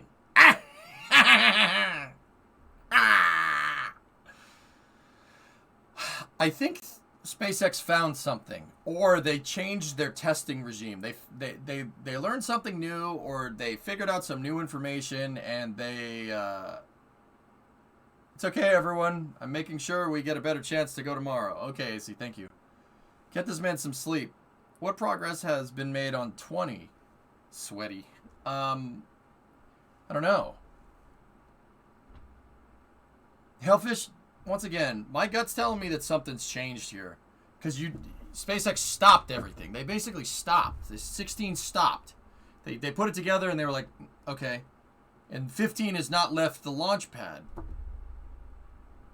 Like, think about 9 and 10. When 9 and 10 flew, right? When 9 went off, 10 was on the frigging pad, right? You know, you're not seeing that rapid pace. So because you're not seeing that rapid pace, right? Like, and then they haven't even moved 15 from the pad. They changed something changed. Somebody made, Elon or someone made a decision somewhere to stop doing what they're doing and start doing something else. And I just, so where I'm at, guys, and this is what we were talking about. Where I'm at is, okay, so we're here. 15 just flew, right? We're here. 15 just flew. 16 and 17 have kind of stopped, I guess. They're not going fast, right? And then the end goal over here at this point in time is Elon said they're going to get orbital, right? They want to go orbital with Starship. Right? He said they want to do that by July. That's about 7 weeks away. How do we connect these dots? How do we go from here to here? So what's the next steps? So if SpaceX did in fact just decide that they want to switch to orbital flight like now, right? What would you do? 15, 16, and 17 are, well, prototypes. They're test vehicles. What would you do? I would take 20, which they've already said is going to be an orbital prototype, more or less. At least I'm pretty sure, judging by the amount of tiles that I've seen attached to the thing, right? Or at least the parts that we've seen, right? I'm guessing that is going to be the one that's going to be orbital, right? Right? So I would hire some more construction workers to up the tempo of getting the orbital pad done. So 20, Hellfish, yeah, 20 is going to take some time to build, which begs the question, okay, are they going to switch focus to working on the boosters now? Because if you want to shoot for orbital by the summer, yeah, Starship ain't going to get there by itself, right? Like, it's definitely not going to get there by itself.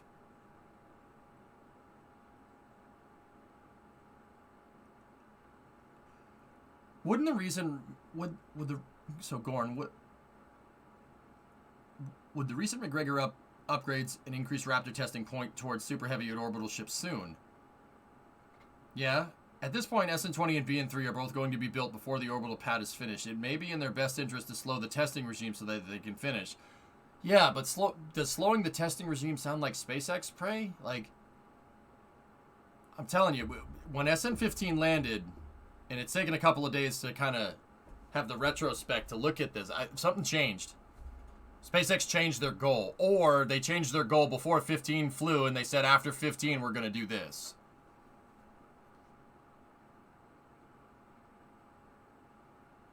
Yeah, it's interesting. That's what I thought they were going to do. I would want to put 16 on the pad and go. Could it be some new protocol since they now have the NASA contract?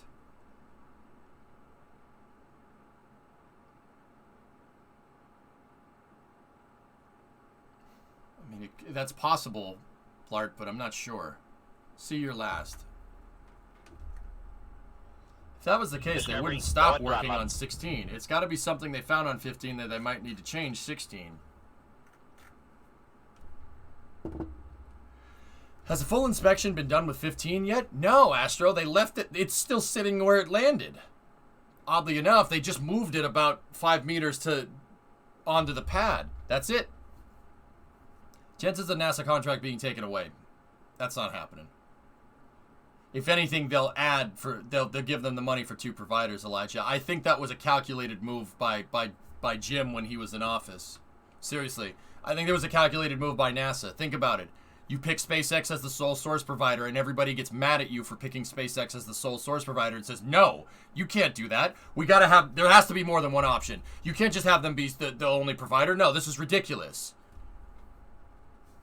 And then you get the money for 2 landers, just albeit on a staggered scale. NASA's source selection statement from about the HLS down select is a dead giveaway for this. They had basically SpaceX pinned as the sole source provider in like September of 2020. That tells me everything I need to know. I'm pretty sure that's what they did. I'm pretty sure that's what Jim was trying to do. And I'm pretty sure that's why Jim recognized Starship a bunch of times in a bunch of his speeches in 2019 and 2020, because that was the play. You got to play this stupid freaking game when you play Rule 8. That's why I can't stand it. Nothing is ever deliberate. Everything is kind of subtle, I'm too stupid to figure out the subtleties, man. I like engineering. It's very straightforward, Elijah, I think that's what happened. I mean, I'm pretty sure that's what happened. Because think about it. The national team. Like, everybody knew that the national team was going to get a contract. Why? Because it's Northrop Grumman, Lockheed Martin, Draper, and Blue Origin. All right? We all thought that was the case because there's too much. They have too many. Those companies have too many people in high places, right? Like, we could sit here and say, oh, the lobby. Yeah, every one of those companies lobbies a good deal. They're defense contractors. That's what they do. SpaceX does as well, right? So if you picked SpaceX as a sole provider and cite money as the reason why you did it, what is that going to do? No, you can't just choose SpaceX. No, you can't do that. No. We need more money for landers. Yep. We need more money for landers so we could get everybody a contract. Sounds right. Sounds like Rule 8 nonsense to me. In this case, it worked to our advantage, but I really honestly think that's what's going to happen. I think Jim did threaten to send Orion on a Falcon Heavy. That's right. You know why he did that, .com? Jim did that to get the money to take the SLS program and make changes to it, like horizontally integrating the booster. The SLS Core Stage was put together horizontal. It was supposed to be put together vertical. Jim used that to parry cash for the SLS program, and it worked. So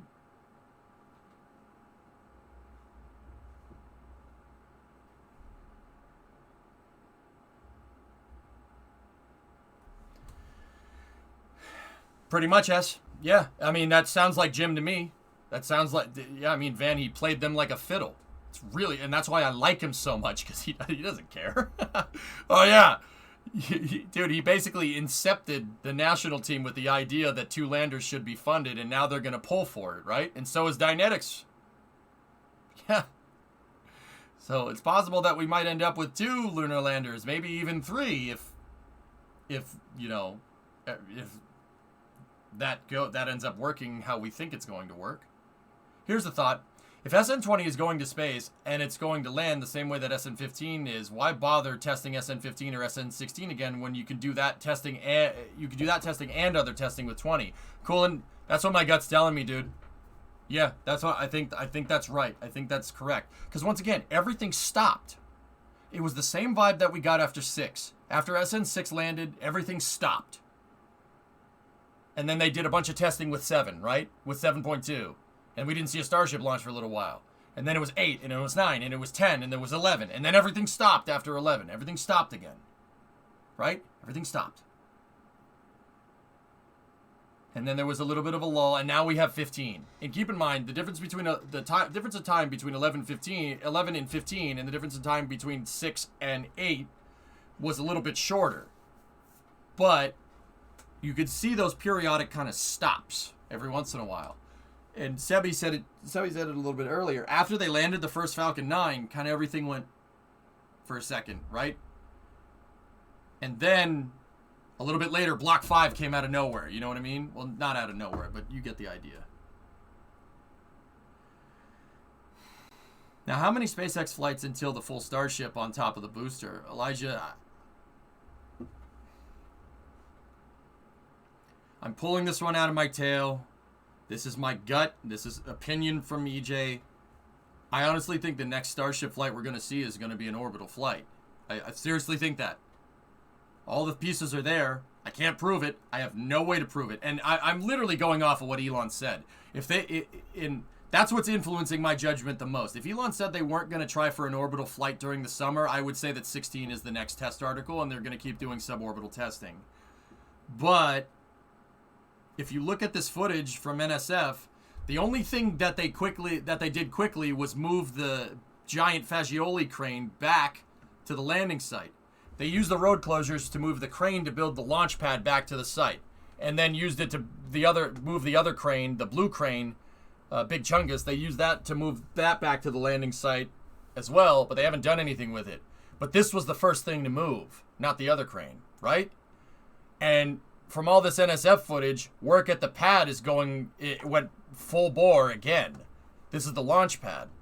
Work on the pad went full bore. Like, they started going crazy on the launch pad again. But look it. That's 15. This is 15 site as of yesterday. Nothing. No one's there. Nobody's inspecting it. Nobody's looking at it.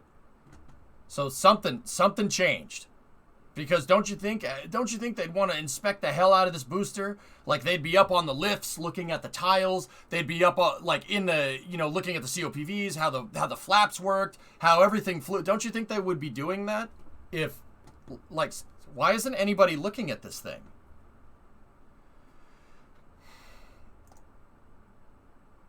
They're now working on putting extra segments on the crane. Did they move 15? No, Abel Wolf, that's what I'm saying. That's what I'm trying to tell you guys. Something changed. I don't know what it is. SpaceX changed the goal. Like, it's very obvious to me. But once again, it's obvious to me. I don't know. Like, they even started disassembling the test stand. And we know there's a very good indicator that this test stand is a dynamic test stand to simulate aerodynamic loads on the stack during orbital launches. See what I'm talking about? You said Jim got the money to build the SLS stack horizontally, not vertically. How could you build a rocket in a different way? I'm talking about physically assembling the core stage, Ryan, not the rocket. SLS is a vertically integrated rocket. The core stage is horizontally integrated. They switched from vertical to horizontal because it saves money and time. It'll save money and time in the long run. Could they just send 15 into orbit? Maybe. Yeah, exactly, Jockey. You'd think they'd be doing... What if they stack 15 on top of the booster and send it? That's a possibility, Guinea. Yeah, you'd think they would be doing a full structural analysis to see if their calculations match the stress loads. Exactly, Jockey. You'd see guys on lifts doing this with 15 all day, right? Could this be a part of the stoppage of work due to the NASA contract dispute? I doubt now, Hokie. No, you don't see any lunar Starship testing, do you? The interesting thing is that they put the nose cone stand onto the landing pad today. Yeah, something's fishy here, Thomas. They changed something, dude. Could the change be them going from the 4 meter to 3 meter skin? I think that 20 bloody stub is 4 millimeter, if I'm remembering correctly. Yeah, fellas, probably just getting it out of the way.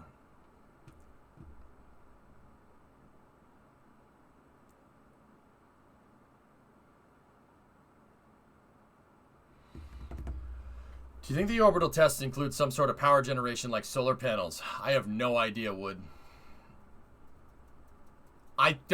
I think the 3mm test article was a wash. I think SpaceX decided 4mm would be a better application, if I had to guess.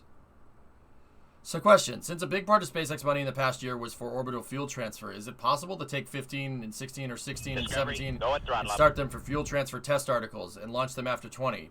Anything is possible, Trojan. I just don't think that's in line with what SpaceX is changing, but possible.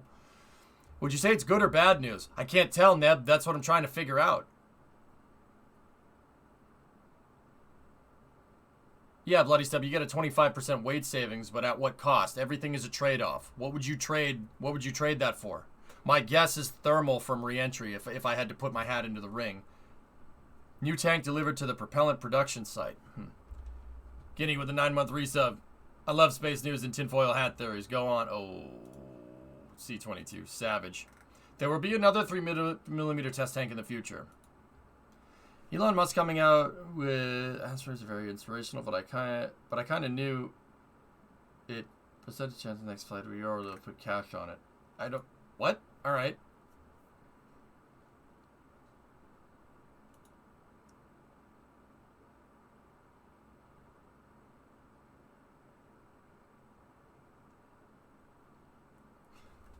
I don't think they're slowing down, Jonathan. SpaceX doesn't slow down; they shift focus. Big difference. So it's looking like 15, 16, and 17 are slowing down. I just don't know what it's for. I can't put my finger on it. Because you never know with SpaceX, man. You never know. They're changing. Everything changes so rapidly, dude. Like a week ago, I would have told you that 15, 16, and 17 are going to fly in rapid succession. Like just 1, 2, and 3. Like 1 week, 2 week, 3 week, gone, done. Like that's what I would have told you that. But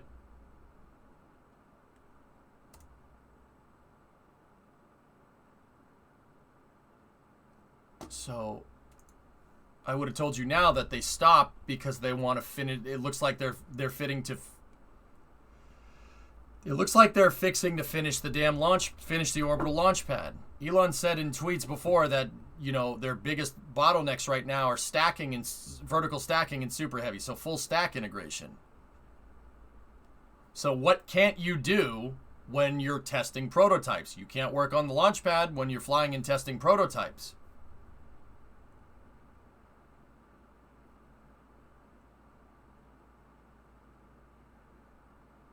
Yeah. I think they're shooting for orbital, dude. Yeah, that makes sense. I think they stopped everything and they're focusing all efforts on that launch pad.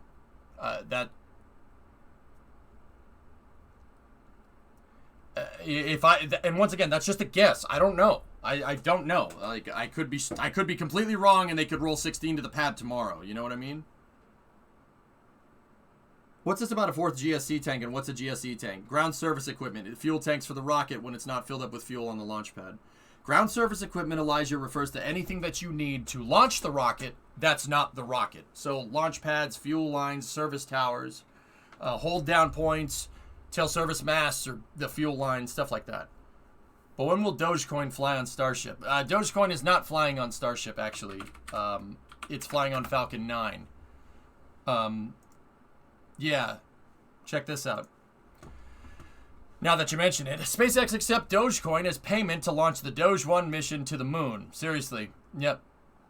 Geometric Energy Corporation cashed out Dogecoin on Saturday night, and they used it to buy a mission to the moon, representing a 40-kilogram cube satellite that will fly as a payload on a Falcon 9.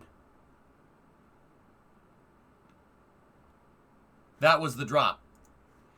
They cashed out 300 million Dogecoin, if I'm remembering right, and made $184 million because they cashed it out at 70, and then they used that to buy a mission. Yeah, seriously, I'm serious. The Geometric Energy Corporation. I'm not. This is not a crap post. I'm dead serious. This is CNBC. That's Mike Sheets. We know Mike Sheets. Well, we don't know him personally, but we cover a lot of what he covers. Yeah, seriously. I think that's why the stock took a dump, Bluelin. Yeah, absolutely. Because these guys cashed out to literally send a Dogecoin to the moon. Yeah, that sounds right.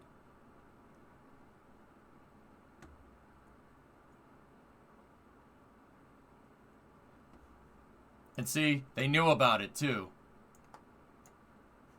Look.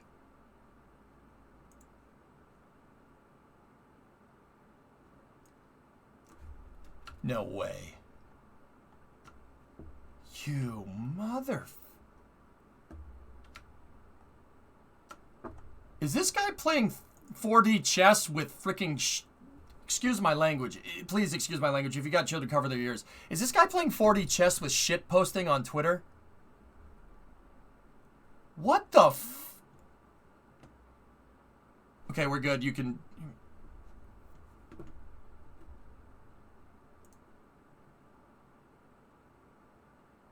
What is happening?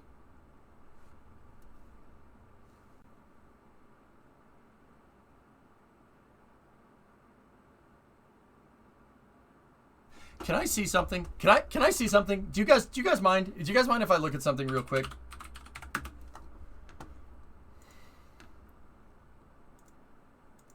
One year. Okay. All right, let's look. When did the price spike? So Dogecoin went up on January 27th and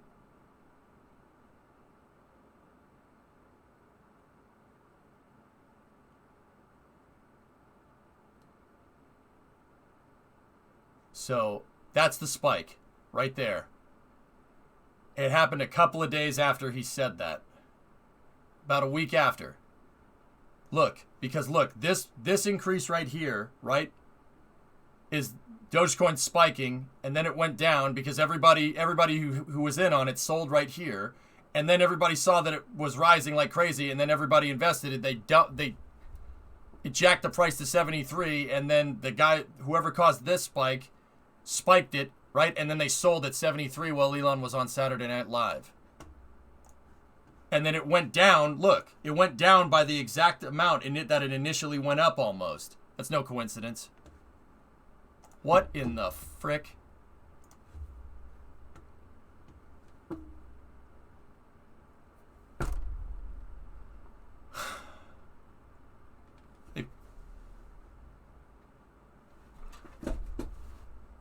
Did someone just pump a cryptocurrency to get the funding that they needed to send something to the moon? Did that just happen?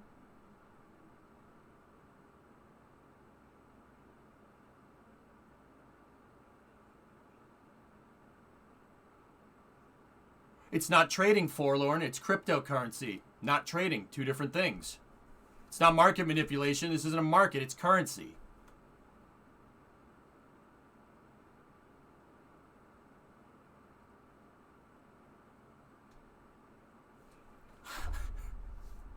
Is that what just happened? Is that what seriously just happened?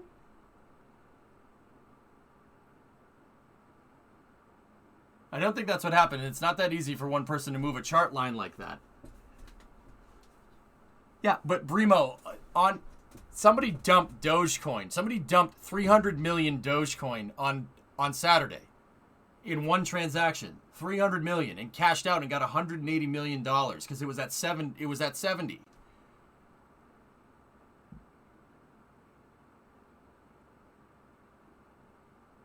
Also, we're down $21. Also, Dogecoin will land on the moon on the Astrobotic mission. Yeah. Yeah, I know, Leahy, right? Yeah. Well, look at the transactions on the Doge ledger. There should be a history of all transactions. I did. Yeah. Crypto is not considered a currency by the U.S. government. It's considered an asset like a stock and treated as such, which makes my job as an accountant a lot harder. Oh, gosh, jeez. I'm considering selling. No, hodl, Brimo. Brimo, you will hodl.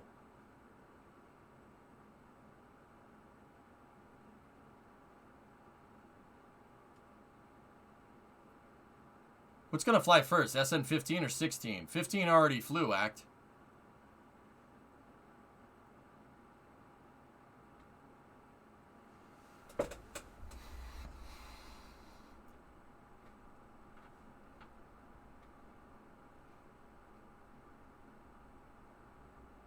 Crazy, man. What a crazy world we live in. Do you guys see that? That's one of the richest men on the planet right there. I just thought I'd remind you. That's one of the richest men on the planet right now, and that is his brainchild up here. Just thought I'd let you know. It's so easy for you to tell me. You want me to go to the bank and give you $100 right now, Brimo?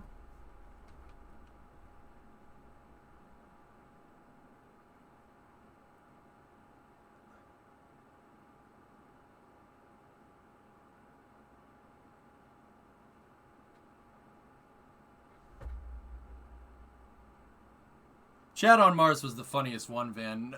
Nothing else really made me laugh too much other than a... The chat on Mars was good, man. No, don't do that! You know? While you're out, can you grab me one too? No, Pi. I'm not dating you. Man. Unless you have crypto, then... Hit me up. No. It was planned, it was well executed, and funded the program with the intent of a bit extra. Seriously. Well, John McAfee got charged with fraud over crypto. John McAfee's crazy. In a good, like, that's just like the, whoa, dude, you legend, you know?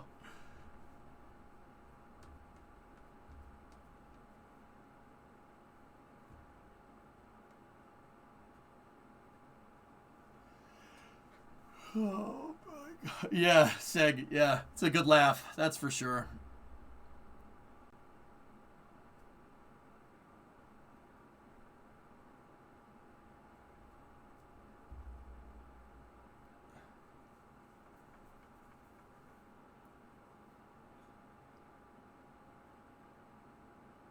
Crazy, man. All right. Well, the Black Brent rocket scrubbed. And then we got a little bit of Starship video left to watch, and then we'll go from here. Yeah, we'll work on SSTO development after... What the heck? It's a possum. Whoa! Oh! No! Little buddy, don't run out on the road! Where are you going? Come back! Back! No, he's out. He got spooked by the car. It keeps going and going and going. Nothing outlasts the... Hey guys, just wanted to let you know that it's an oversized load. Don't know if you knew that. Remember that there's a... We'll save that one for later, Thomas. I got that Prince Valium reference. Come back! To witness the marriage of Princess Vespa and Princess Sorry. How can you tell that it's an oversized load? Oh, you can tell because of the way that it is, dude. See? You can tell because of the way it is. No, seriously, this thing is heavy, dude. You see this trailer? Look, the trailer's got 3 sets of wheels up front, 3 sets of wheels middle, and 3 sets of wheels in the back. That thing is heavy as all hell right there. Weight has nothing to do with it. We're on Earth, Doc. Oh. What is that? Prop storage tank, John. I mean, that's a prop storage tank too, but that's a different type of prop storage tank. I bet you the truck hauling has over 800 horsepower at least. The hauling truck?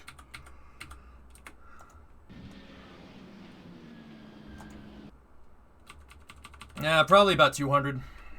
Yeah, probably about 200, 300 horse. Something like that. Yeah. How heavy is the opossum? I don't know.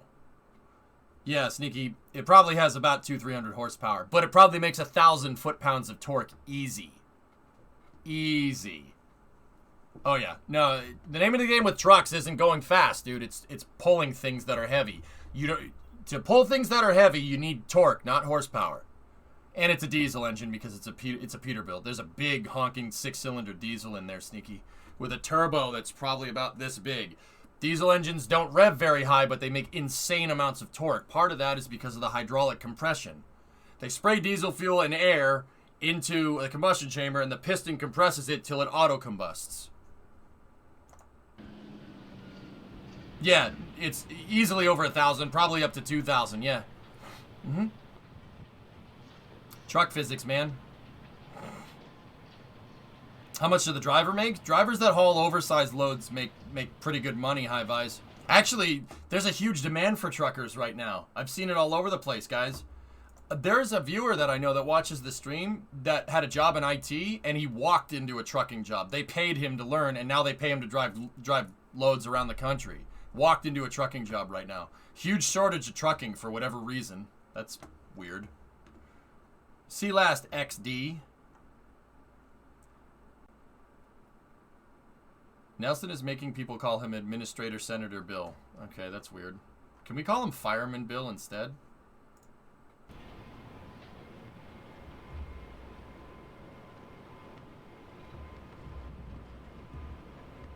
Yeah, see, Sneak, we got a lot of truckers in here, man. Streams are really good to watch when you're a trucker because it's long format content, and trucking is a long format job. Hi, truckers. Don't forget about the truckers. You guys let her put the food on the table. Our trucker force is aging out due to law changes. Alright. Let me show you something, buddy. Truck shortage also might have to do with that. Yeah, maybe Kiranov. Yeah, it's possible. Trucker here, can confirm. Yurvich, I've noticed that, dude. I've noticed that a lot. A lot of truckers watch the stream, dude, because long format content. I'm something you could put on for 8, 9, 10 hours a day. You don't have to worry about changing the freaking. Just put the stream on and drive the damn truck. Logging in Florida, interesting, Tom. Bill's a Florida man, Hardscape. I don't hold him against it if he wants to be called Administrator Senator Bill. I was doing a lot of driving last summer. Your streams of doing Hearts of Iron was good stuff to listen to while I was hauling up I-95. There you go, Fall. Hell yeah.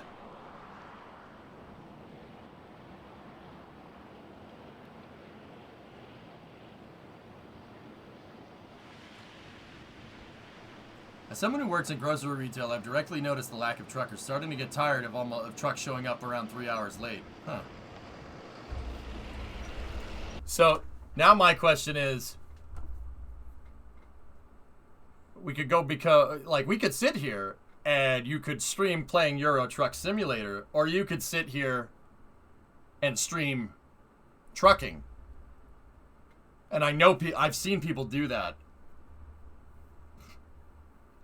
You could literally stream trucking and get paid real money for trucking and also money from the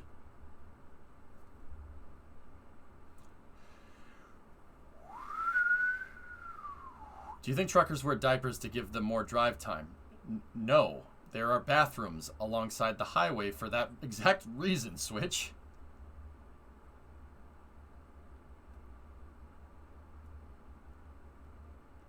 I know about the French and the Dutch guy Cherokee. Those guys are cool. I forget their names, though, so yeah. I've seen them before.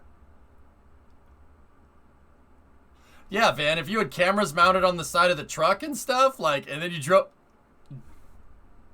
Yo, I can't do that, man. I have my space content, but holy hell. That would be...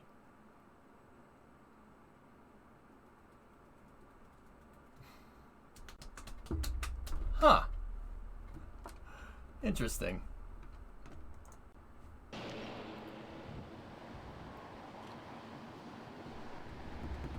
That's cool, Fall.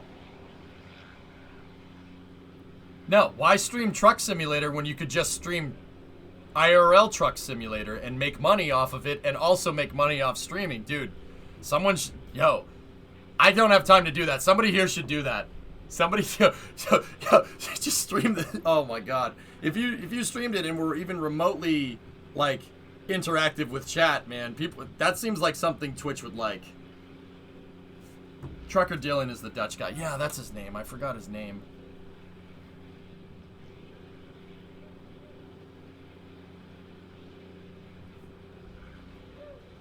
Oh, there you go, John. Sweet.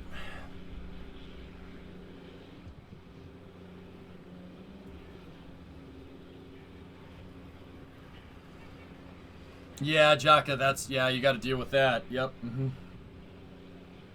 It's a security risk because you know where the truck is. Yep. You can't interact with chat, Pie Guy. That's the thing. Yeah.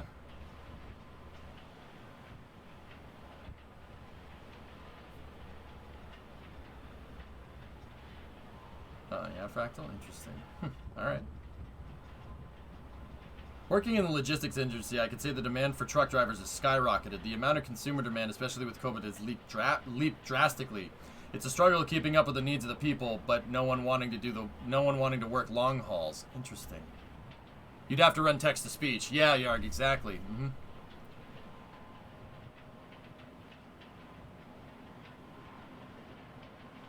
Yeah, Panda, you'd have to have a partner run. I've seen people run text to speech for chat, but I don't know how that would work with this lot here, man. The text to speech would be overloaded to all heck. I don't know, S, maybe. All right, guys, I'm gonna get into Kerbal for the rest of the night, but I do want to get up early to work on the truck tomorrow. So we're probably gonna play Kerbal for another 2 to 3 hours. Maybe 2, 3, something like that.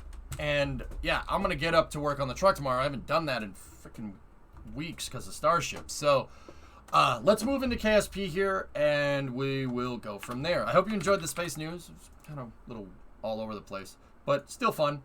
Let's see. SSTO design.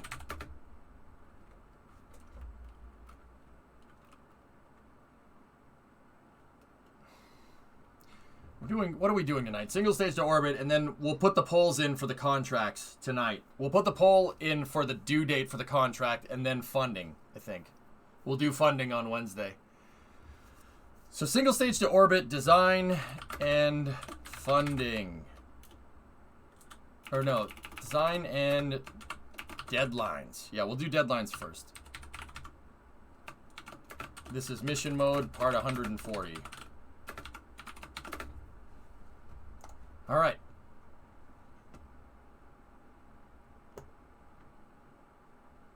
Yeah, Bandit. Text